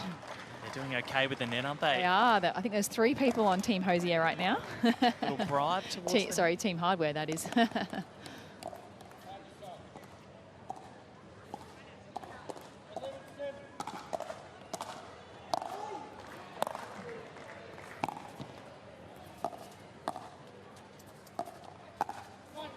Yeah, probably a little bit low to attack that one for Andy, but you can see she's definitely looking to put the pressure on early in these points. Amelia Schmidt is seeing a lot of balls here, so she's got to sort of dig her heels in here.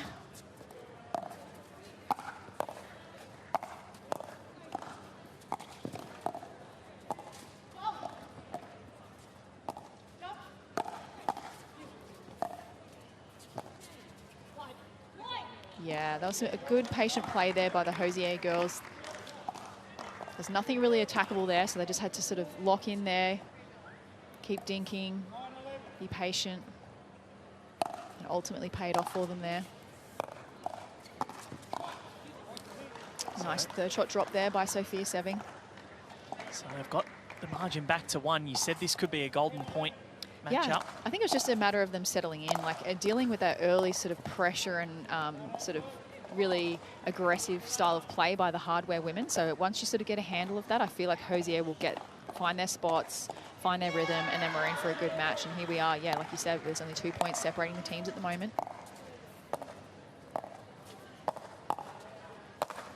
And there we have it. So we're showing here that Hosier do have that offense as well. So Sophia's just got to find the spots where she can actually get involved in these rallies. She was getting iced out early, but she's now managing to insert herself. Amelia doing a good job of that too, moving that ball around.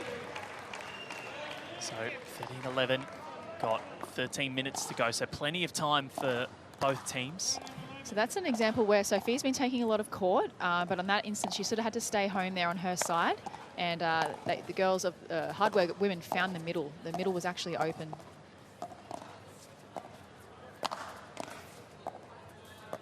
You see it. Sophia taking a lot of court here in the middle. Oh, that was impressive. Great work there by Amelia Schmidt. Get that ball down off the forehand there. The reflexes are something that impressed me so much, because once someone decides to go with pace, you have to be ready. Oh, always ready, yes. And even when you've hit an aggressive ball, you've always got to expect that ball to come back, and probably come back faster. So you really, when an attack is never usually a 1 shot, it's usually a 1, 2, or a 3 shot attack.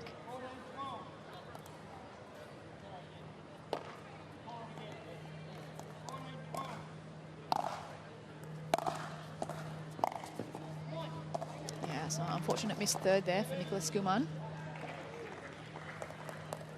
And Hosier are back within 1. And a missed return there. So a couple of quick errors here. They always help. These are by far the closest matches that we have. We're just checking to see if we're at time. Well, it feels like it was called earlier than... Correct. I believe it might. We're still showing a little bit longer on the clock.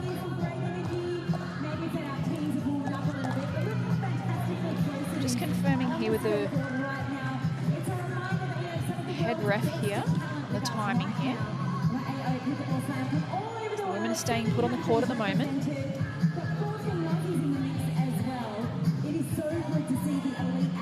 So what is the verdict going to be?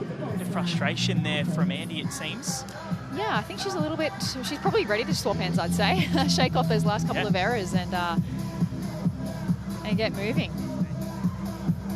How have you enjoyed this competition playing, playing at the AO is so cool. Especially this is one of the most iconic tennis courts that we have at Melbourne Park, with some great matches on, and now pickleball gets to be part of it. Yeah, it's an absolute sort of pleasure to be on these courts. They look amazing, they play amazing, and just to have a look around and see all the fans out there watching, and the engagement too, the amount of people who sort of pull you aside and ask you all these questions about pickleball is, it's great. Really enjoy it.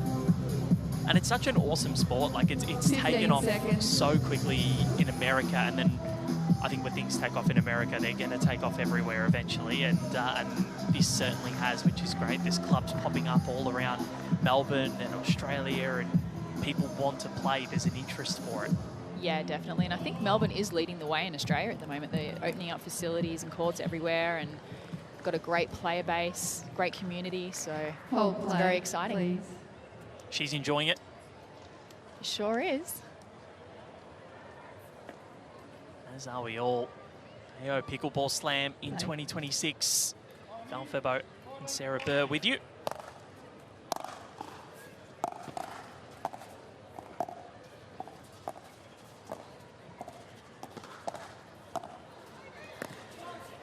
That is so hard to do there. Because the mechanics of the ball are so different to tennis, plus the courts aren't as big. So to actually hit a lob, that textbook, that was brilliant.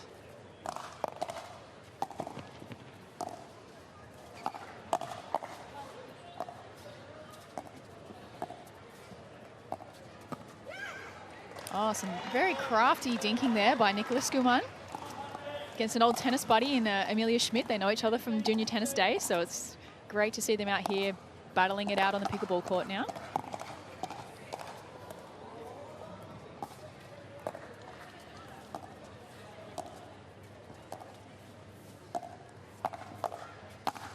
Oh, yes. Just relentless pressure there by Hardware. They're on an absolute roar at the moment. Just so aggressive with their play. 16-15. 8.25 minutes to go.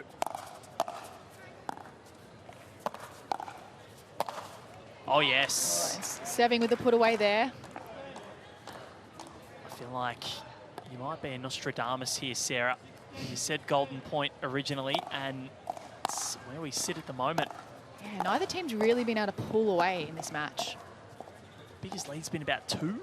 Yeah, and it's been Hardware that's had probably a little bit more offense and sort of pulling that trigger and starting those firefights. But then Hosier have really not made a lot of errors, so they haven't given away any free points. So we've really just been neck and neck the whole game. I feel like this is really important for Hosier because they've got to win. They're down 3-1. Any loss means that anything is sudden death for them from here on in. Nice poach there by Seving. Great setup too by Amelia Schmidt there. And now they've got a 2-point lead, probably for the first time in this match. And now it's up to 3. Yeah, it's a really good setup there by Andy Dikasavjevic. She just couldn't get that final kill shot away.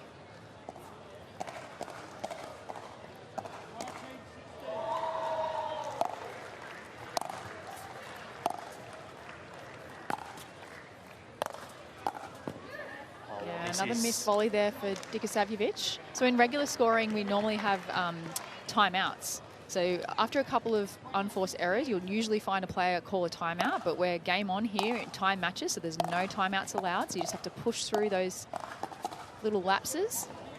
So in terms of a timeout, what are you aiming to achieve there? Honestly, it's just breaking the momentum of your opponents. That's the biggest part. It's not, and it's all legal, like the... Yeah. Oh, wow. Absolutely, yeah. So normally 2 per game, but here, being a time match, we do not have any timeouts, so you just need to try and recover as quickly as you can. Oh, nice poach there by Seving, but couldn't quite put it away. Good intent there. Because I suppose in tennis, you can take the old toilet break or go and change the clothes. It's all legal. Little medical timeout. But yeah, they're generally just like 1 minute timeout, so you can't leave the court or anything, but it definitely just does disrupt momentum.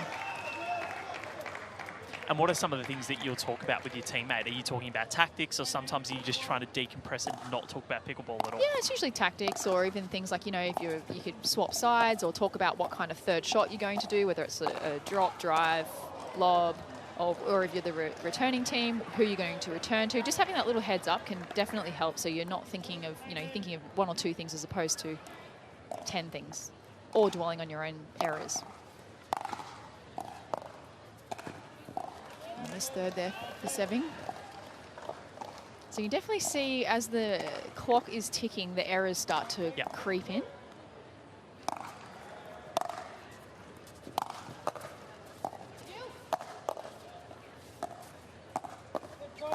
Oh, we've had a foot fault called on Skuman there on the volley.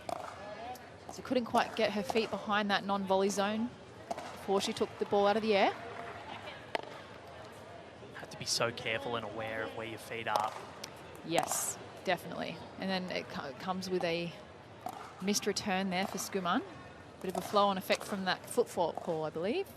So shake it off. 24 to 19, 4 minutes to go, or 4.5.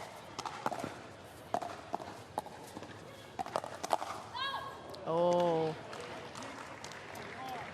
Took the bait there, so it was a bit of a speed up there by Seving, and Skuman was on it, but she was just a little bit late. The ball just sailing along there. So nice lead now for probably the first time in the game for Hosier.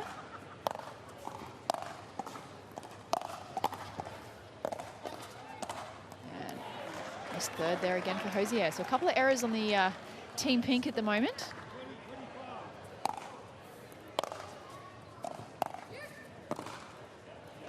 So 4 points the difference. Yeah, they're clawing back here. 4 to go. Hardware. And points happen so quickly. You can see this change mightily quick.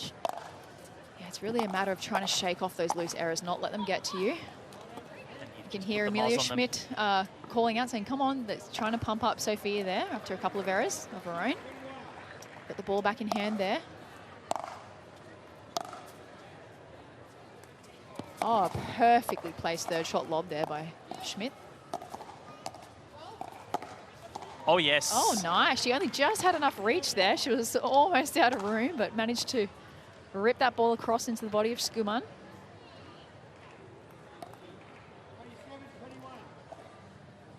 To 21. Hosier can smell the win. Oh, Schmidt was on that one, but just couldn't quite get it over the net there. Reading it well, though.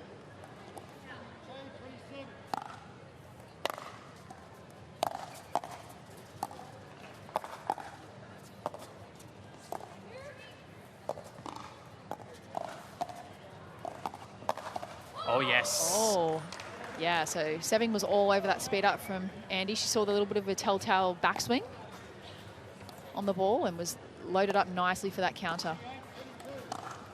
So at the moment, it's looking like they may keep this alive. Hosier.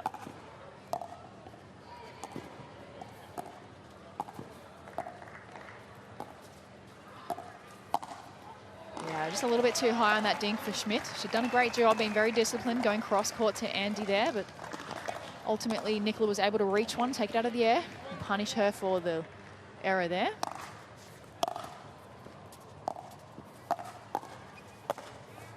Yeah, nice setup there.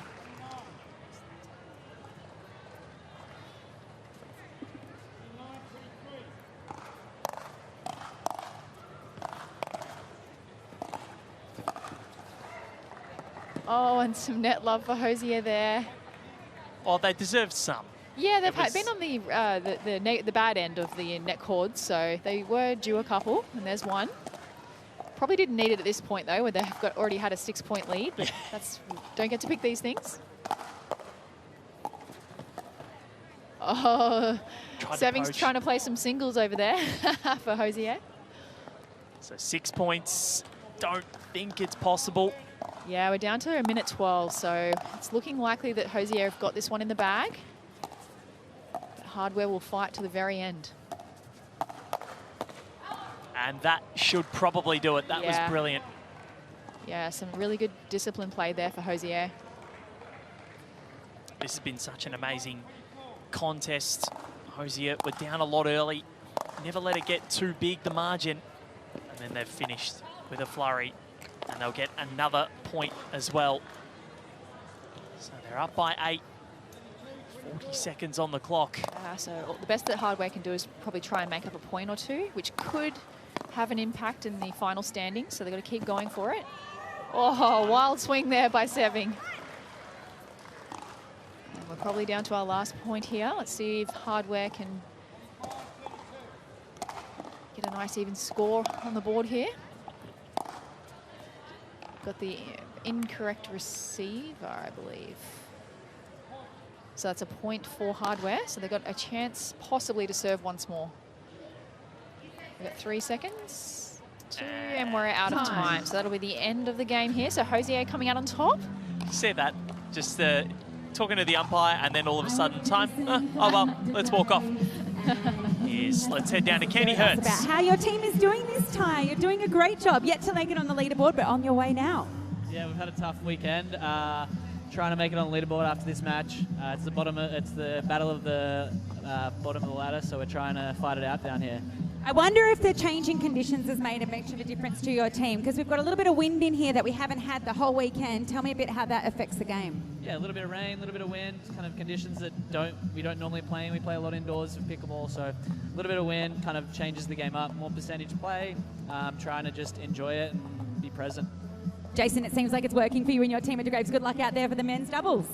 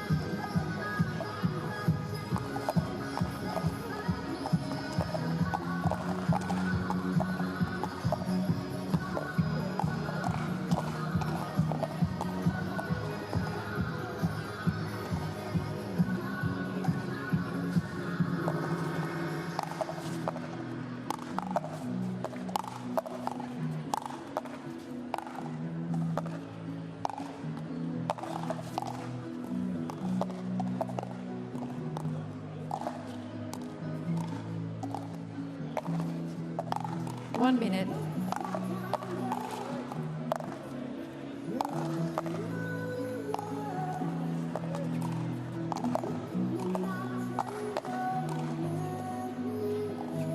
We're just about to get the men's doubles underway. Have a look at the scores up on the board right now. We're so close. This is the most interesting time we've had so far.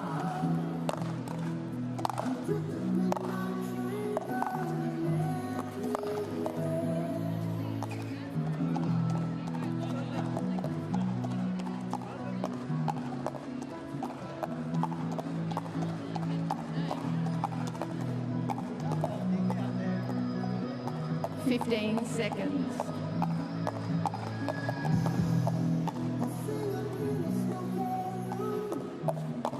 Be ready to play. End of warm-up.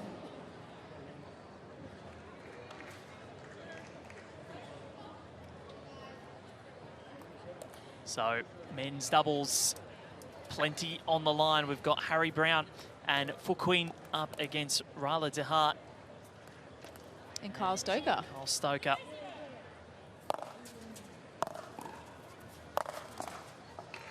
So a quick point on the board for Hardware. They'll love that opportunity.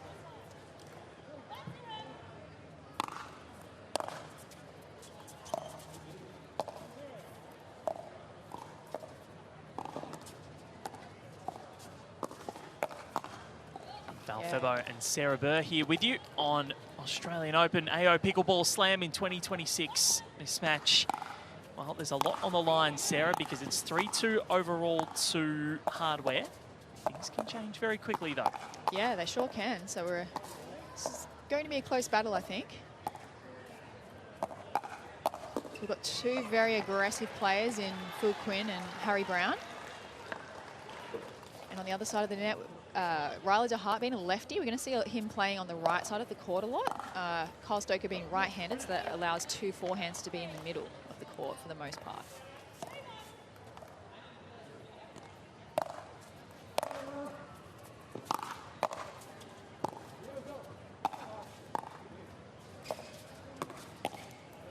Oh, a great angle there by Kyle Stoker. They did really well to keep in that point there, did Hardware, because Harry missed one of his shots and then Phil Quinn was just at the back there ready to make it up. Some good teamwork there for sure. What's your preferred discipline to play, singles or? I prefer doubles. I like both gender doubles and mixed doubles, just they're very different, but I love them both. Singles is good fun, but I definitely prefer doubles, having someone on the court with me. Oh, and body bag there for by Harry Brown to Kyle Stoker. He's like, okay, no medical call. Seems like it hit him above where you really don't want to be hit as well. So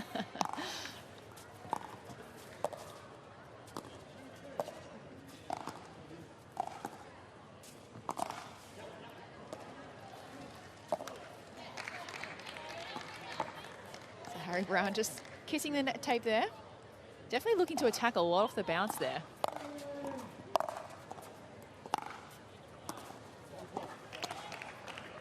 So a couple of loose errors there for Hardware. I'm sure they'll clean that up.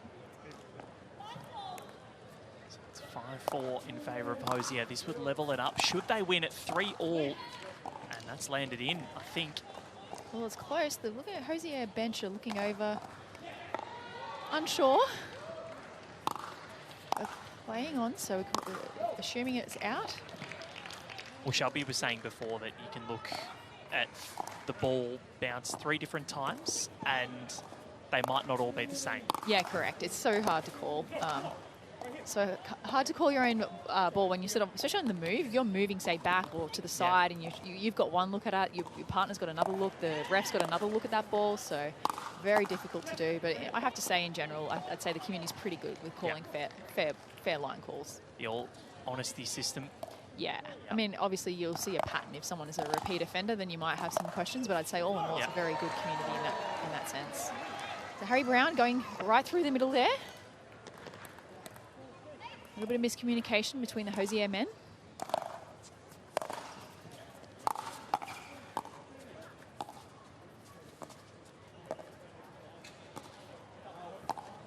Oh, just wide on the dink there by Quinn.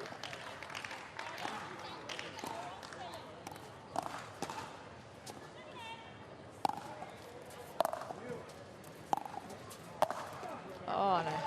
Powerful put away there for Brown. Absolutely smacked, wasn't it? Yeah, lifted that knee up, got all the momentum he could, and punished that ball.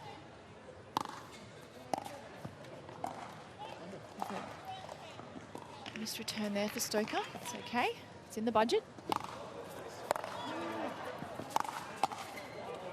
Got a ball rolling on the court, so they're just going to pause play for a moment, remove that ball, and do a replay. I think Hosier will be a little annoyed at that because they were in a good position in that point. Yeah, they sure were. Nice deep serve there for Quinn. Oh, a bit of an awkward spot there on Harry Brown. Tried to volley it. Sort of got him at an awkward height, didn't it? Yeah, that's one thing about Kyle Stoker's game. He's a little bit unorthodox, so he does have lots of trick shots and tricky angles, so he catch you a little bit off guard, yeah. Very tricky player.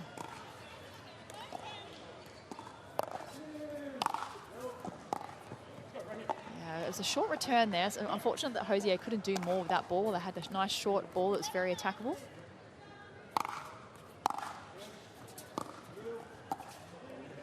So what I'm finding, I think Hosier been a new partnership with Kyle and Ryla. They're kind of struggling with the communication in the middle. So if I were on the team of Hardware, I'd be sort of looking to exploit that position at the moment. So a little bit of frustration on the team Hosier. Missed return there for Harry Brown. It's been a little bit of a scrappy match, I'd have to say. There's lots of loose errors here. No one's been able to sort of get a big run. On level terms now, 12 apiece.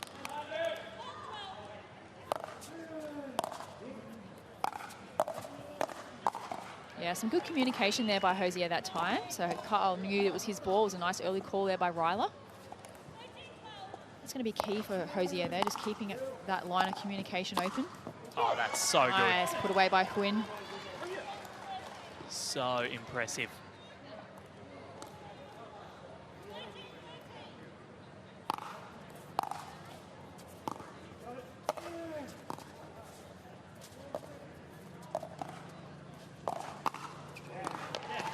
Fine. Yeah, he's sitting on that speed up.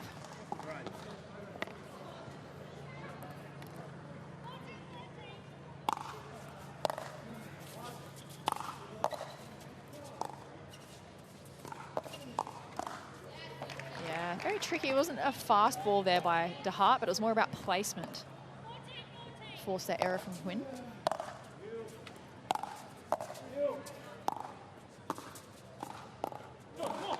Just getting in. Oh, able to get under that ball there. Do have a little bit of a breeze out there too. You can see the shirts moving in the wind there. Maybe having a little bit of an impact on play.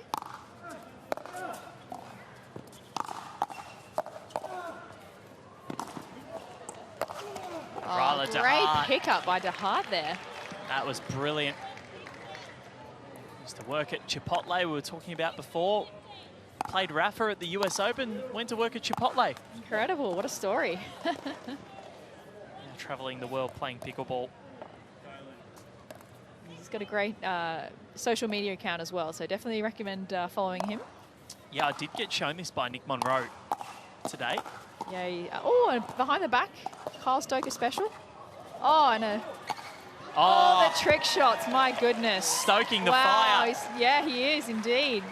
Fantastic play there by Kyle Stoker, showing everything that he's got in that toolkit. He's such good fun to watch. Even He his is. singles match before, he may have gone down, but wow. so good. And he's trying to bring the crowd up as well. He is, indeed. Kyle Stoker.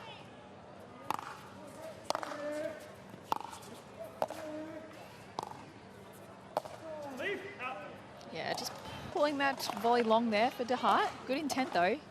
Such a crafty player. He can definitely pull that ball in different pockets of the court, make your life very difficult. Oh, nice attack there by Quinn and Brown. Definitely looking to drive and crash when they can. That's sort of their preferred style.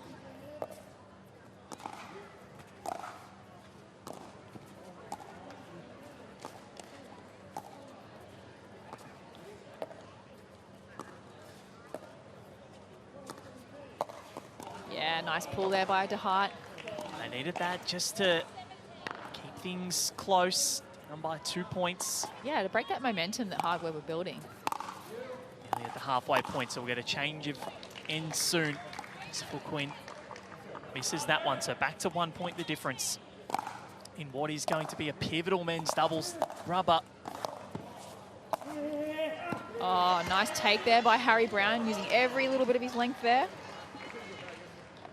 Straight through the middle. It's one of the best things in tennis in doubles, and it's the same in pickleball as well, as we get time called. Yeah. Change of ends. So this one is so vital for Team Hosier. Down 3-2. We've played 5 rubbers. 2 to go after this. We mentioned before that if they do lose, it's going to be vitally difficult for them. Yeah, it's a tall ask to go into the mixed doubles knowing you need to win both. So it'd be really nice for Hosier to get this men's doubles win. Keep things even. DJ having a good day. Playing some music loud, getting the crowd energy up. on ANZ Arena. It's had some wonderful tennis being played on it across 15 qualifying seconds. and the near 2 weeks of the Australian Open, and now finishing off with some world-class pickleball. The AO Pickleball Slam in 2026. The 2 undefeated teams, Hardware and Hosier. It's advantage Hardware at the moment, 3-1 on the overall, or 3-2 I should say. Currently leading by 2. There is Harry Brown, screen mortgage broker. He's had a haircut, ready for the AO. When you know you're going to be on screen, a lot of people tend to do it. Got to look your best.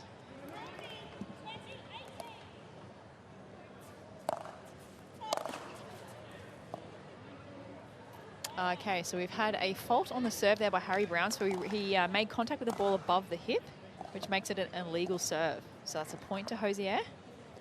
So it has to be below the belly button, below the basically, belly button, yeah. okay. Where you actually make contact with the ball. So that was a little bit high.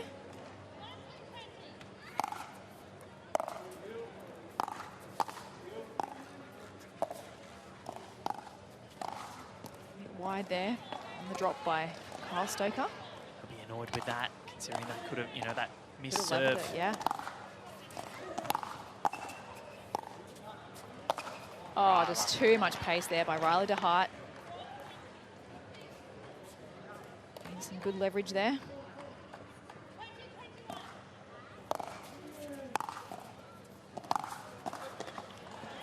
So, yeah, you can see Kyle Stoker. It was a really deep return there by Huynh, so he was forced back off the baseline there, trying to drive off the back foot.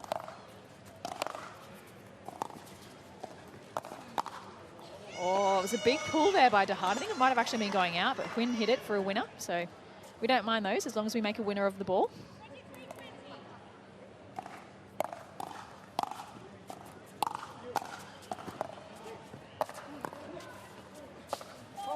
Oh, a foot fault there by Riley DeHart. So he sort of tried to Ernie that ball, but his toe was just over the line. That hurts. And the margin now extending up to 4. Yeah, foot was well in the kitchen there. So we've still got time on the clock, though. We're looking at sort of 7 minutes 43. And that is like, this can change in a minute. And especially Absolutely. now they've got a point back. It's only 3. It's all about staying positive. Yeah, pickleball's a game of momentum. So if you can just get a little swing like we have now, that's a 2-point swing here for Hosier. So if they can keep that up, keep that rolling. Like we said, we can't use any timeouts. So you just use that momentum while you have it. Again, you see Kyle Stoker really on the back foot on those third shots, both on the drives and the drops. He's really going to try and lean into that ball. Will help give it some lift over the net.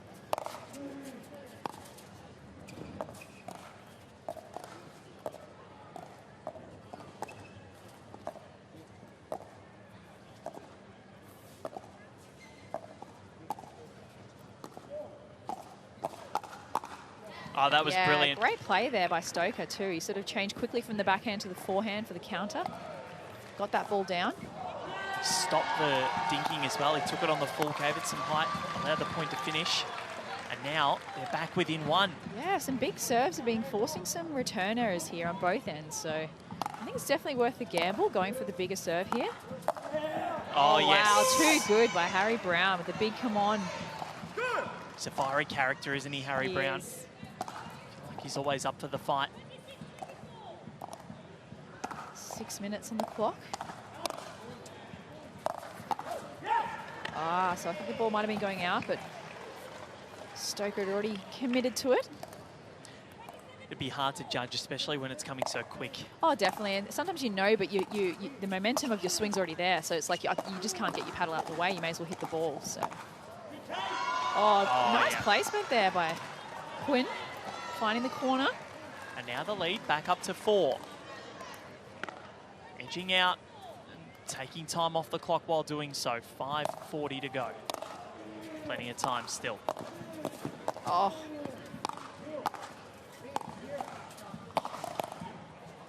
Point of the match so far. Oh my goodness, some incredible athleticism there. How good was that? It's a good point for Hosier. Probably pump them up a little bit. They need a little bit of positivity right now. Oh, the some net net love. love for Hardware. Oh no, what a time for that to happen. Just got some momentum back after a great point. And a fault. A fault on the serve again. So you can see, yes, the Harry Brown's going for big serves, but he's actually getting some fault calls for it being the release being too high. So he's hitting it above that belly button area, getting called on it.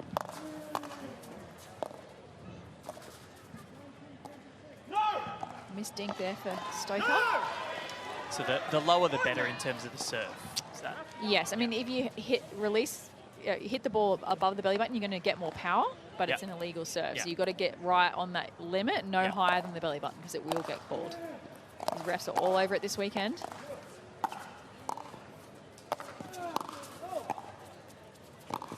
What if you Oh, wow. What if you have an abnormally high belly button? Maybe get a belly button tattoo. Oh, Just. nearly went over there for Huina. Some really good footwork there to get to that ball. Nicholas Skuman there on screen cheering on the Hardware team. Very vocal.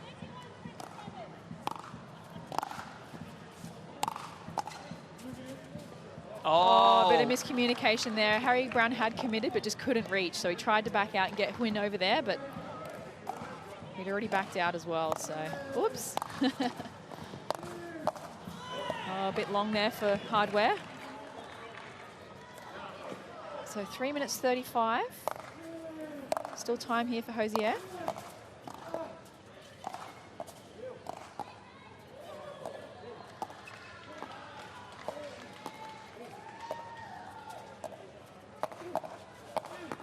Oh, yes. Oh, nice little 1-2 attack there by DeHart. And back to within one. Yeah, this is a great battle. Like I said, these two teams are top of the charts at the moment, so... And we're even. Yeah, we're all equal here. DeHart and Stoker have not led at many points in this contest. No, this has been a great turnaround for very disciplined pickleball.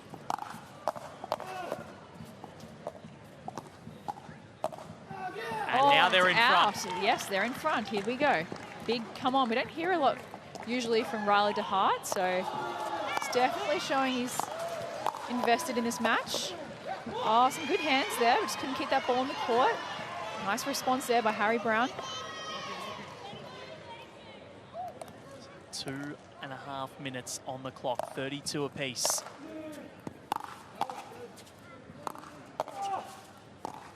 Are we going to get our first golden point?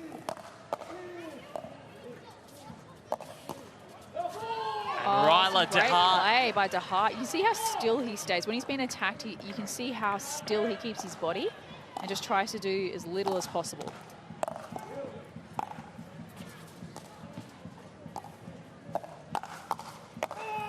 Oh, great attack there. Well, he's DeHart really coming come in to for the life. kill. He has, hasn't he? He's definitely inserting himself into these rallies. That big lefty forehand through the middle. And they're taking a bit of a run here, now with a lead of 3. This is their biggest lead of the match. 1 minute 33 to go. It's starting to get to panic stations. Oh, that's a great volley there by Harry Brown. Using his length there. Take some time away from Hosier, get the ball back in hand for serve. Win to serve here. This is a big point. Oh, big drive, forces the error by Stoker. And they're back within 1. 1 minute on the clock. Are we going to get a golden point? Wow, DeHart did an incredible job there. He did a really short return off the Huyn big serve, but managed to, unwind that stack, get back on the right, and get that ball to the ground. That was an incredible effort there by DeHart. Oh, some big drives, but a little bit too good there. The hands of Hardware coming to life. 39 seconds on the clock, 1 point the difference. This is mightily close.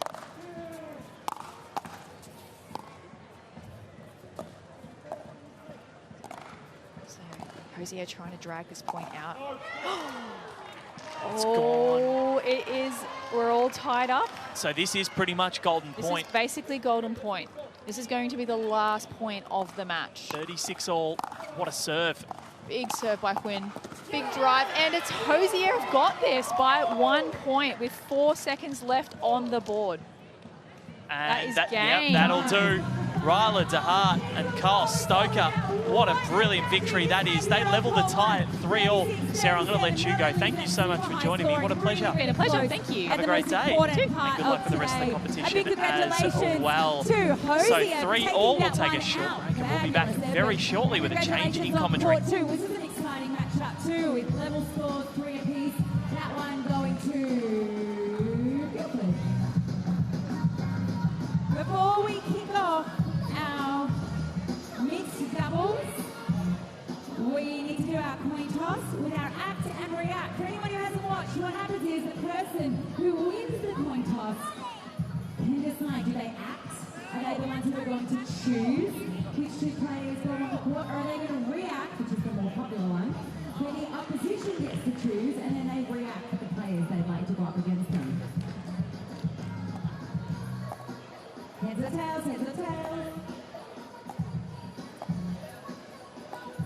React.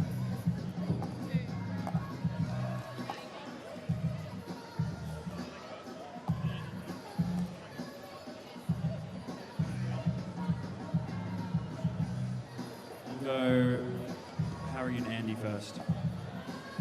Reaction.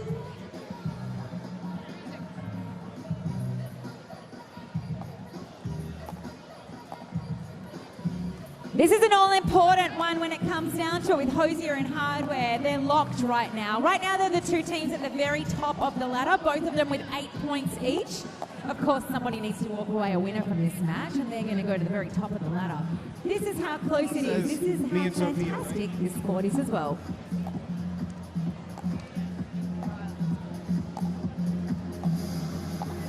Moving across to the Graves and Guildford team captains, please come and join us in the middle for the coin toss.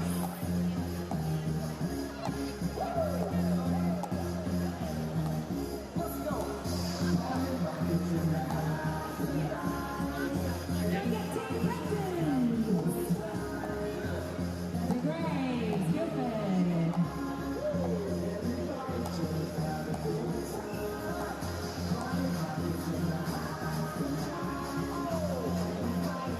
Okay, Gillies.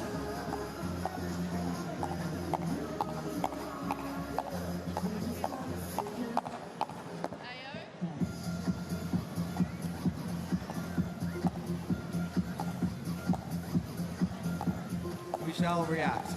React to the most common response. Team De Graves, who is going to start for you? Zach and Sarah.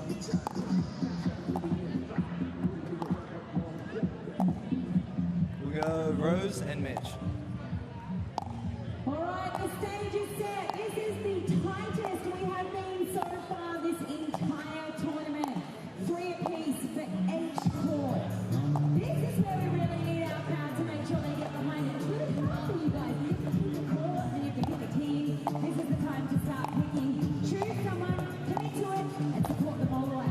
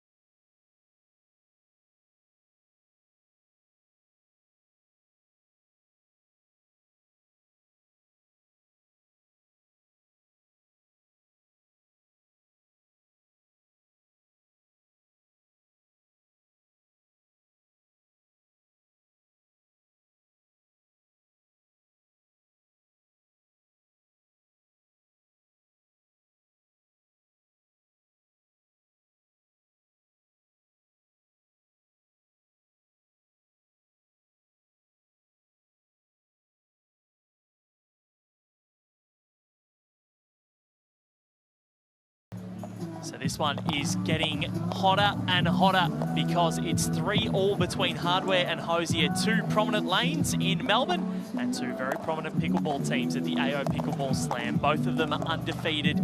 Both of them 3 wins, 3 losses. Cannot wait for the climax of this one. We've got the first mixed doubles coming up. Val Febo here with you on ANZ Arena. And alongside me, we've brought in the big guns. Aaron Blitz, welcome to you.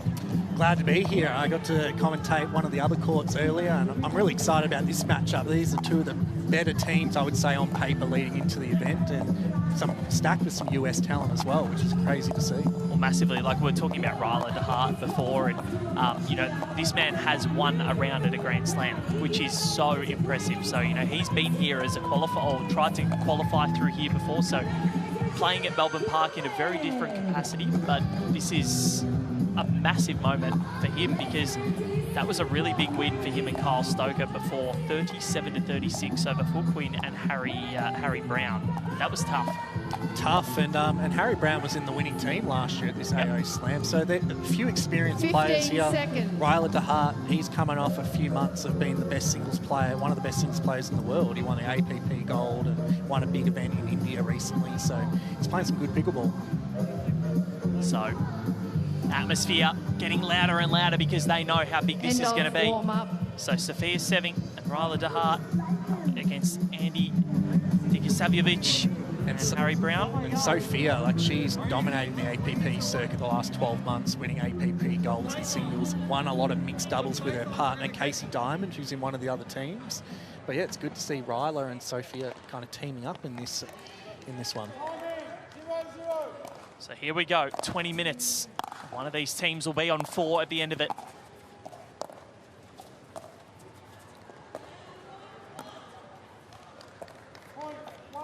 Andy D, I had the pleasure of playing in the duckboard team with last year, and it was a lot of fun, and she's been winning a lot of PPA Australia singles events and a few doubles as well. So we've got some huge firepower here from the US and Australia.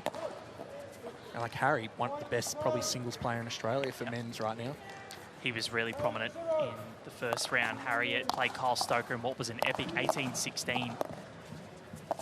Oh, that was nice. There you go. That's mean Harry played at Michigan State for college tennis, like one of the elite tennis programs. So it's good that he's come across into pickleball when he moved back to Australia.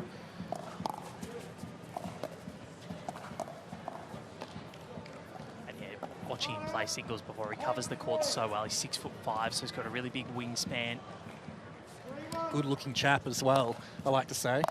He's very into his health and fitness. Every morning he goes to the beach, has a coffee. He's a really nice guy as well. And if you need to buy a house, he's a mortgage broker, so that's a good start as well. He's the full package.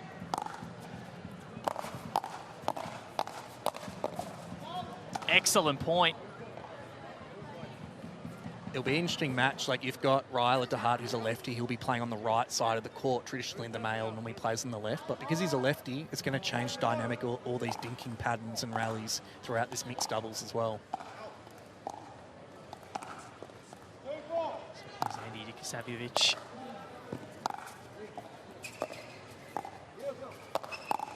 Sophia puts it away.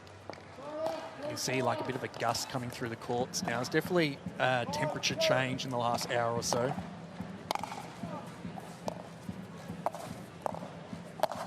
Oh yes, that's so good. It's a good shot. I think Ryla just asking the question, what's that in? Well in. Talking with Shelby Bates before, she said it actually is quite hard to pick sometimes if the ball is in or out. Because of the mechanics of it. Oh, he's made it. That is extraordinary from Harry Brown. ATP, round the post shot. Look at that. Oh, he's just avoided the net post. That was special. Shot of the day so far.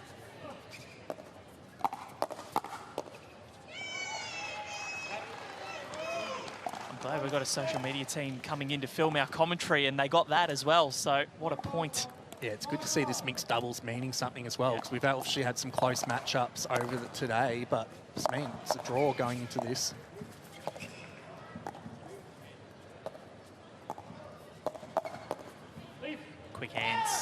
good reaction volley by Harry Brown there. It's going to be interesting because you've got the two males in front of each other and they're just going to be both fighting at each other.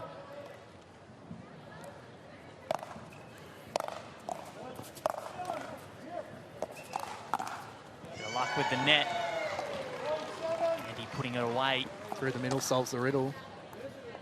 It's very similar with tennis as well. Up the middle, it's always the best tactic. Seen that a lot throughout the doubles, men's doubles on Rod Laver Arena right now.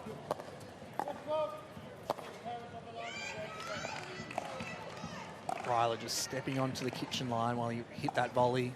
Harry, just crazy athlete, just made that other ball too, making them play that extra ball. He's got a good depth stare, does Ryler to Hart, doesn't he? Pierces through those sunglasses of his. You can feel it. So just a slight halt in play. 15:45 to go. 3-all in the overall. He's just trying to dink it around. That was a great lob. It really was. It's so hard to lob in this sport, isn't it? Really difficult to get the mechanics of the ball and get it top spinning around and down, especially in such a small space. Yes, man, you've got a smaller court and you've got some very athletic players that can jump up and hit those balls.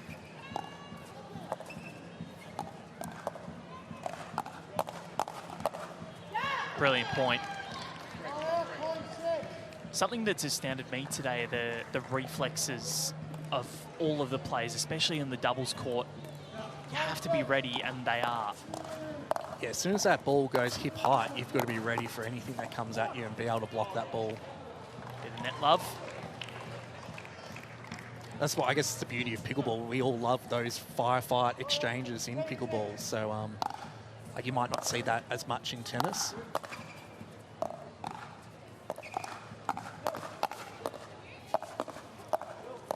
Great reactions. Oh, that is lovely.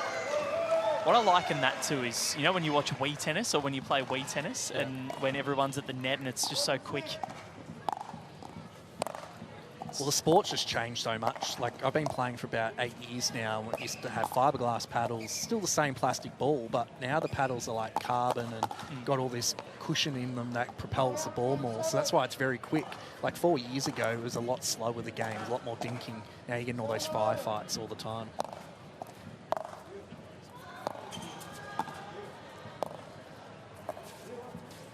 Just working on getting that score graphic up for you once more. Here we go. 11-8 is the score for Hardware, who are looking to go 4-3 up. They've had chances, and that helps. To just hear a little groan from Sophia. It's a great display from Andy and Harry here. Like, going into this matchup, you think Ryler and Sophia with probably a lot more international experience in pickleball and high-level experience, that would probably win this. But it's been Andy and Harry playing extremely well right now. And you opened up the first pickleball facility in Victoria, I believe, Aaron. Yep. So 2018 down in the Western Port or Mornington Peninsula. Southeast Melbourne Pickleball, and luckily been in pickleball since its inception in Victoria and Australia. So incredibly proud. Like, I got to play this event last year, and at the moment I'm the captain of the Melbourne Mavericks, the pro team for Victoria. Oh, and he's the captain of this court at the moment, Harry Brown. He's the big dog this weekend. Yeah, fortunate enough, like, I got an invite for this weekend, which is hard to fit it in with work and some other stuff. I'm one of a few players that still works full time. Well, a lot of it all, mate. I try to. But yeah, the majority of these players right now, they're all full time pickleball. Andy, I know, works full time, and Harry does part time mortgage broking. But Sophia and Ryler, they're full time pickleball, and they travel the world. Not a bad job.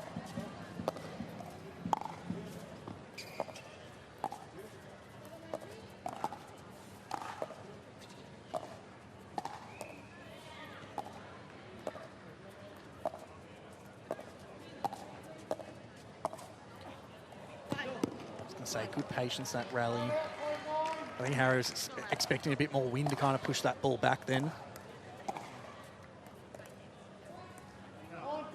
And then full-time work, what does that entail for you? I'm a high school teacher, teach economics and business management down at John Paul College in Frankston. Oh, wow. So everyone thinks I teach PE, I don't. I'm more of a, I did a business degree and worked as an accountant beforehand. Went into teaching so I can fit more pickleball in. Yep. Because pro pickleball's probably only been in Australia for the last, 3 years now? Yep. 2023. Economics, definitely not an easy subject to master, so well done to you. Got a mortgage to pay, so I've got to keep up the full-time job. Yeah, it's a bit like that, isn't it? It's a bit like that. But a lot of these players are on good paddle deals and everything that helps pay. Yep. And obviously an event like this, you've got $100,000 on offer, which is amazing to see. And how did you get into pickleball? Because it wasn't, you know, what, 2018 you said? But it wasn't really in the landscape back then. You know, it was mainly tennis. Paddle was kind of coming through at that point. But talk us through how you came into the sport. There's a guy called Bill Beckwith that lives on the Mornington Peninsula. Yes, And I played a lot of tennis, and I played grade 1, grade 2 pennant for a bit. And I was doing some tennis coaching during uni, during my business degree. And then Bill came and played a Tuesday night tennis one time. He's an older guy. He was just at the club, and he's like, "Oh, you should try this game called pickleball." And the rest is history.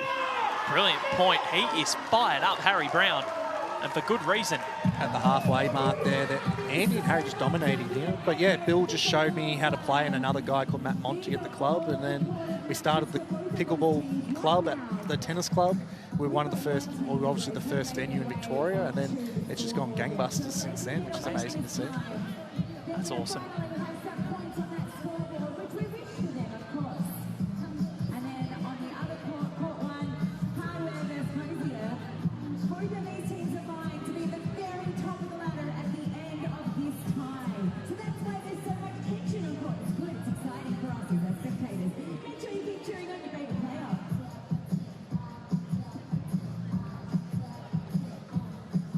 So, change of ends, and Aaron Blitz, you've come in at the perfect time. It's like we've set this up for you to sit down and just talk us through everything that's happening. We're sitting at 3-all.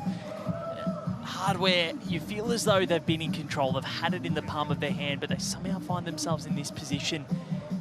This is set up so well for the last mixed doubles, isn't it?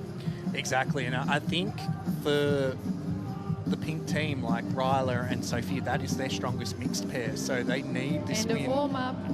And then hopefully Stoker and Amelia can go out there and maybe sneak a win. So it'll be interesting. Let's see how the second half of this game goes.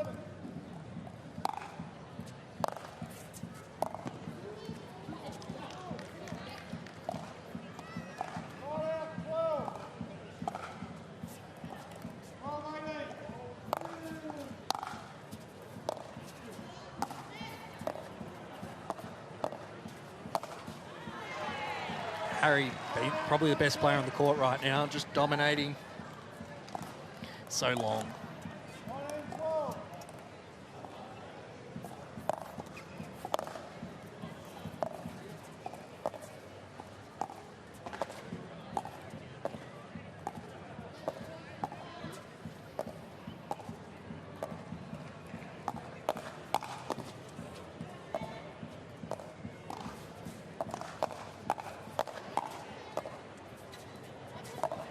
Oh, he's done it again. Surely not. What a rally in ATP to finish that point. How on earth has he done this twice? Ryler and Sophia cannot believe it. You can see Amelia's face. She's like, oh my God, that's a great shot. But it's a great shot, but it's against her team.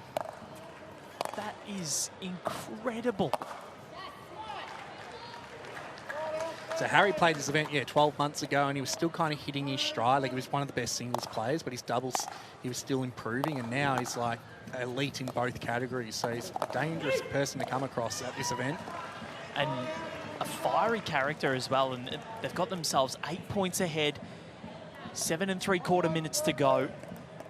If they can just keep on going, Hardware, they'll put themselves in a really nice position.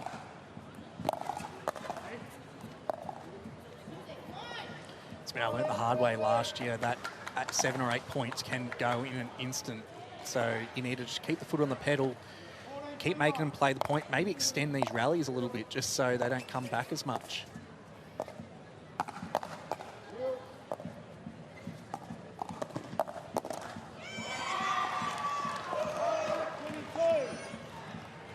like this matchup right now is really important for the overall leaderboard as well.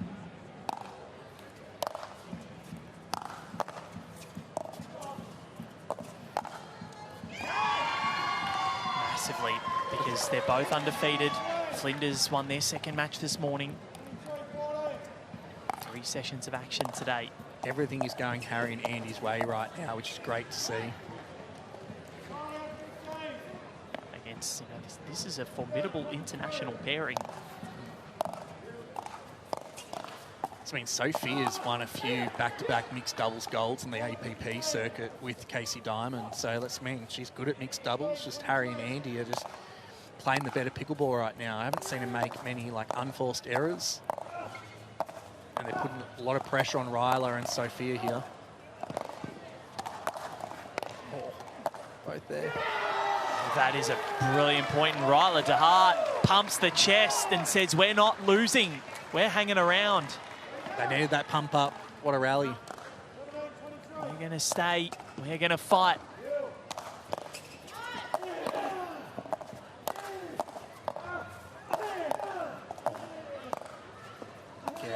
This is ridiculous. They're getting the crowd right into it. Love to see it. Look at that. While the standard has just lifted higher and higher throughout each passing minute.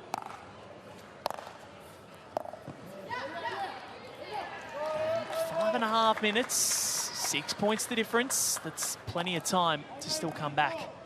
You can erase that deficit pretty quickly. Just don't want Harry and Andy to get complacent here. Well, doesn't look like they will. It's 3-all on the other court as well. Some crazy action in this round. I feel like Harry Brown could stare through brick walls at the moment. He's not blinking. Off the net, Sophia definitely displeased with that, especially at this important juncture of the match.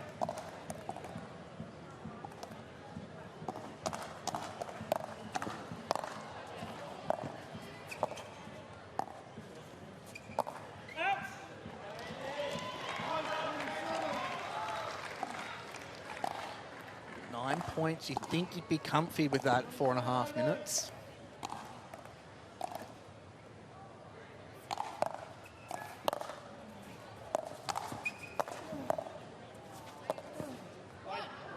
Just wide. Nothing going their way. No. So at the moment, just over 4 minutes to go. Margins at 10. This is when things start to get a little more difficult.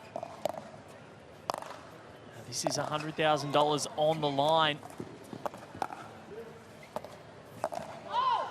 Harry trying to play big here. I assume 10 points up, he's just wanting to show some flashy points here.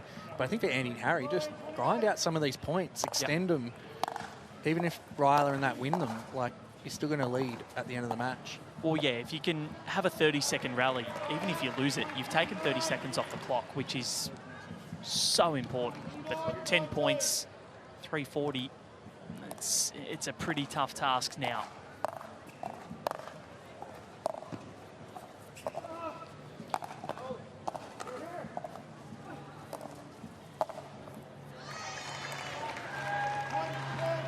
Definitely for Hosier, like they probably went into this mixed doubles match thinking that Ryla and Sophia are going to win this. So it's a huge blow to them in the mixed doubles, especially in a close matchup. Great for the hardware team.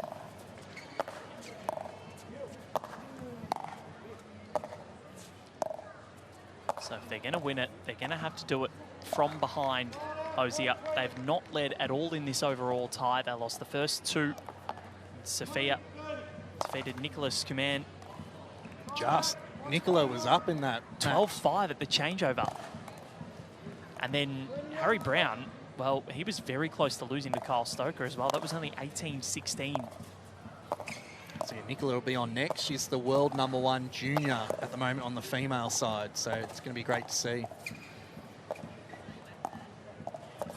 She'll be playing with Foot Quinn. Oh, yeah, that's good. That might leave a welt. That's a bag. That's what we say. A bag? Yeah, body bag. Ah, body bag. Yeah, actually, Sarah did say that before. Getting used to the terminology. After 3 weeks of talking tennis, you get used to the tennis terms, and even though I do tennis a hell of a lot more. Body bag, probably more frowned upon in tennis, but pickleball is just part of the game. Exactly. But the ball's coming quick all the time. In doubles, I think body bagging is, it's not too bad. Good tactic. Harry's just going on a tear in this match. Yeah.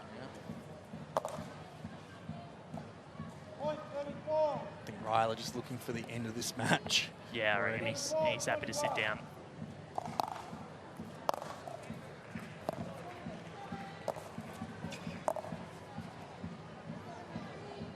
Because for some of these players, I don't know, like some of these teams have played back-to-back from morning, and then some will play this one and then into the night as well. But I reckon it was warmer earlier than what it is going to be tonight. The morning session was already around that 28 degrees. Currently 28 outside. With the cloud cover this afternoon, it's made it feel a little bit cooler. Sophia going for the body bag for the end of the match. So, just going through the motions at the moment. Hardware, well, they're after the overall hardware. Closing in margin, sitting at 11 points. They can get a couple of points here. All those points matter for the overall table. Yep. For percentage. Back to 10. They would love to sneak in another 2 here. Going a bit slow here on the serve. I think Ryler's done. When you go for overarm serve. So that'll do.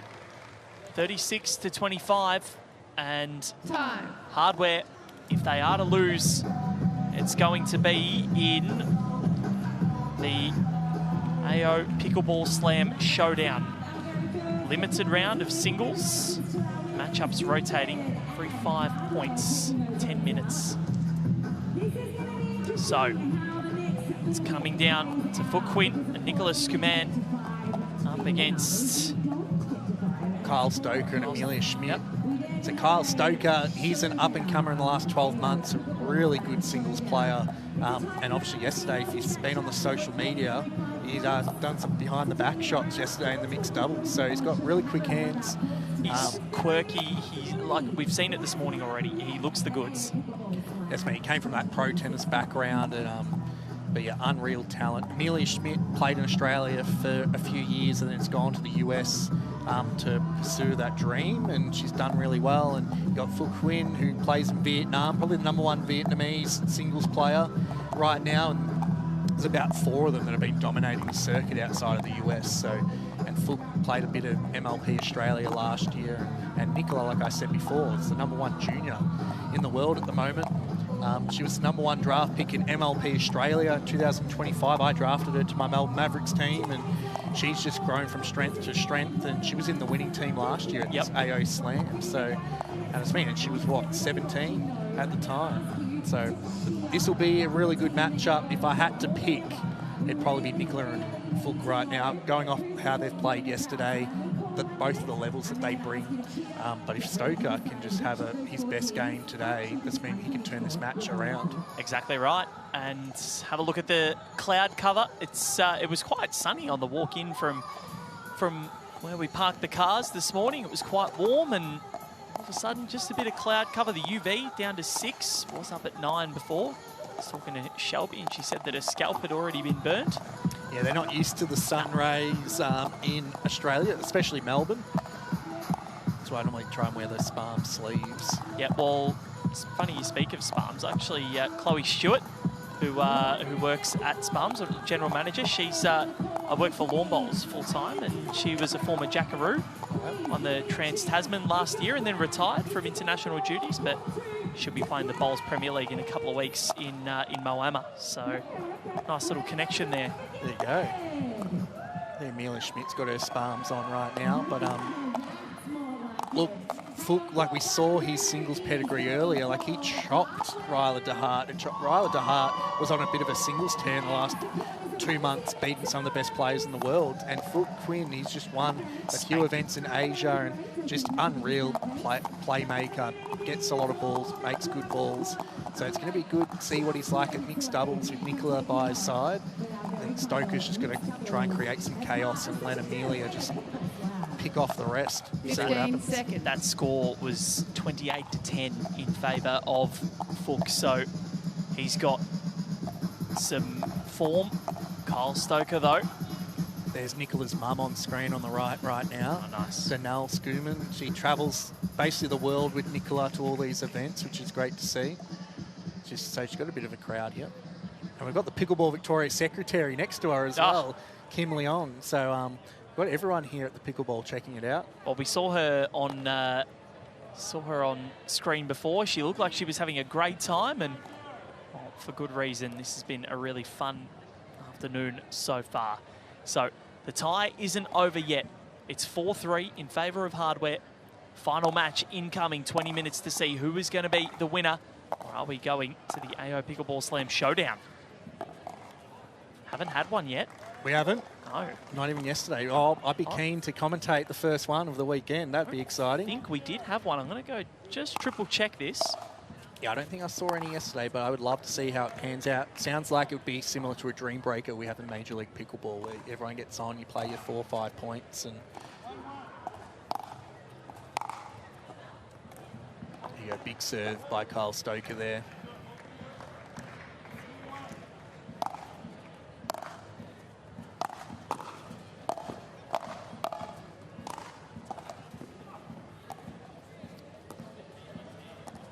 Haven't had one yet. Well, let's hope for one here. I would love to see one.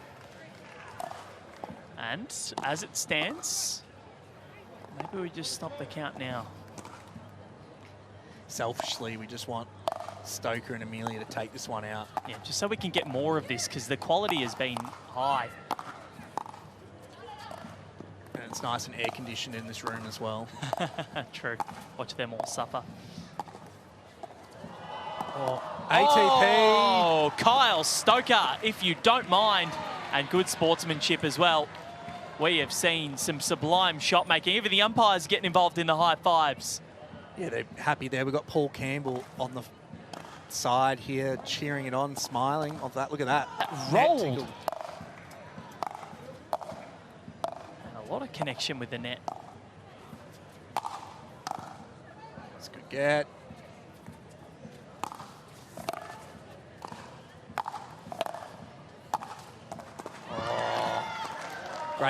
Great shots from Fook there. Good defense though by Amelia and Stoker. It's all about making them play the extra ball here. The wind is kind of a little bit swirly. Sometimes that low in sun makes it difficult as well.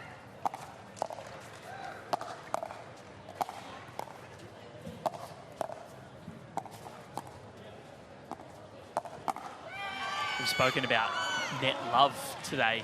That's the term that we've been using. Well, that was more net passion, the way that that ball just stayed along the net. That was incredible. It's almost like the pickleball gods wanted to reward Stoker with a nice ATP winner. So talking about terminology, ATP is something I've heard a hell of a lot over the last couple of weeks, and it's completely different. The Association of Tennis Professionals, or around the net, or around the post. Yep.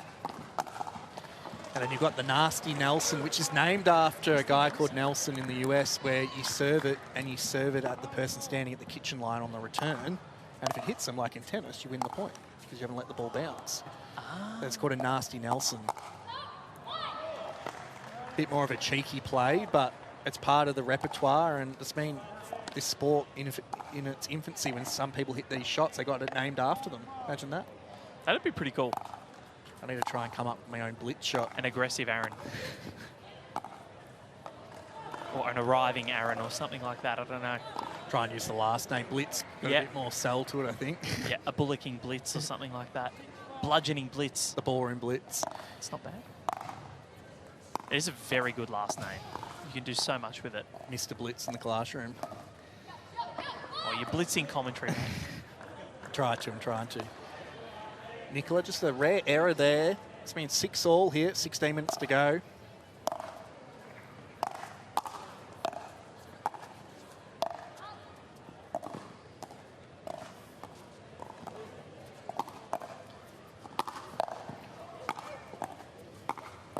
Gets Stoker. Oh, he tried the through the legs. He's fun to watch. Wow, imagine that on the social media reels if you made that in between the legs. Oh. Kyle Stoker. Stoking the fire today. I'd have put that one away. I'm going to steal that one. I've used it twice. It's all yours. I'm going to steal that. Yeah. Just credit me. It's like the Great Wall of George, if you get to commentate George Wall. Love it. Oh, the reflex is so good. It seems like Stoker and Miller, like they're blocking balls well, but they're always in the defensive position. Like Fook and Nicola here are just so aggressive and hitting really good balls. Nicola Scaman, so impressive. She's a fiery character. You know when she's done something good because you'll hear it. Great to see. She's not as loud as Jason Taylor, but she can hear her. JT I could hear from the other end of the grounds earlier on, just with his vamos in some of his matches. Speaking of vamos, I know another Aussie, Mark Polman's playing in the men's doubles final at the moment. He loves a bit of a vamos and an ale. It's all those guys that trained in Europe. It's Jason Taylor that's on court on the far court right now, and I just heard him yell. If you heard on the microphone, he was a top 200 ATP doubles player up until a couple of years ago, until he did his ACL, and he came across into pickleball, did his ACL again, and now he's back playing. How good is it to see a lot of these tennis players? Kyle, is he okay? What's happening to his knee? He has been having issues the last few months, running around and playing. Hopefully he's okay here. So, are we going to get the clock stopped? Might get a medical time. Yeah. His knee. He's feeling it in his knee. So we had this yesterday. Sophia Seving, I think, rolled her ankle. Hopefully Stoker's okay here. This would be a massive blow. He's already heavily strapped. I know he was trying to get healthy for this event because it takes a lot on your body to play pickleball at singles and everything like that.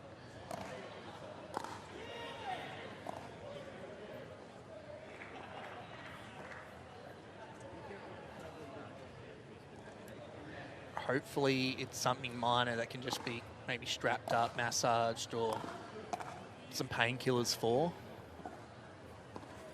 It's Kyle Stoker's first time playing this AO Slam too, so you want him to kind of get through the whole experience. Yeah, and he's been so good to watch.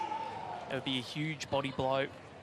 So in the final session of the day, Hardware and Hosier are both playing. Up next we've got Duckboard and Hosier. So if Kyle Stoker can't play, there are reserve players. And, I am one of them. Aaron Blitz, you might be in. You got some intel on some people, and well, we might be seeing you very, very shortly. Hopefully I not. believe Zach Rabovich is the number one. I try to give him the spot. He's been here all weekend. He was supposed to play the event last year, but he actually got injured leading up to the event, like a day or so before. So I was like, if you're going to give someone the opportunity, give him the opportunity. Yep. But yeah, hopefully Stoker just kind of This pushes is- through here. Like he's played some singles already, so he just needs to get through the doubles here. Because I think this is their, well, this might be their, they still got to play tonight. No, they played this morning, so he just needs to get through this. And No, they're playing tonight. Oh, they are playing tonight. Yeah, so as well. they didn't play this morning. Okay, so he would have to. So it was Guildford and Duckboard, and De Graves and Flinders, both Hardware and Hosier, had a bye this morning. So medical timeout continuing. Oh, this would be an absolute disaster. And see what he's doing. So Looks like he's walking fine. Yep. And I think he's just said to David J, the head referee this weekend, he's just told him, like, I think he's smiling, saying, you're right. I think he's going to push through. He is a tough guy. He'll push through. and he'll probably make a decision after this match, potentially. Because I would assume if you bring a reserve in, like, you'd lose that match. Yeah. So they prefer if he just went on and played. Hopefully it's not something that he'll injure himself more. And then you bring a reserve in afterwards and, hope for the best. So Kyle Stoker. So they're only 3 points down here. Watch Amelia try and cover a little bit more of the court. Time, court 2. And will Kyle try and be more of the aggressor and try and finish points off a little quicker? Which could be scary for the opponent here. Stoker gets free reign to just go bang, bang, bang and try and shorten these points out.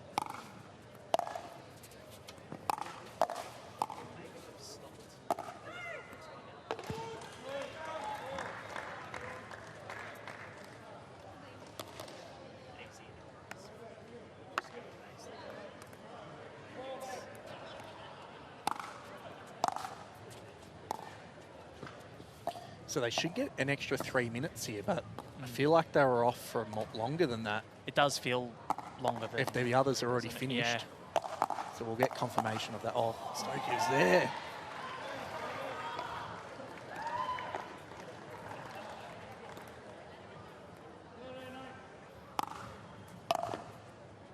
Oh, there's a big serve by Fuquin there.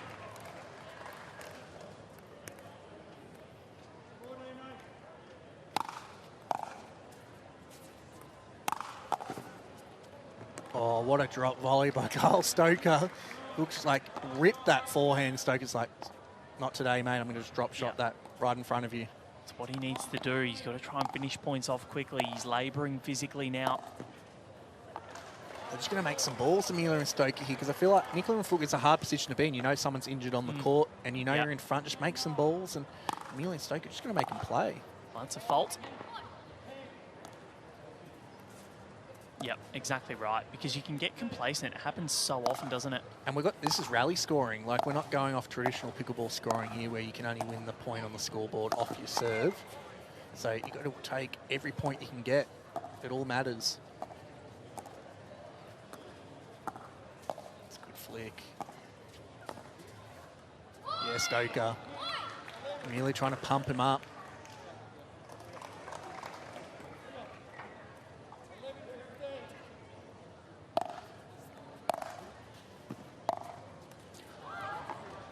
Couple drops missed by Amelia here. It's been 16-11. Unsure what the timing is, but it's mean you can get rid of a 5-point deficit pretty quickly.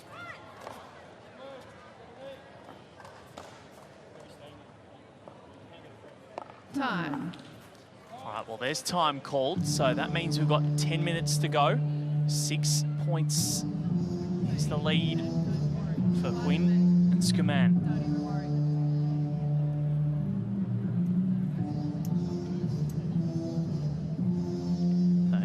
Stoker looking really concerned, walking to the fencing and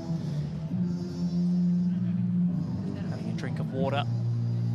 This would be so hard, especially because you know they've put themselves back into this. They were down 2-0, 3-1 on the overall. They've got it back to 3-all, and then 4-3 down after that last mixed doubles. This is what it looks like on the ladder. So Hardware at the moment look like they're going to be going 3 and zip. Hosier with a lot of work to do. They've lost one match, Hardware. Look at that. 15 matches won, 1 match lost.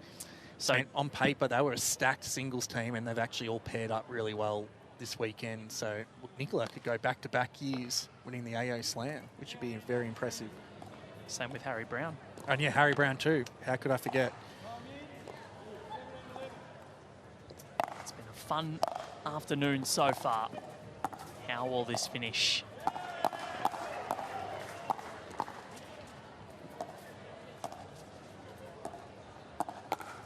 Oh, Kyle Stoker. He's got such good hands. It's really impressive. He's hobbling on the court. Come on, Stoker.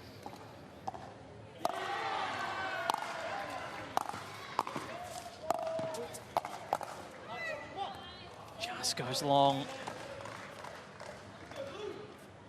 If Stoker keeps moving like that, I can't see him playing any more singles tonight.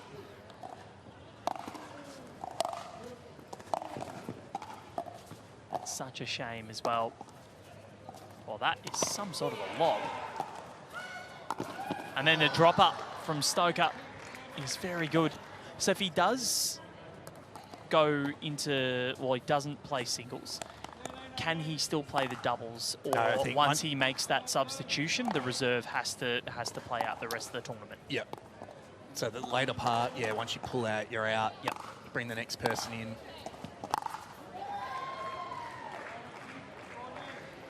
Well, let's hope he just gets through this match, gets some proper treatment, and he gets to continue playing this weekend. Yep. That's the best case scenario right now. Because he was 4th in singles, so he could realistically have about an hour and a bit off before he has to play again.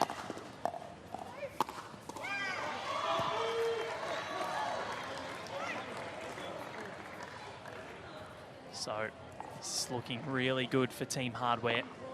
All the teams named after famous laneways in Melbourne. I think for Hosier, they would love to see the Hardware team in the final. And I mean, you had a few matchups there, like Ryla and Amelia and stuff, that could win a couple of those matches, and it all swings the other way. Yep. Well, this has been such a wonderful prelude to what could be the final, because they've only lost one match before this, Team Hardware, and Hosier have taken 3 off them. Flinders, of course, going to prove to be a little bit of a tricky team to play against. Oh, that went straight to the throat of Stoker, and he couldn't move out the way. The other court's close as well. I believe if JT and Selena win that, that goes to that showdown. Might not happen on our court, but it's going to happen. Check it out. It's going to happen somewhere. So 22-14. We've got 6:40 left on the clock.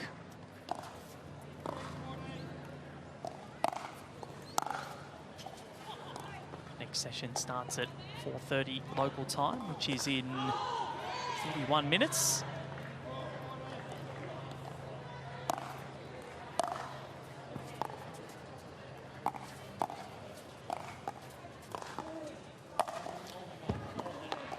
So it looks as though Hardware, they are almost there. They can smell the final, they can smell the top 2, and this is a nice confidence booster against the other undefeated team. Yeah, huge takeaways. It's been, if you feel so happy when you get these wins under the board in this AO Slam, and then it's so deflating when you do lose, and especially those close ones. But Hardware, nothing's been close. They're just been dominating this event this weekend. And, you know, it did come down to this. Tries to go ATP again. Oh, he was ginger. He was very ginger, Kyle Stoker. It's so disappointing because this man has produced such flair and panache today.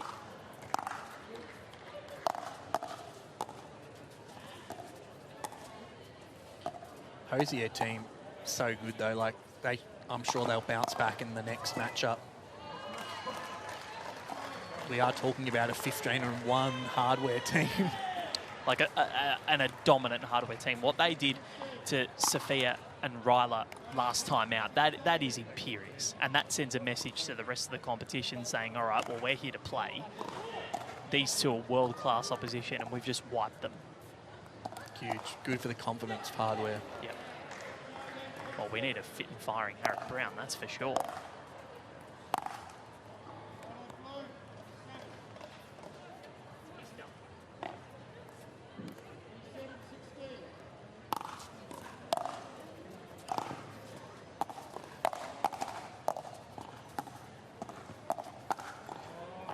There.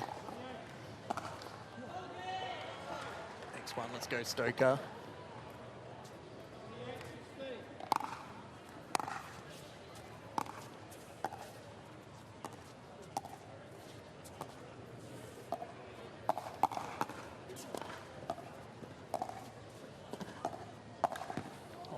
Too good in the end. They just hold on So now it comes down to just trying to get as many points as possible. 11 in 4 minutes, it's achievable, but they're going to have to win a couple of points quickly.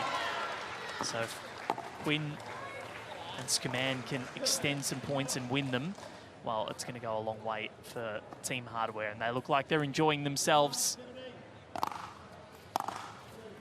I wouldn't be surprised if Vuk and Nicola play some more mixed doubles events together on the circuit this coming year after their display this weekend. And Nicola hasn't actually won a match so far in this tie, so this will give her an abundance of confidence. Started really well against Sophia Seving. Stoker asking the question to Paul Campbell. I'm unsure what it's about, but it's 21 all on the other court as well. So some amazing matches on court 1 and 2 today. Yeah, we've been very lucky to see the two undefeated teams go at it. It's lived up to the hype. It's going to be Hardware. And the margin extended out to 14, so they know that they're going to win it. They know that they're going to go into their next matchup in a very good position. They take on Flinders next up. Hosier take on Duckboard. I'll be over there for that Duckboard and Hosier clash, which I'm really looking forward to. So Hardware and Flinders, did you say it's tonight? Yep. Wow. So they've had to play undefeated team, Hardware. To go and Flinders undefeated. And now Flinders is second on the ladder. 2-1. Because Flinders going to this event was the other team I thought would take away the chocolates at the end. You got George Wall on that team and Casey Diamond. And you got a few of the top females as well. It's the Great Wall of George. Exactly. So we got Danny Townsend, who's arguably the #1 mixed female and one of the top doubles and singles players in Australia or outside of the US on that team, with Mickey Hayett, who's a really good singles player. So it's a stacked team. It'll be good to see them match up. And Hosier has actually beaten Flinders. They beat them yesterday. So that's where they got themselves into a really good position. So there's still a lot to play for Team Hosier, because Flinders could lose again and they could find themselves in second position tonight at the end of play, with one round of action coming up at 10 o'clock tomorrow. Then 1:30, second session, and then the final after that.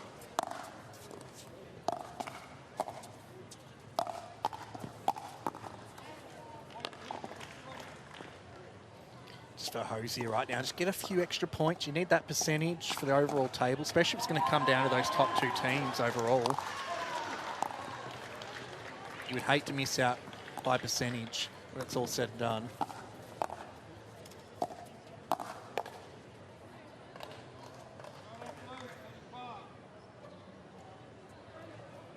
So 15 the margin, 40 seconds to go. Started with such promise for Hosier, but it's been marred by what could be a serious injury as he goes behind the back. Oh, Kyle Stoker, well, he might be labouring, but he's still putting on a show. Love to see it. Even Fuchs like, wow, did he just do that to me? He did. If I was on the other side, I'd be like, so disrespectful, Stoker, and just laugh about it. Look at this. Oh, no. It's just the miss. Time. And court 2. You will play an additional 36 seconds. So time called, and in the end it's 36-21 in favour of Fuquin and Nicola Scuman over Amelia Schmidt and Kyle Stoker. Hopefully Kyle is okay. We're going to go down to Candy Hurd soon for an interview with the winning team, so we'll wait for that, but see if we are going down, and I think that's exactly where we could be going. Candy just waiting on. They've got the additional 36 seconds on the other court, so just waiting around for that. And a brilliant win in the end. So I think it's a showdown over there. They got one. They got one. Well, let's head down to Candy Hurst. She's got Nicholas Scuman. Well, a big congratulations to Hardware, not only winning that tie, but now making their way to the very top of the ladder. The #1 junior in the world, Nicola, congratulations, a hard-fought win there. Yeah, it was good. I think the team played really well, and it's good to get it done and take the #1 spot. Well, congratulations. Obviously, these conditions are quite different to what they were earlier today and yesterday as well. It's a bit windy. There's been a few little drops of rain. Has that helped your game, do you think? Yeah, I think so. I think the courts are a little faster, so definitely helps me, my team. We're all like very aggressive, so I think it's definitely benefiting us, yeah. That's a good description of your team for sure. How special is it for you as the #1 junior in the world to be playing this sport right here as part of the Australian Open? Yeah, I mean, it's incredible. It's an amazing sport, and I'm super happy to be here. Yeah. Well, we're super thrilled to have the opportunity to talk to you. Congratulations once again. Please go back and have some fun with your team as you celebrate before we head into our next session. Thank you.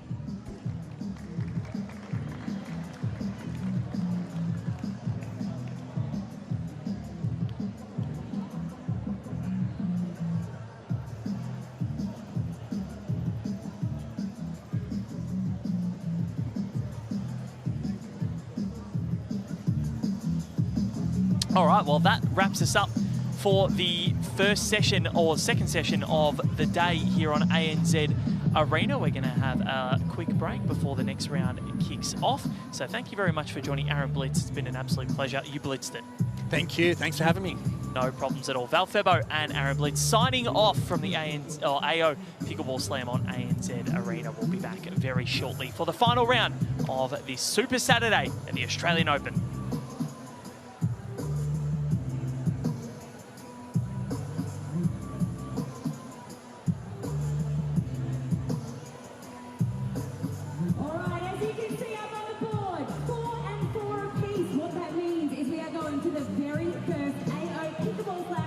Showdown! We get another bonus 10 minutes of these two incredible teams out on court. What's going to happen is they're going to pick the order of their teammates and then they're going to rotate every 5 balls. It's going to be really interesting to watch. It's the first time it's happened here at the AO Pickleball Slam 26. We'll give you more details once we know them.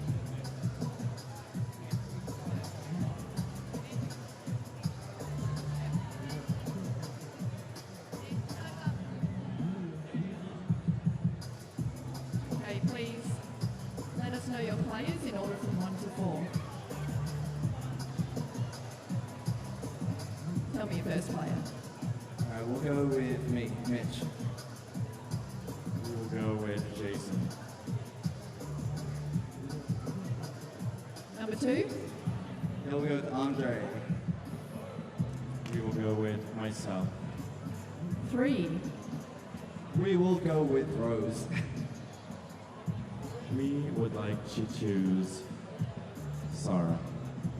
Your final 4th player. Yeah, we'll go Christina. And we will go with myself. Just kidding, we'll go with Selena. Fantastic, there you have it. That is the order that we'll be playing. It is a 10-minute match. Every 5 balls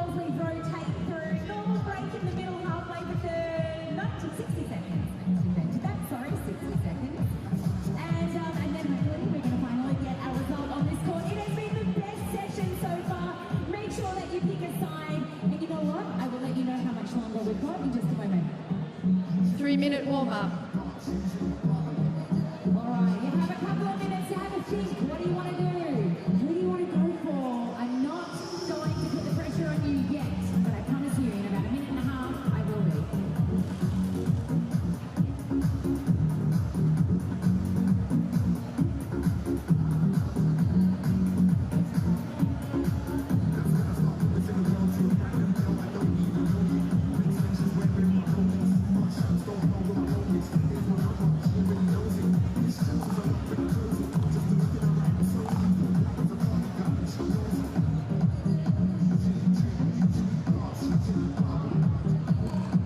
A reminder, this is a team warm-up.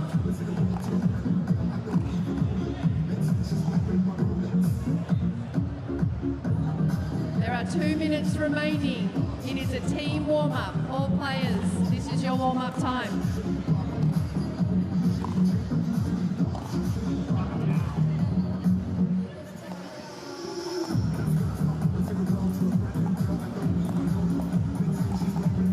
Court 1, can you please step up? Thank you.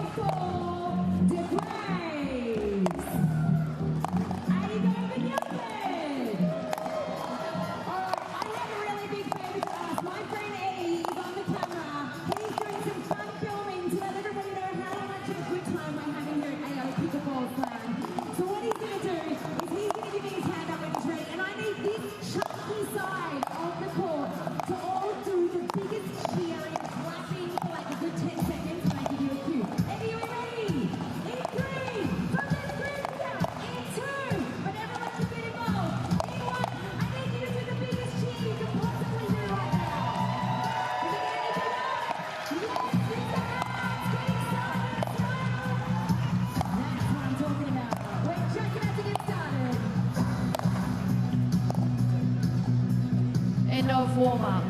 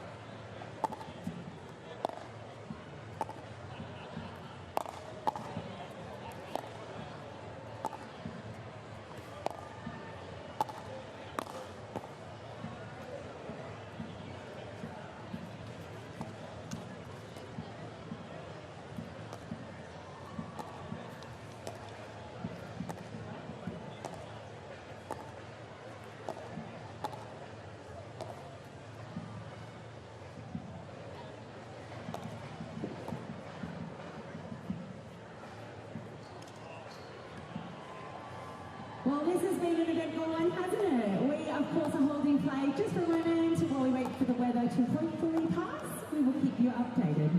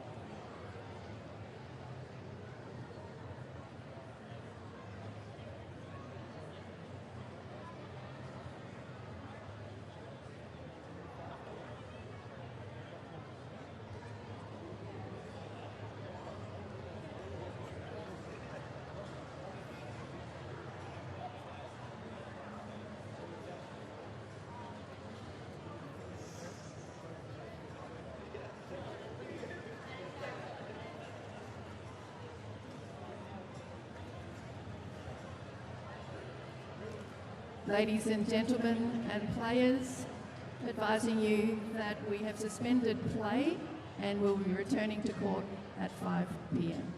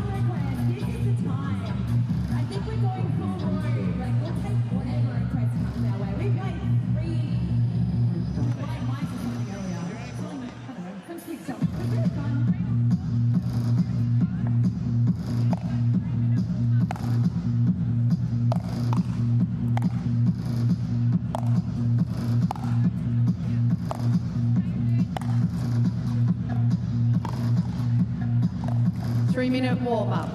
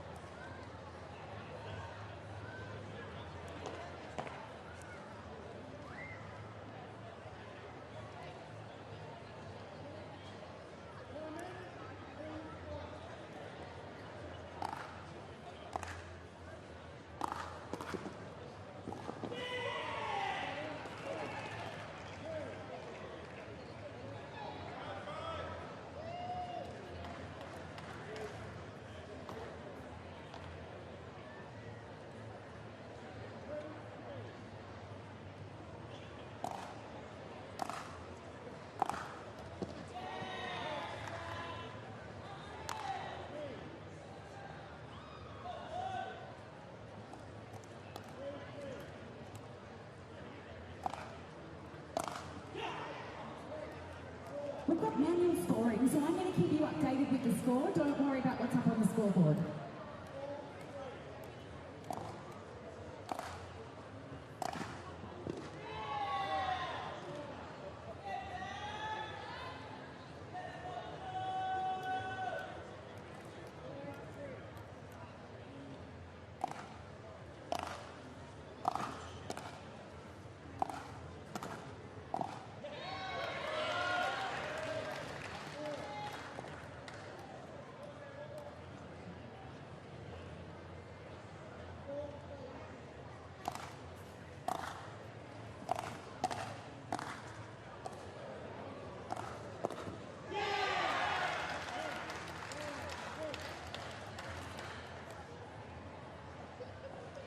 score is 5 each.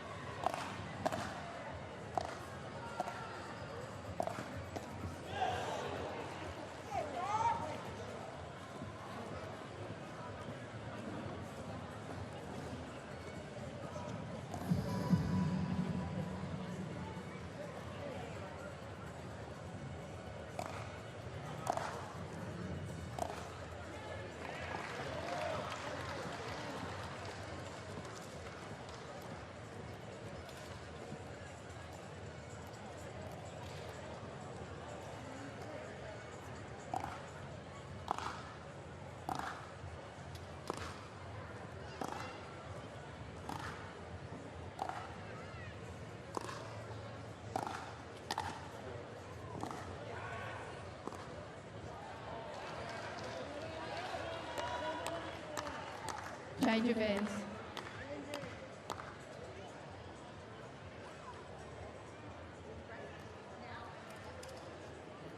Looking at our result as we stand, we've got Graves on 7 and Guildford on 9. They have a quick break and then they are back on once again for our very first Pickleball Showdown.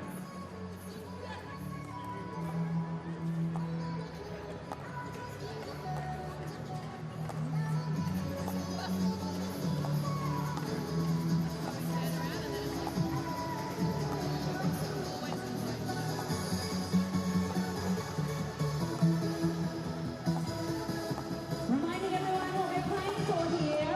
The Graves want to get themselves on that scoreboard. They have not got points on there yet, so this is an on-quarter one. Gilbert are at 4. If they get this, they head up to 8 points. 15 seconds.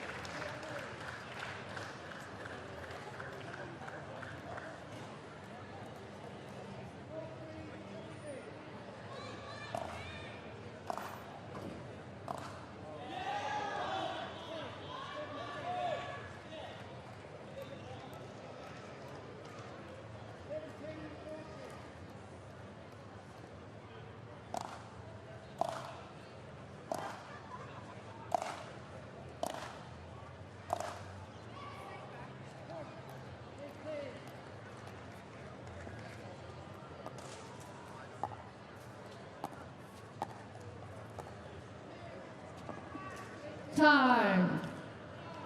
Put your hands together, very first showdown. We have a winner of the Keys, and they got their first number on the board. Well done to this team.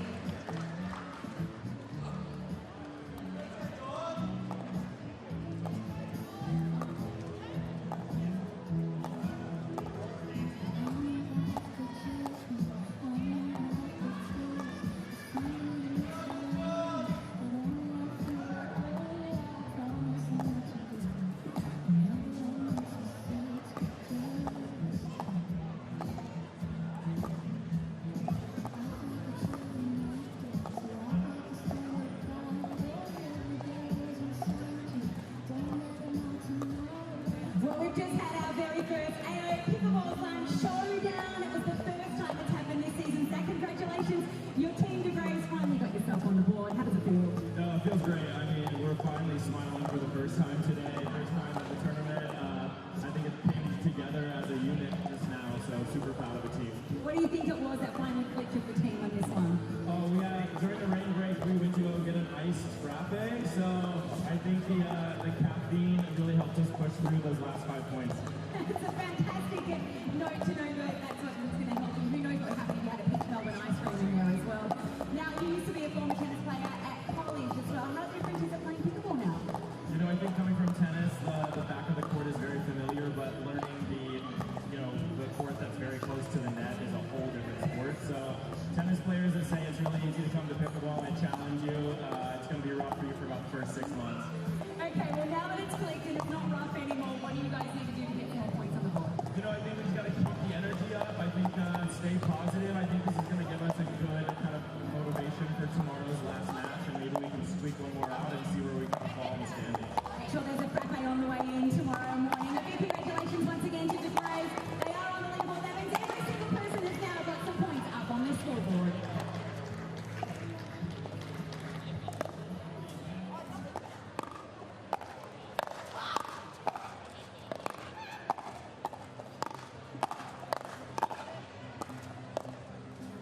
Thank you so much for sticking around and having a bit of fun with us. We got through the rain, well done. We got through a showdown, and now we're up to our very final section of the day. That's going to be starting at 5:30 on the dot. We will make sure that we have our coin toss just before that. We will let you know all the details of how that's going to work shortly. Make sure that if you have a song request, I think I've got some little superstars here who might. You let me know. I'll come to you. We'll put the song request in and have a bit of fun here as we get ready for session 3.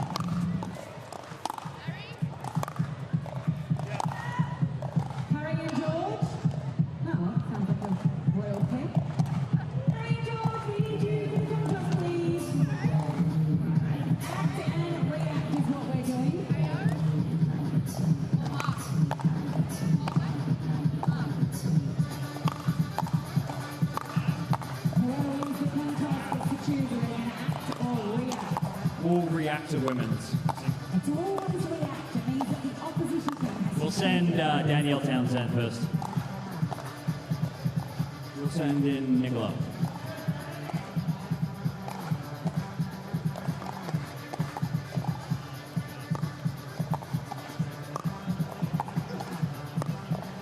We'll go Fook. I'll take on Fook.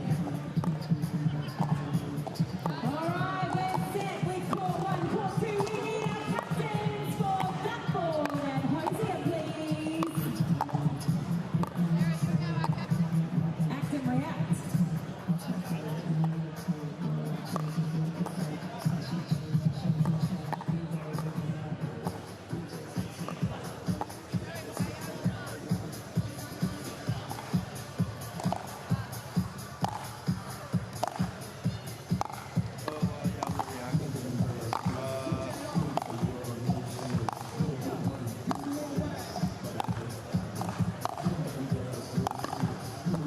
Make a call, captain.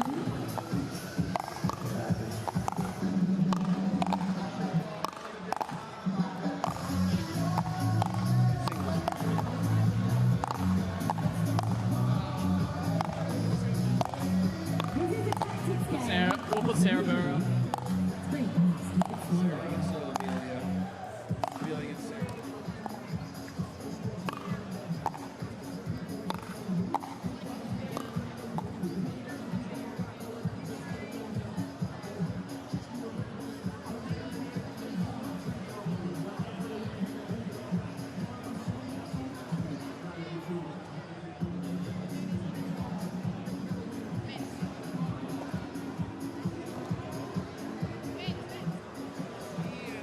Me first.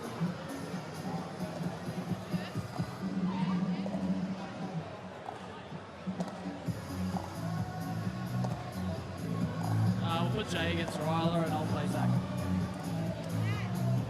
Well, as you can see, it's raining down, but we'll tell you in a moment of what that means for play.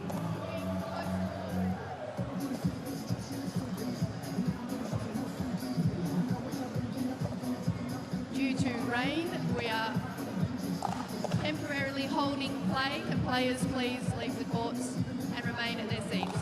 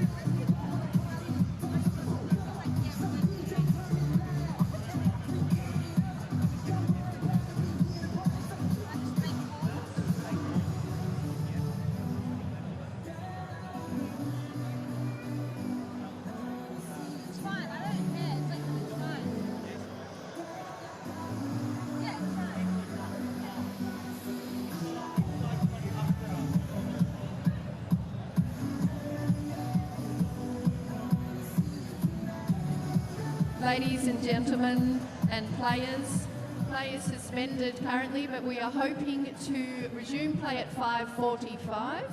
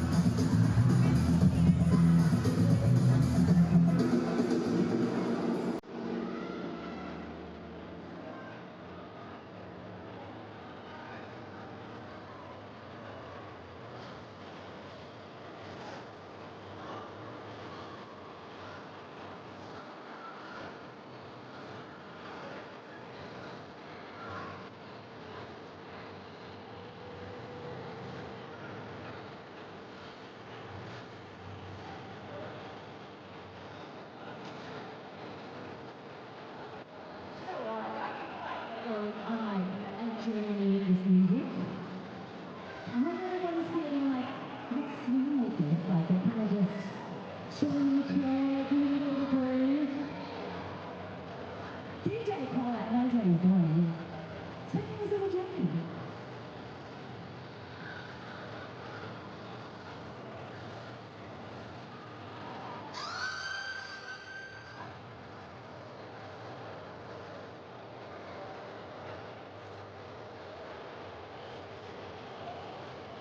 Get ready, I think something's on its way.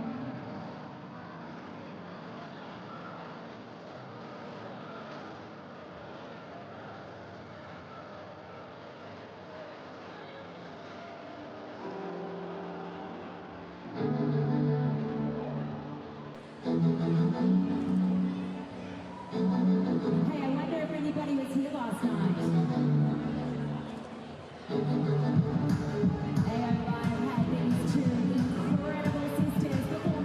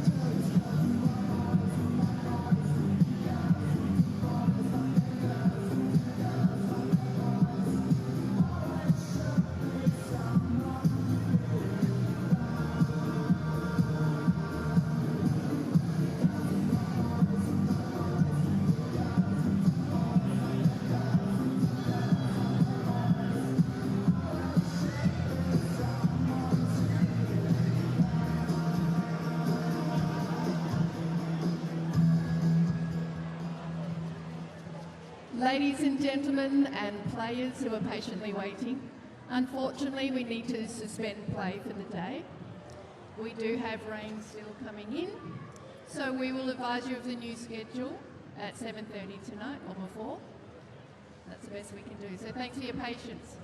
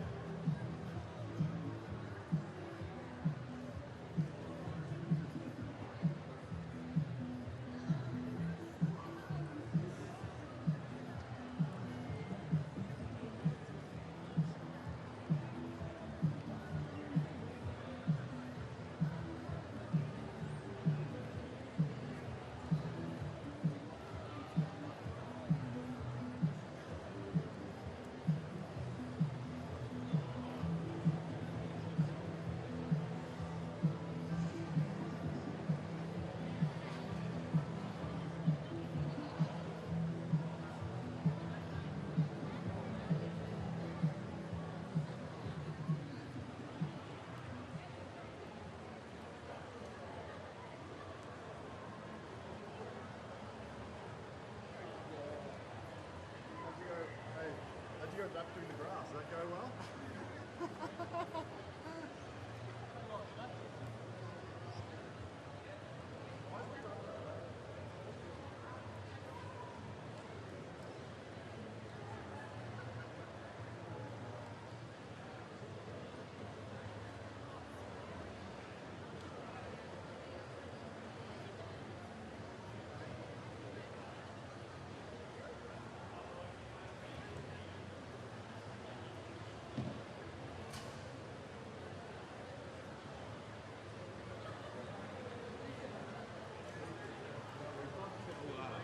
We didn't lay it. They did a lay.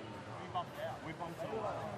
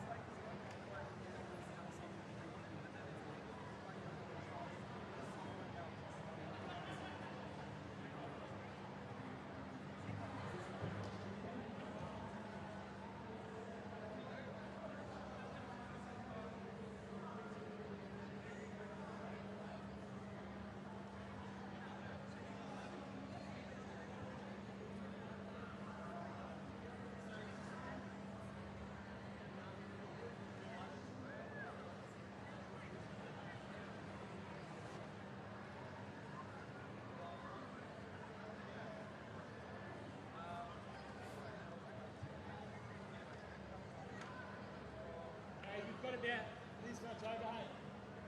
Yeah.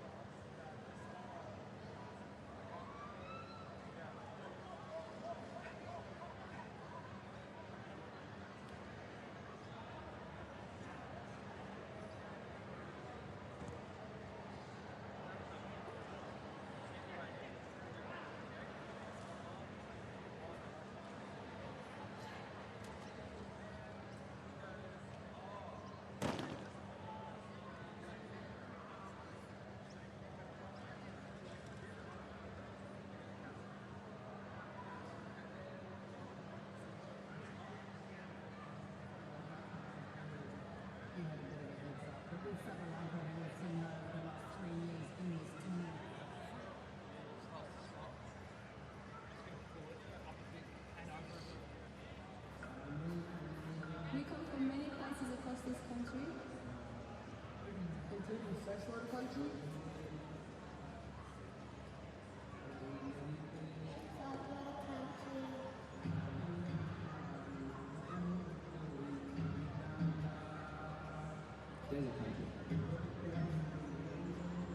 Tennis brings us together. Country makes us all. No matter where we were born. We share responsibility to care for one another. Tennis acknowledges the traditional custodians. We have cared for country for one another. We pay respect to elders, past and present. To all First Nations. Every child belongs to brother, human and divine. Welcome to the traditional rights of the Wurundjeri people.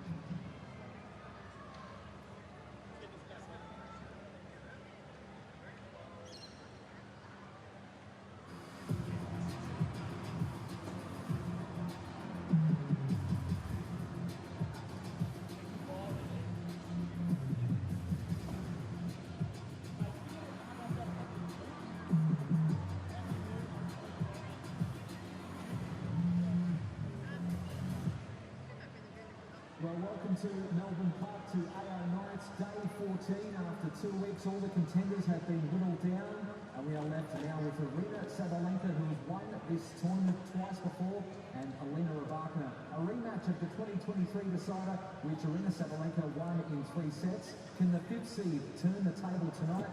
Hello and welcome, my name is Brett Thomas. It's around 20 degrees right now. We may get some showers later on, so if you do have a ground pass, you can go to Margaret Arena or Cain Arena. Those stadiums will be open for you to enjoy today's women's final in comfort, which we are very much looking forward to. Before we preview tonight's final in a little more detail, let's catch up with Kate Markey, and she's with tonight's musical guest. Well, we're very lucky right now to be joined by the next amazing act performing at Rod Laver tonight, Georgina Hobson. Welcome, Georgina. Thanks for having me. It's so exciting to be here. You are in Melbourne at the moment. In fact, you've just moved here from Sydney. Should mention as well, you are the lead role in Anastasia the Musical. That is correct. Playing Anya, one of my favourite movies ever, and I cannot wait to see the musical. How have you found performing as Anya, and how have you found touring so far performing in Melbourne? I mean, it's a dream come true. Anastasia was my favourite movie growing up as well, so like it's a dream role. And the audiences in Melbourne have been so good. Like we've just been packing out the Regent Theatre, and we're here till the 20th of February, so don't miss out because it is so good. It has been such a like dream run. People have been loving it, and it's so nice. You know, they come to the tennis and then they come to the theatre, especially on hot days when people want a bit of aircon. Absolutely, it's a lovely escape. It's so good. And people here at the tennis are from Sydney, Brisbane, they're from all over the world. So you're going to be in those cities and more in Australia, so they can catch you at the next shows as well. Absolutely. If you miss us here in Melbourne, we just about to go, we've got to Perth after Melbourne, so we go after the 20th of Feb when we close here, we go to Perth, and then we go to Sydney, and then we go to Adelaide. Nice.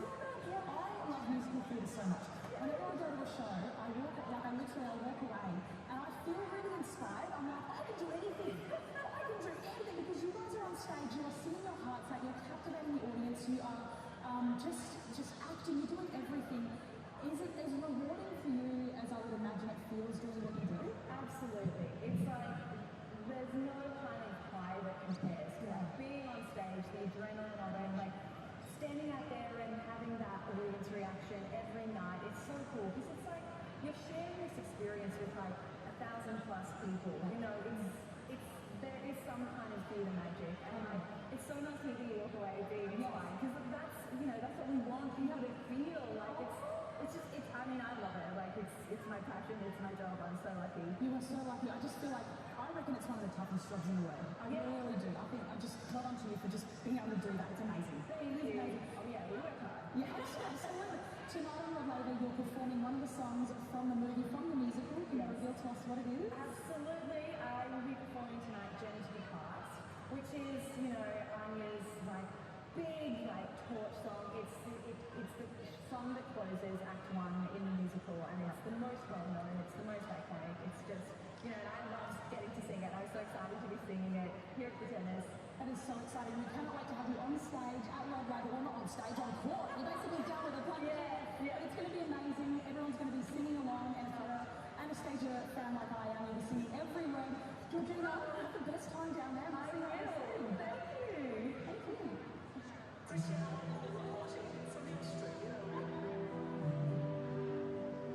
I am so thrilled to be at the Australian Open. It's my last in the grandstand because I've been at all the others and I've never been to Australia before. It looks like the Colosseum, isn't it? There's a fight between two individuals who are on their own and have to dig deep inside to figure out the way to win. And I find that psychology and the sport, obviously, absolutely fascinating. For more than 4 decades, Christiane Amanpour has spent much of her journalistic career literally standing on the very edge of history. I think the privilege that they ask me because I feel that I really want to be able to pay it forward. I've been lucky, I've worked hard, I've had a dream, and I hope people can take a little bit of inspiration, including from the failures and the obstacles and the stumbles, and I want certainly young people to know that. I think sports in the global media landscape are practically #1 after politics because sports is what creates, I think, a template for how you live your life. I'm so interested about the physical limits that people push themselves to, the mental limits that people dig down into and are able to push through to make these extraordinary one-off victories. Absolutely fascinating. And I think in Australia, you combine that with a very relaxed atmosphere, with a beautiful tournament, with just people who are happy and walking around. What a great place. What a fantastic place. And how wonderful are all the people. It's a happy start for me. Part of our AO Inspiration Series, Christine Amenapour there, building up to the women's final tonight, Arena Sabalenka and Alina Rybakina. Some other teams played today right here at Melbourne Park. Let's look through some of the highlights. And we will start with the women's doubles final. Elise Mertens and Zhang Shui defeating Danilina and Krunic. For Mertens, it's her third AO doubles title. She won here in 2021 with Arena Sabalenka, would you believe, and Zhang Shui in 2019 with Sam Stosur. So a great victory for them today, 7-6, 6-4 on Rod Laver Arena. Similarly, silverware. Same scoreline in the men's doubles final, unfortunately, at the expense of Aussies Jason Kubler and Mark Holmans.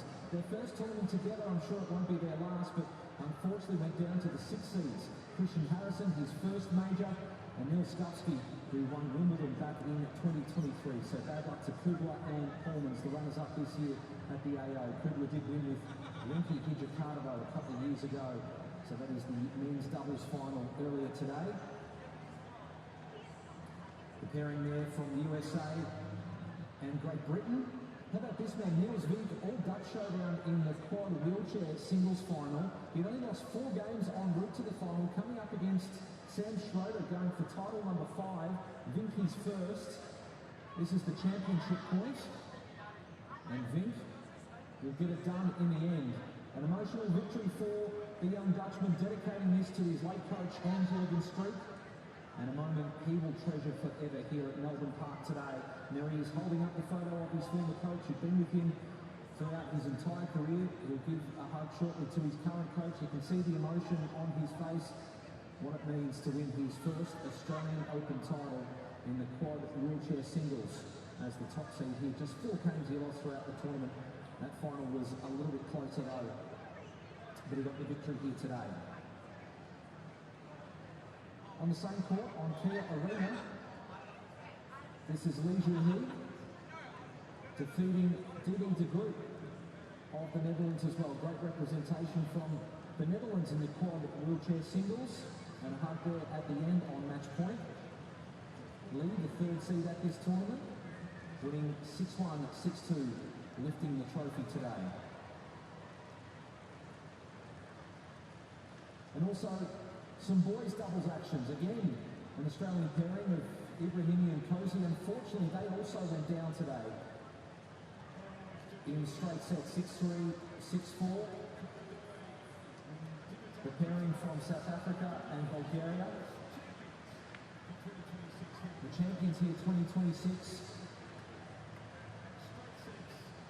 A moment they will treasure forever, and I'm sure not the last time we'll see Doig and Kisimov playing, lifting the trophy here in the boys doubles final. Their first occurrence at a junior Grand Slam. Okay, those are some champions of today. What about some champions of yesteryear? Jennifer Capriati paid a visit to Melbourne Park, the champion here in 2001 and 2002.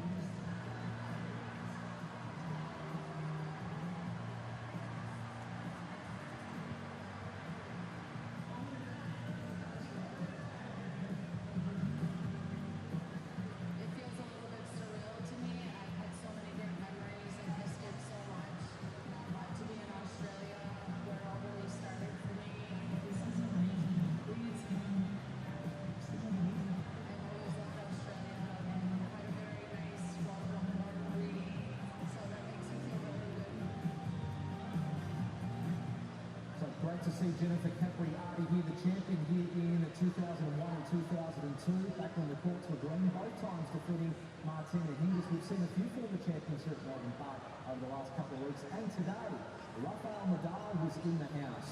The 22-time Grand Slam champion. Of course, twice here he tasted success.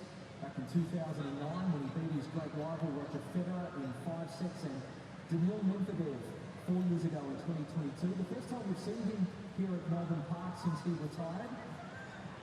And I wonder who he thinks might win the final tomorrow. Will it be his great rival, Novak Djokovic, going for Grand Slam number 25, or his fellow Spaniard in Carlos Alcaraz, chasing the career Grand Slam, would be the youngest ever to do that, younger than even Rafael Nadal at just 22 years of age. Of course, that match is tomorrow night. Great to see Rafael Nadal back here at Melbourne Park. Let's get a vibe check now, though, from Kat Markey. She's been busy. She is around the ground, so let's find out where she is. Kat, where are you tonight for the women's final? Well, we're going to be all over. I think we're going to go inside Rod Laver when the match kicks off, of course. But right now, we've found this little balcony here just across from Garden Square. And there's a little bit of rain here and there. It's died down a little bit now. But the good news is it hasn't stopped anybody from getting out and enjoying the tennis tonight. There's heaps of undercover areas as well. So if you're not going into Rod Laver, plenty of undercover spots at Garden Square behind you and at Grand Slam Oval as well. So lots of options to check out the tennis tonight, and you don't want to miss a second of it. It's going to be epic. Women's final. So excited. Kat, who do you think has the share of the support there? Would it be Arena Sabalenka or Elena Rybakina, who's kind of flown under the radar there in this tournament? I'm going to probably say Sabalenka, only because we've been seeing lots of people dressing up as her in her literal pink and orange outfit. fit, which I'm going to be on watch for when we go into Rod Laver. I'm going to try and find some people to chat to, but I'm going to say Sabalenka, but I'm happy to be proven wrong. When we get into the arena, it could be a totally different picture. We'll find out. Yeah, fair call. Thank you, Kat, there for our vibe check-out out here at Melbourne Park today. Let's get inside Rod Laver Arena now for our sound and light show. Georgina Hobson will be performing tonight. Kat interviewed her before from one of the stars of Anastasia the Musical. And here it is, the sound and light show ahead of the women's final.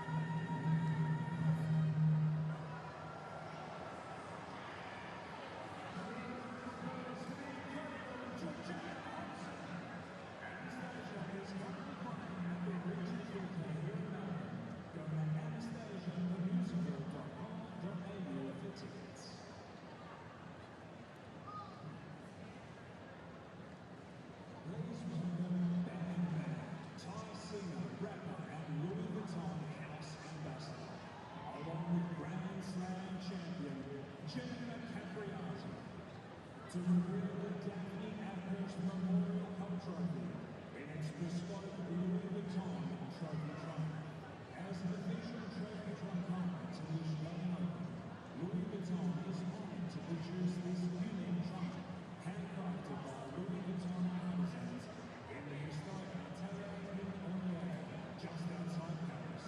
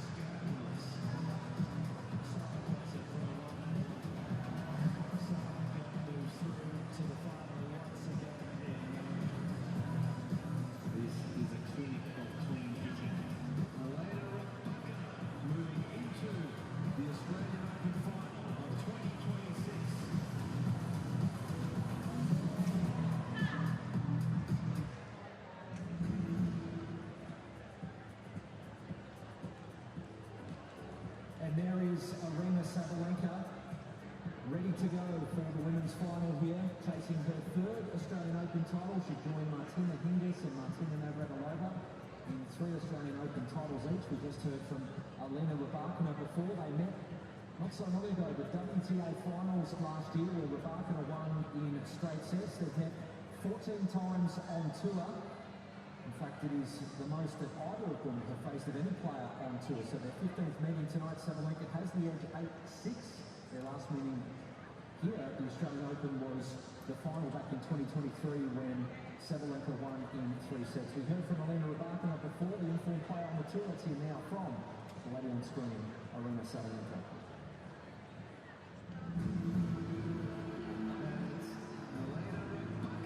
Moving into the Australian Open final of 2026.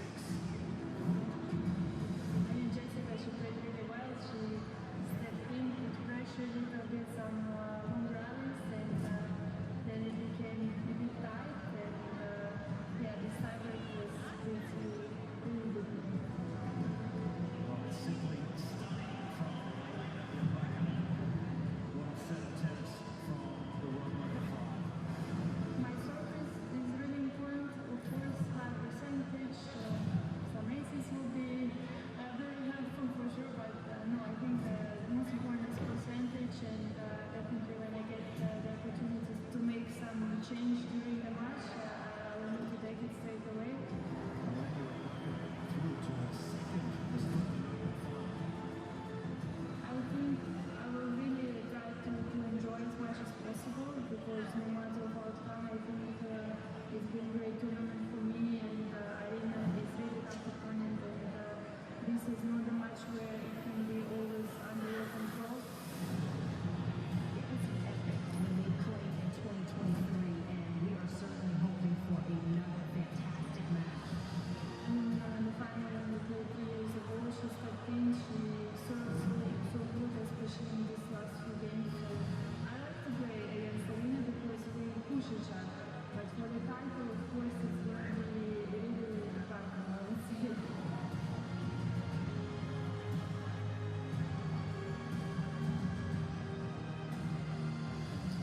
Alina Rybakina, the 26-year-old, the 5th seed here, the Wimbledon champion back in 2022. There she is warming up. And her hand-eye coordination as well, getting that ready to go. Apparently she slept until 1 o'clock today to get her body clock right, so she is peaking for tonight's final. Rematch of the 2023 final, as we mentioned, where she lost in 3 sets. Both players have not lost a set in this tournament, and we haven't had 2 finalists here at Melbourne Park since 2004, with Kim Clijsters and Justine Henin get through to the final without dropping a set.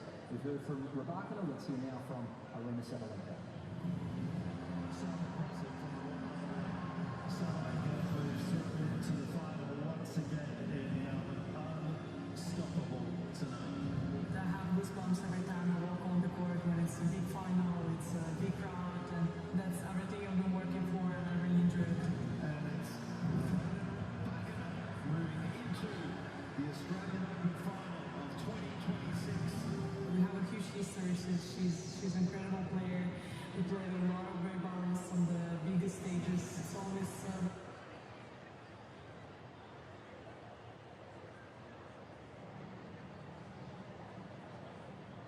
Aryna Sabalenka getting warmed up for tonight's big match. Chasing her 5th Grand Slam title, 3rd here at the Australian Open. She will join Martina Hingis, Maria Sharapova with 5. So she loves playing on hard courts, as we know.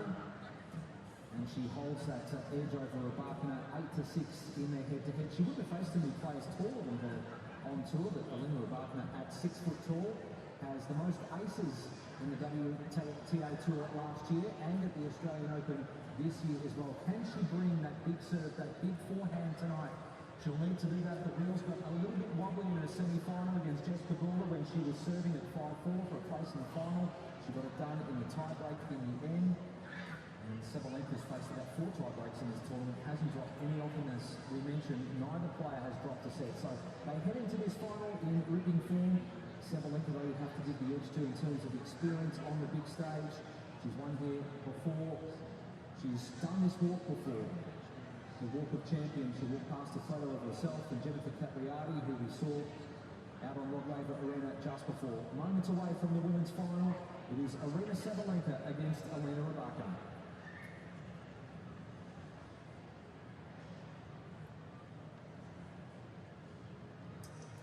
And if you do have a ground pass tonight, we may get some showers, so if you'd like to watch this in comfort, you can go inside Margaret Arena and Cain Arena to enjoy tonight's women's final.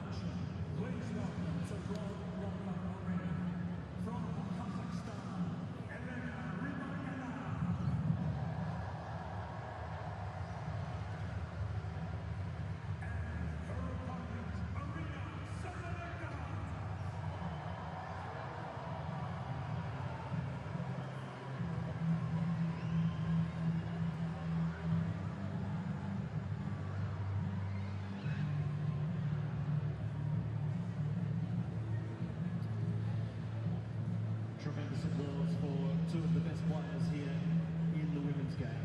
The world number one, Arena Sabalenka, has been irresistible all tournament long. She has dominated Rod Laver Arena. She is just getting better. She's 26 years of age. Is this young lady, Elena Rybakina, also equally as impressive at this year's championships. Really, Chandler, over the last 6 months, she has looked unstoppable.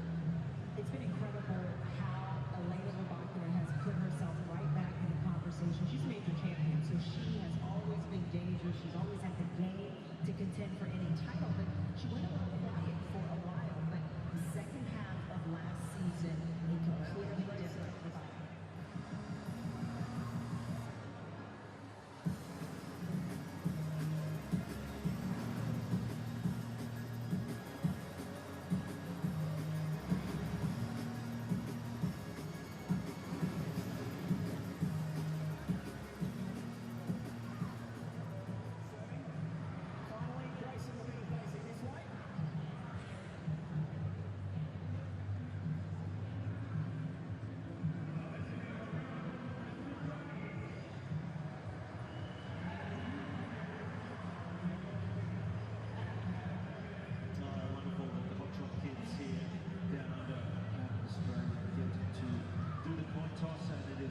Sabalenka, who has won the toss and showed no hesitation whatsoever, Chanda, and has elected to serve. It's a mindset, and we talked about these being two big hitters, big servers. That's the weapon for both players, and if you can get that early hold and get out in front, that could be a real advantage down the stretch of that first set.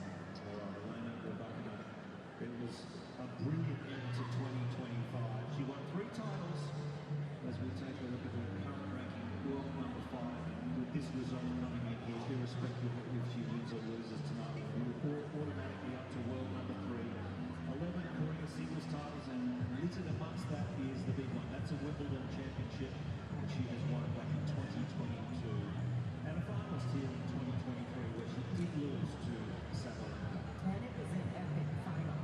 We were all enthralled. It looked for a moment like Rybakina was going to turn the tables and maybe come away with the victory. But you look at a road to this final, and like Sabalenka hasn't dropped the set, it's the way she's worked through these matches, especially that last one against Padilla, which was tricky, Josh, in that second set. Oh yeah, very, very tricky. A few nervous moments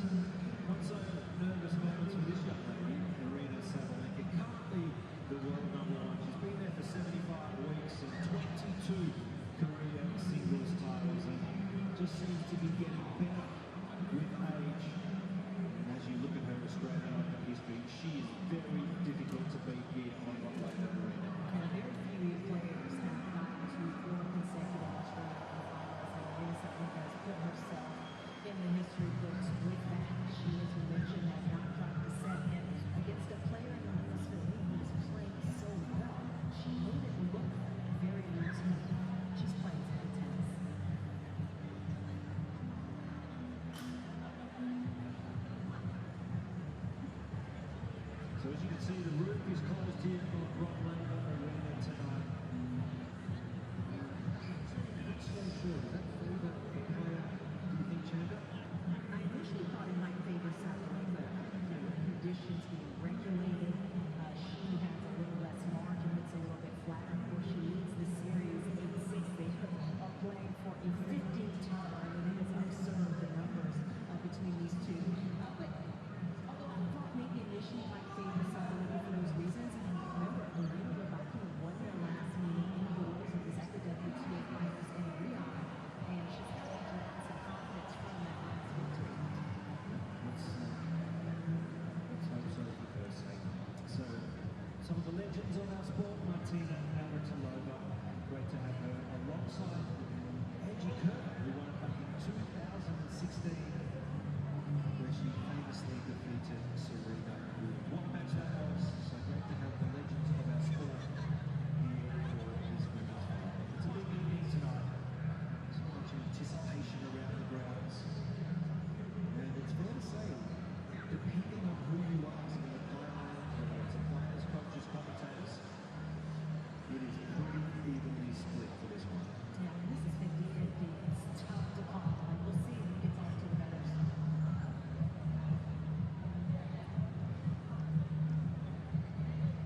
So just about set tonight here for the women's final here at the 2026 Australian Open. Women's final promises to be a great match. The Daphne Ackhurst Memorial Cup. Both of these young ladies yet to drop a set through to this year's championships. Both in just such sparkling form everywhere you look, whether it's the serve, the return, the executions, and both look unstoppable. It's interesting when you look at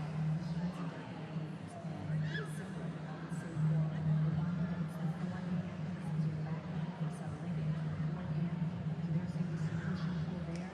And on the serve, obviously, they have a big server. Rybakina, a slightly bigger server. Can she get the first serves in to not get herself in trouble? And then, of course, the second serve returns. That is an opportunity for both players. They've been taking advantage all tournament long. But they also are hands above the field in terms of their time in the second series. So something's got to give. All right, we are set here. It is a full house. There's a buzz around the grounds here. Highly anticipated women's final. It is Arena Sabalenka, the world number one to serve. Arena Sabalenka to serve. Ready. Play.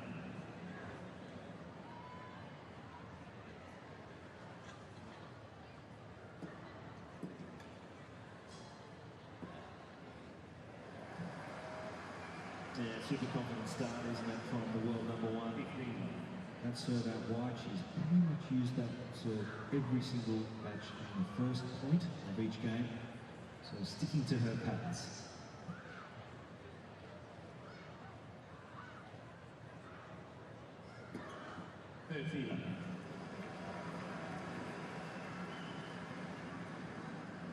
Sabalenka has done a slightly better job over the course of the tournament getting that first serve in. Her team well established with Anton Dubrov there on the left.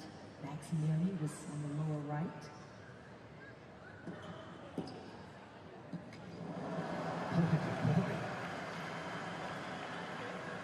And we've seen a lot of that from Rybakina this tournament. Just so clean off this forehand side and a little bit of a wry smile from Sabalenka. Well, Rybakina's been hitting the forehand bigger. It is significantly quicker, and she's gotten more confidence from keeping that racket head speed up through the contact point.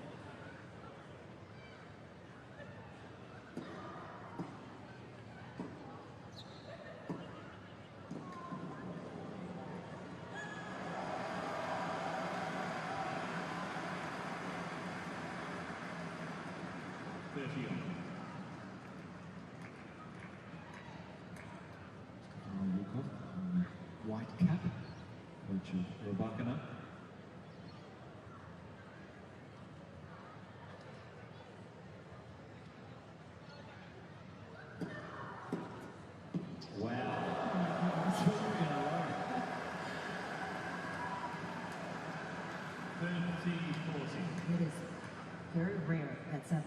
her serve that's handled that way.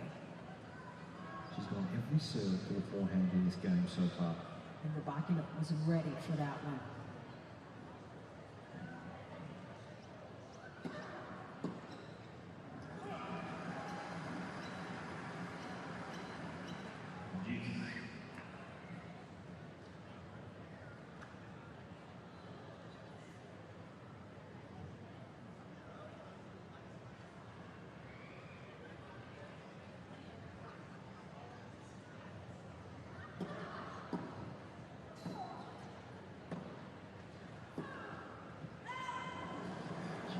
Missed that one. Rybakina doing exactly what she would have wanted to do, and that is put pressure on Sabalenka's opening service game. Another great point.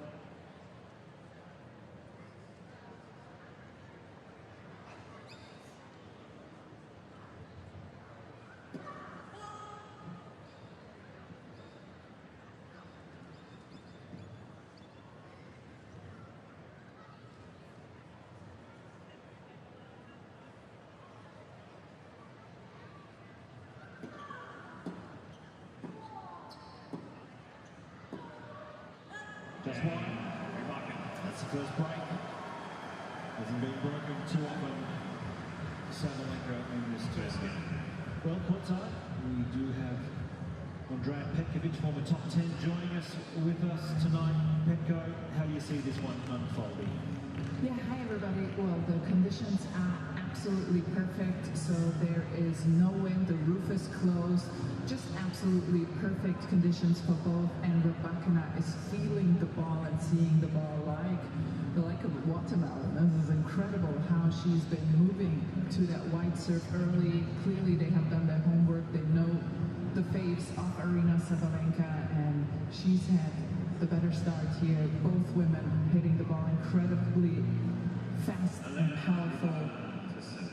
Great tension down here, courtside. All right, we'll check in with you as this unfolds in this women's final.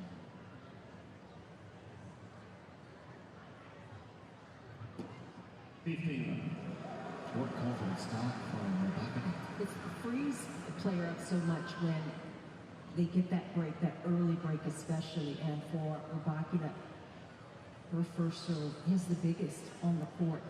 She's used it beautifully throughout this event.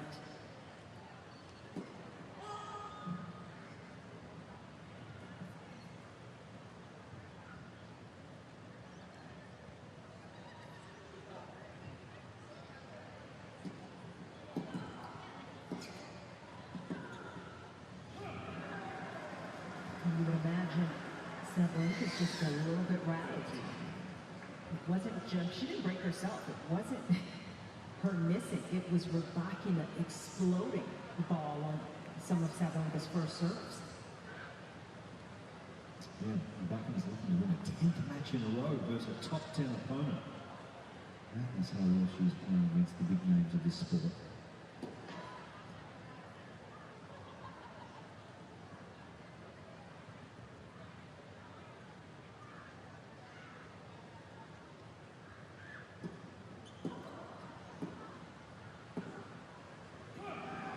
Was a second serve. Sabalenka was trying to get on top of it and create an opportunity to move forward, but didn't quite hit her target. And Rybakina, she's got tremendous kick on that serve. Not easy to time it well.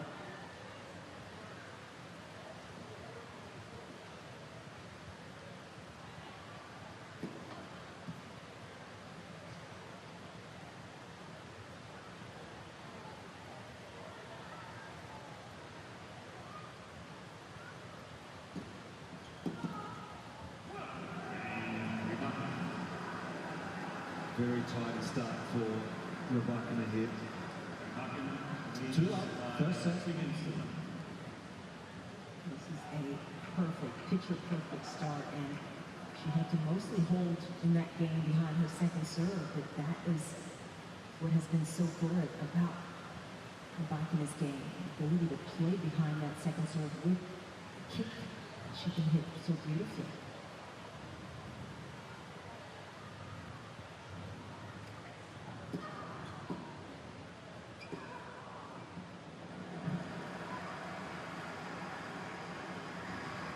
this was the first neutral ball Sabalenka has hit all day. She has been rushed. This was the first one where she had a tiny bit of time.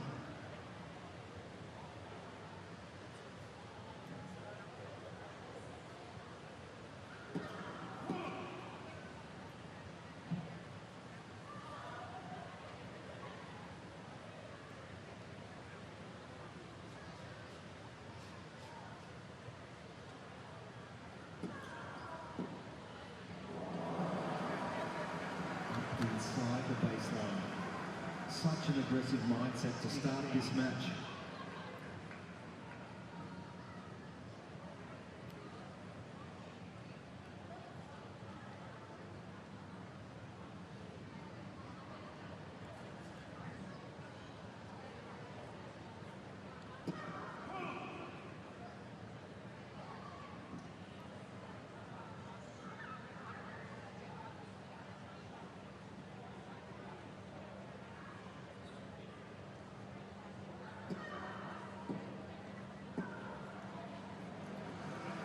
And that time, Sabalenka refusing to back off of her baseline.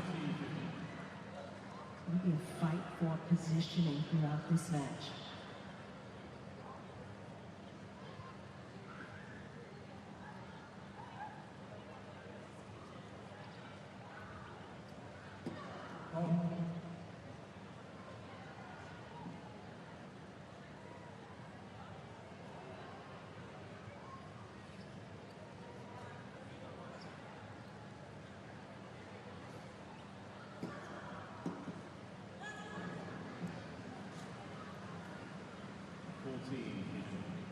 Even though Rebecca missed that return, it still puts it on Sabalenka's mind that she is stepping in, that she's not going to let anything short go unnoticed in the service box.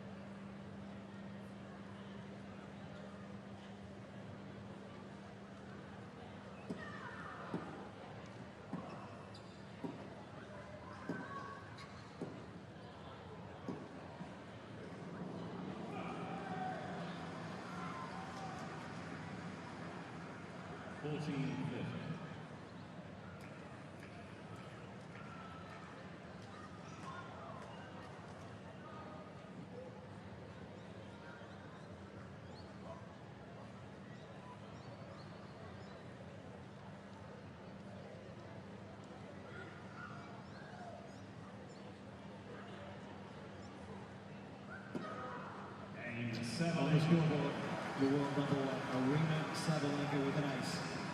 But it's Rebecca with a break, 2-1 first set.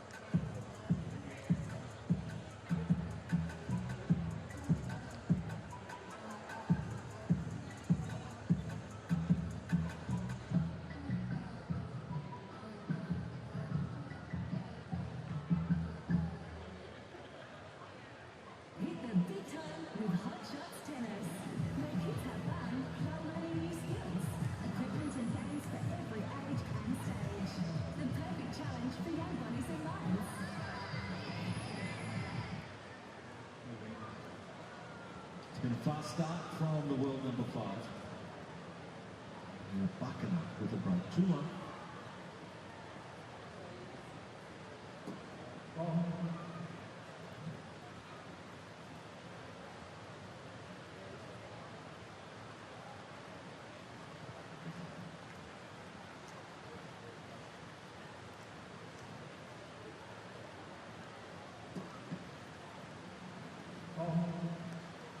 So everyone serves too many double faults, only a few double faults for the entire tournament. That's how well Rebecca has served at this year's Australian Open.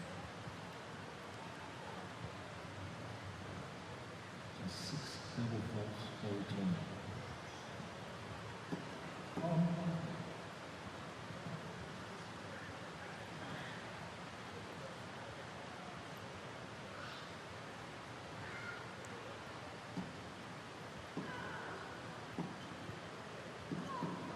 Interesting, Charlie. I just thought Sabalenka moved deep to return and just to buy a bit of time.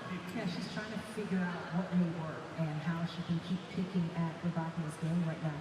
When Sabalenka came out, started testing the Rebecca forehand, she maybe didn't expect Rebecca to be hitting it as well as she has been. And now Sabalenka's having to adjust.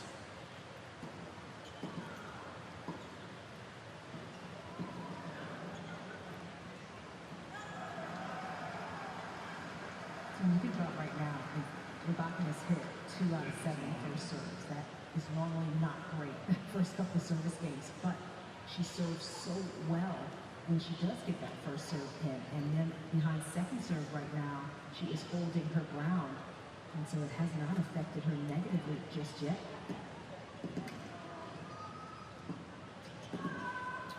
Just like that, it's been the accuracy chamber, hasn't it, from the Rebecca serve. When you look at the deep dive into the stats, you can see she's hitting her target so well.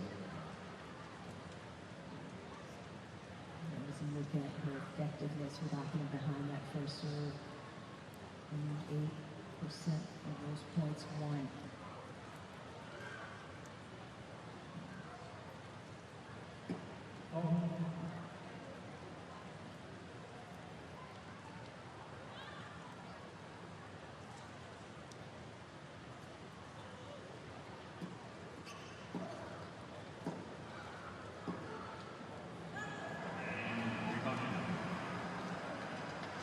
So another comfortable service hold here for Rebecca.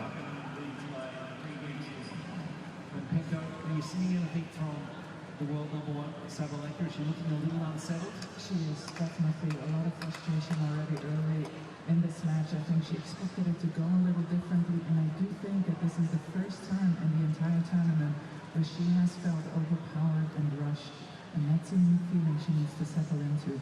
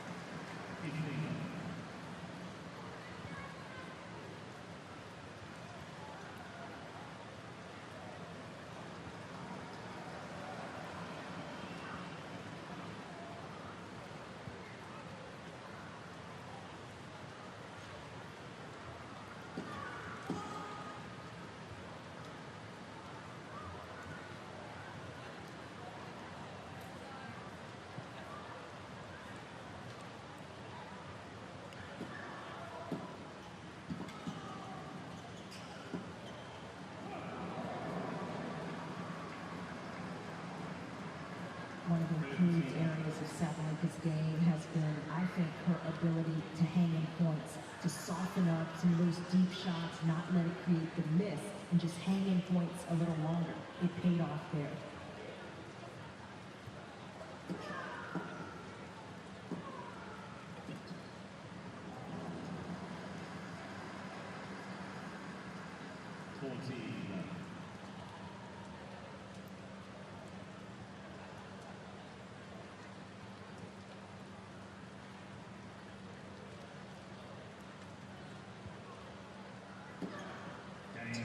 It's a stress-free service game for Sabalenka. Just what she needed. Holes to love, but it's Rebecca still up a break. Leads 3-2 first set. A very important hold there for Arena Sabalenka. And the atmosphere inside Rod Laver Arena is electric, particularly for women's final night. We've got out a cat now who's found a couple of Arena lookalikes. Oh yeah, Arena lookalikes this year. We're loving to see it as well. Look at this little space put on. She's literally Arena's doctor. Wave to the camera. Hello. We're going to find all of them we can in Rod Laver tonight. And you're right, the atmosphere is electric in here. We're on Celeb Watch TV watch as well. I saw on TV that Delta Goodrum is in the building somewhere, so I'm going to go and try and find her. It's so exciting. Women's finals brings everyone to the tennis, everyone who's anyone, and it's just an awesome time in here, and it's a full house as well. So we are pumped. Hopefully, Sabalenka can get some more games on the board. World number one, come on, let's do it. Well, it's always an electric atmosphere when the best of the best are playing in the women's final here to view over Melbourne. Not the best day today, a little bit of rain, but other than that, some cool conditions for the players. And we are well and truly into this first set. Rebecca up, one break, and it's 3-2 in the first. This women's singles final. The two best players battling it out here on Rod Laver Arena. Sabalenka looking to win her third Australian Open. Rebecca, can she capture her first?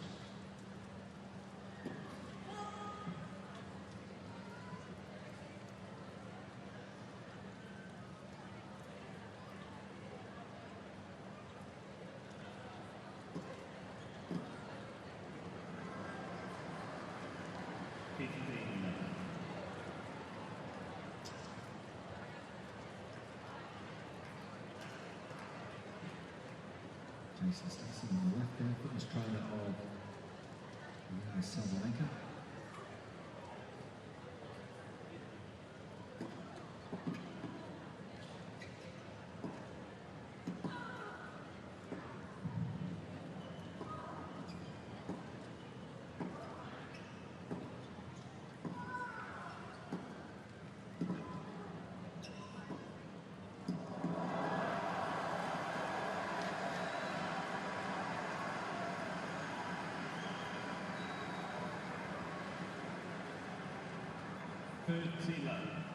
And this is first strike tennis at its finest. That's maybe one of the more extended rallies, and it still wasn't that long. Backing up with the last word on it.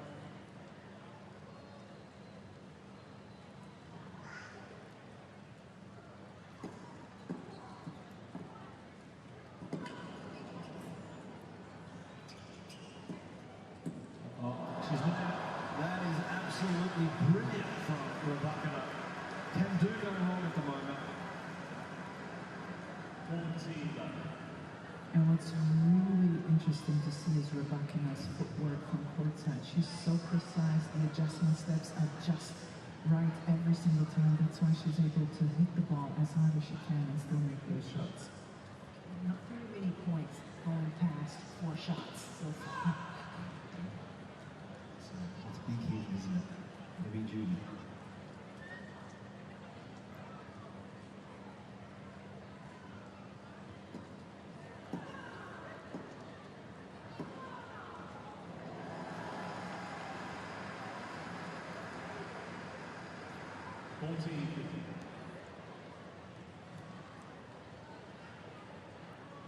Just hasn't had a lot of time tonight, Sabalenka, but when she does get the feet there and has time, unloads.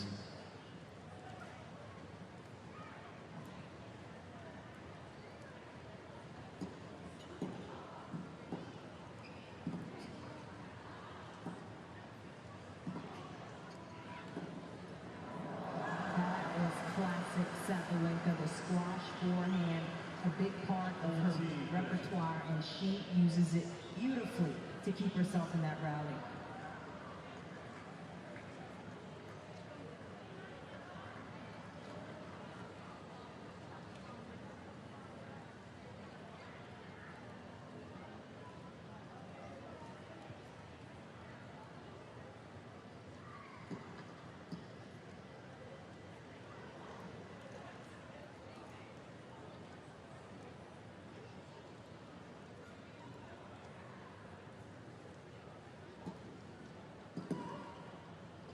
This time just going for it on the second serve, getting it out on that sideline, and that is a beautiful game again from Rebecca. 4-2, first set. And that's part of what we talked about at the beginning. Could the returner take advantage of second serve opportunities, second serve returns? And Rebecca has just not allowed Sabalenka any traction in that area.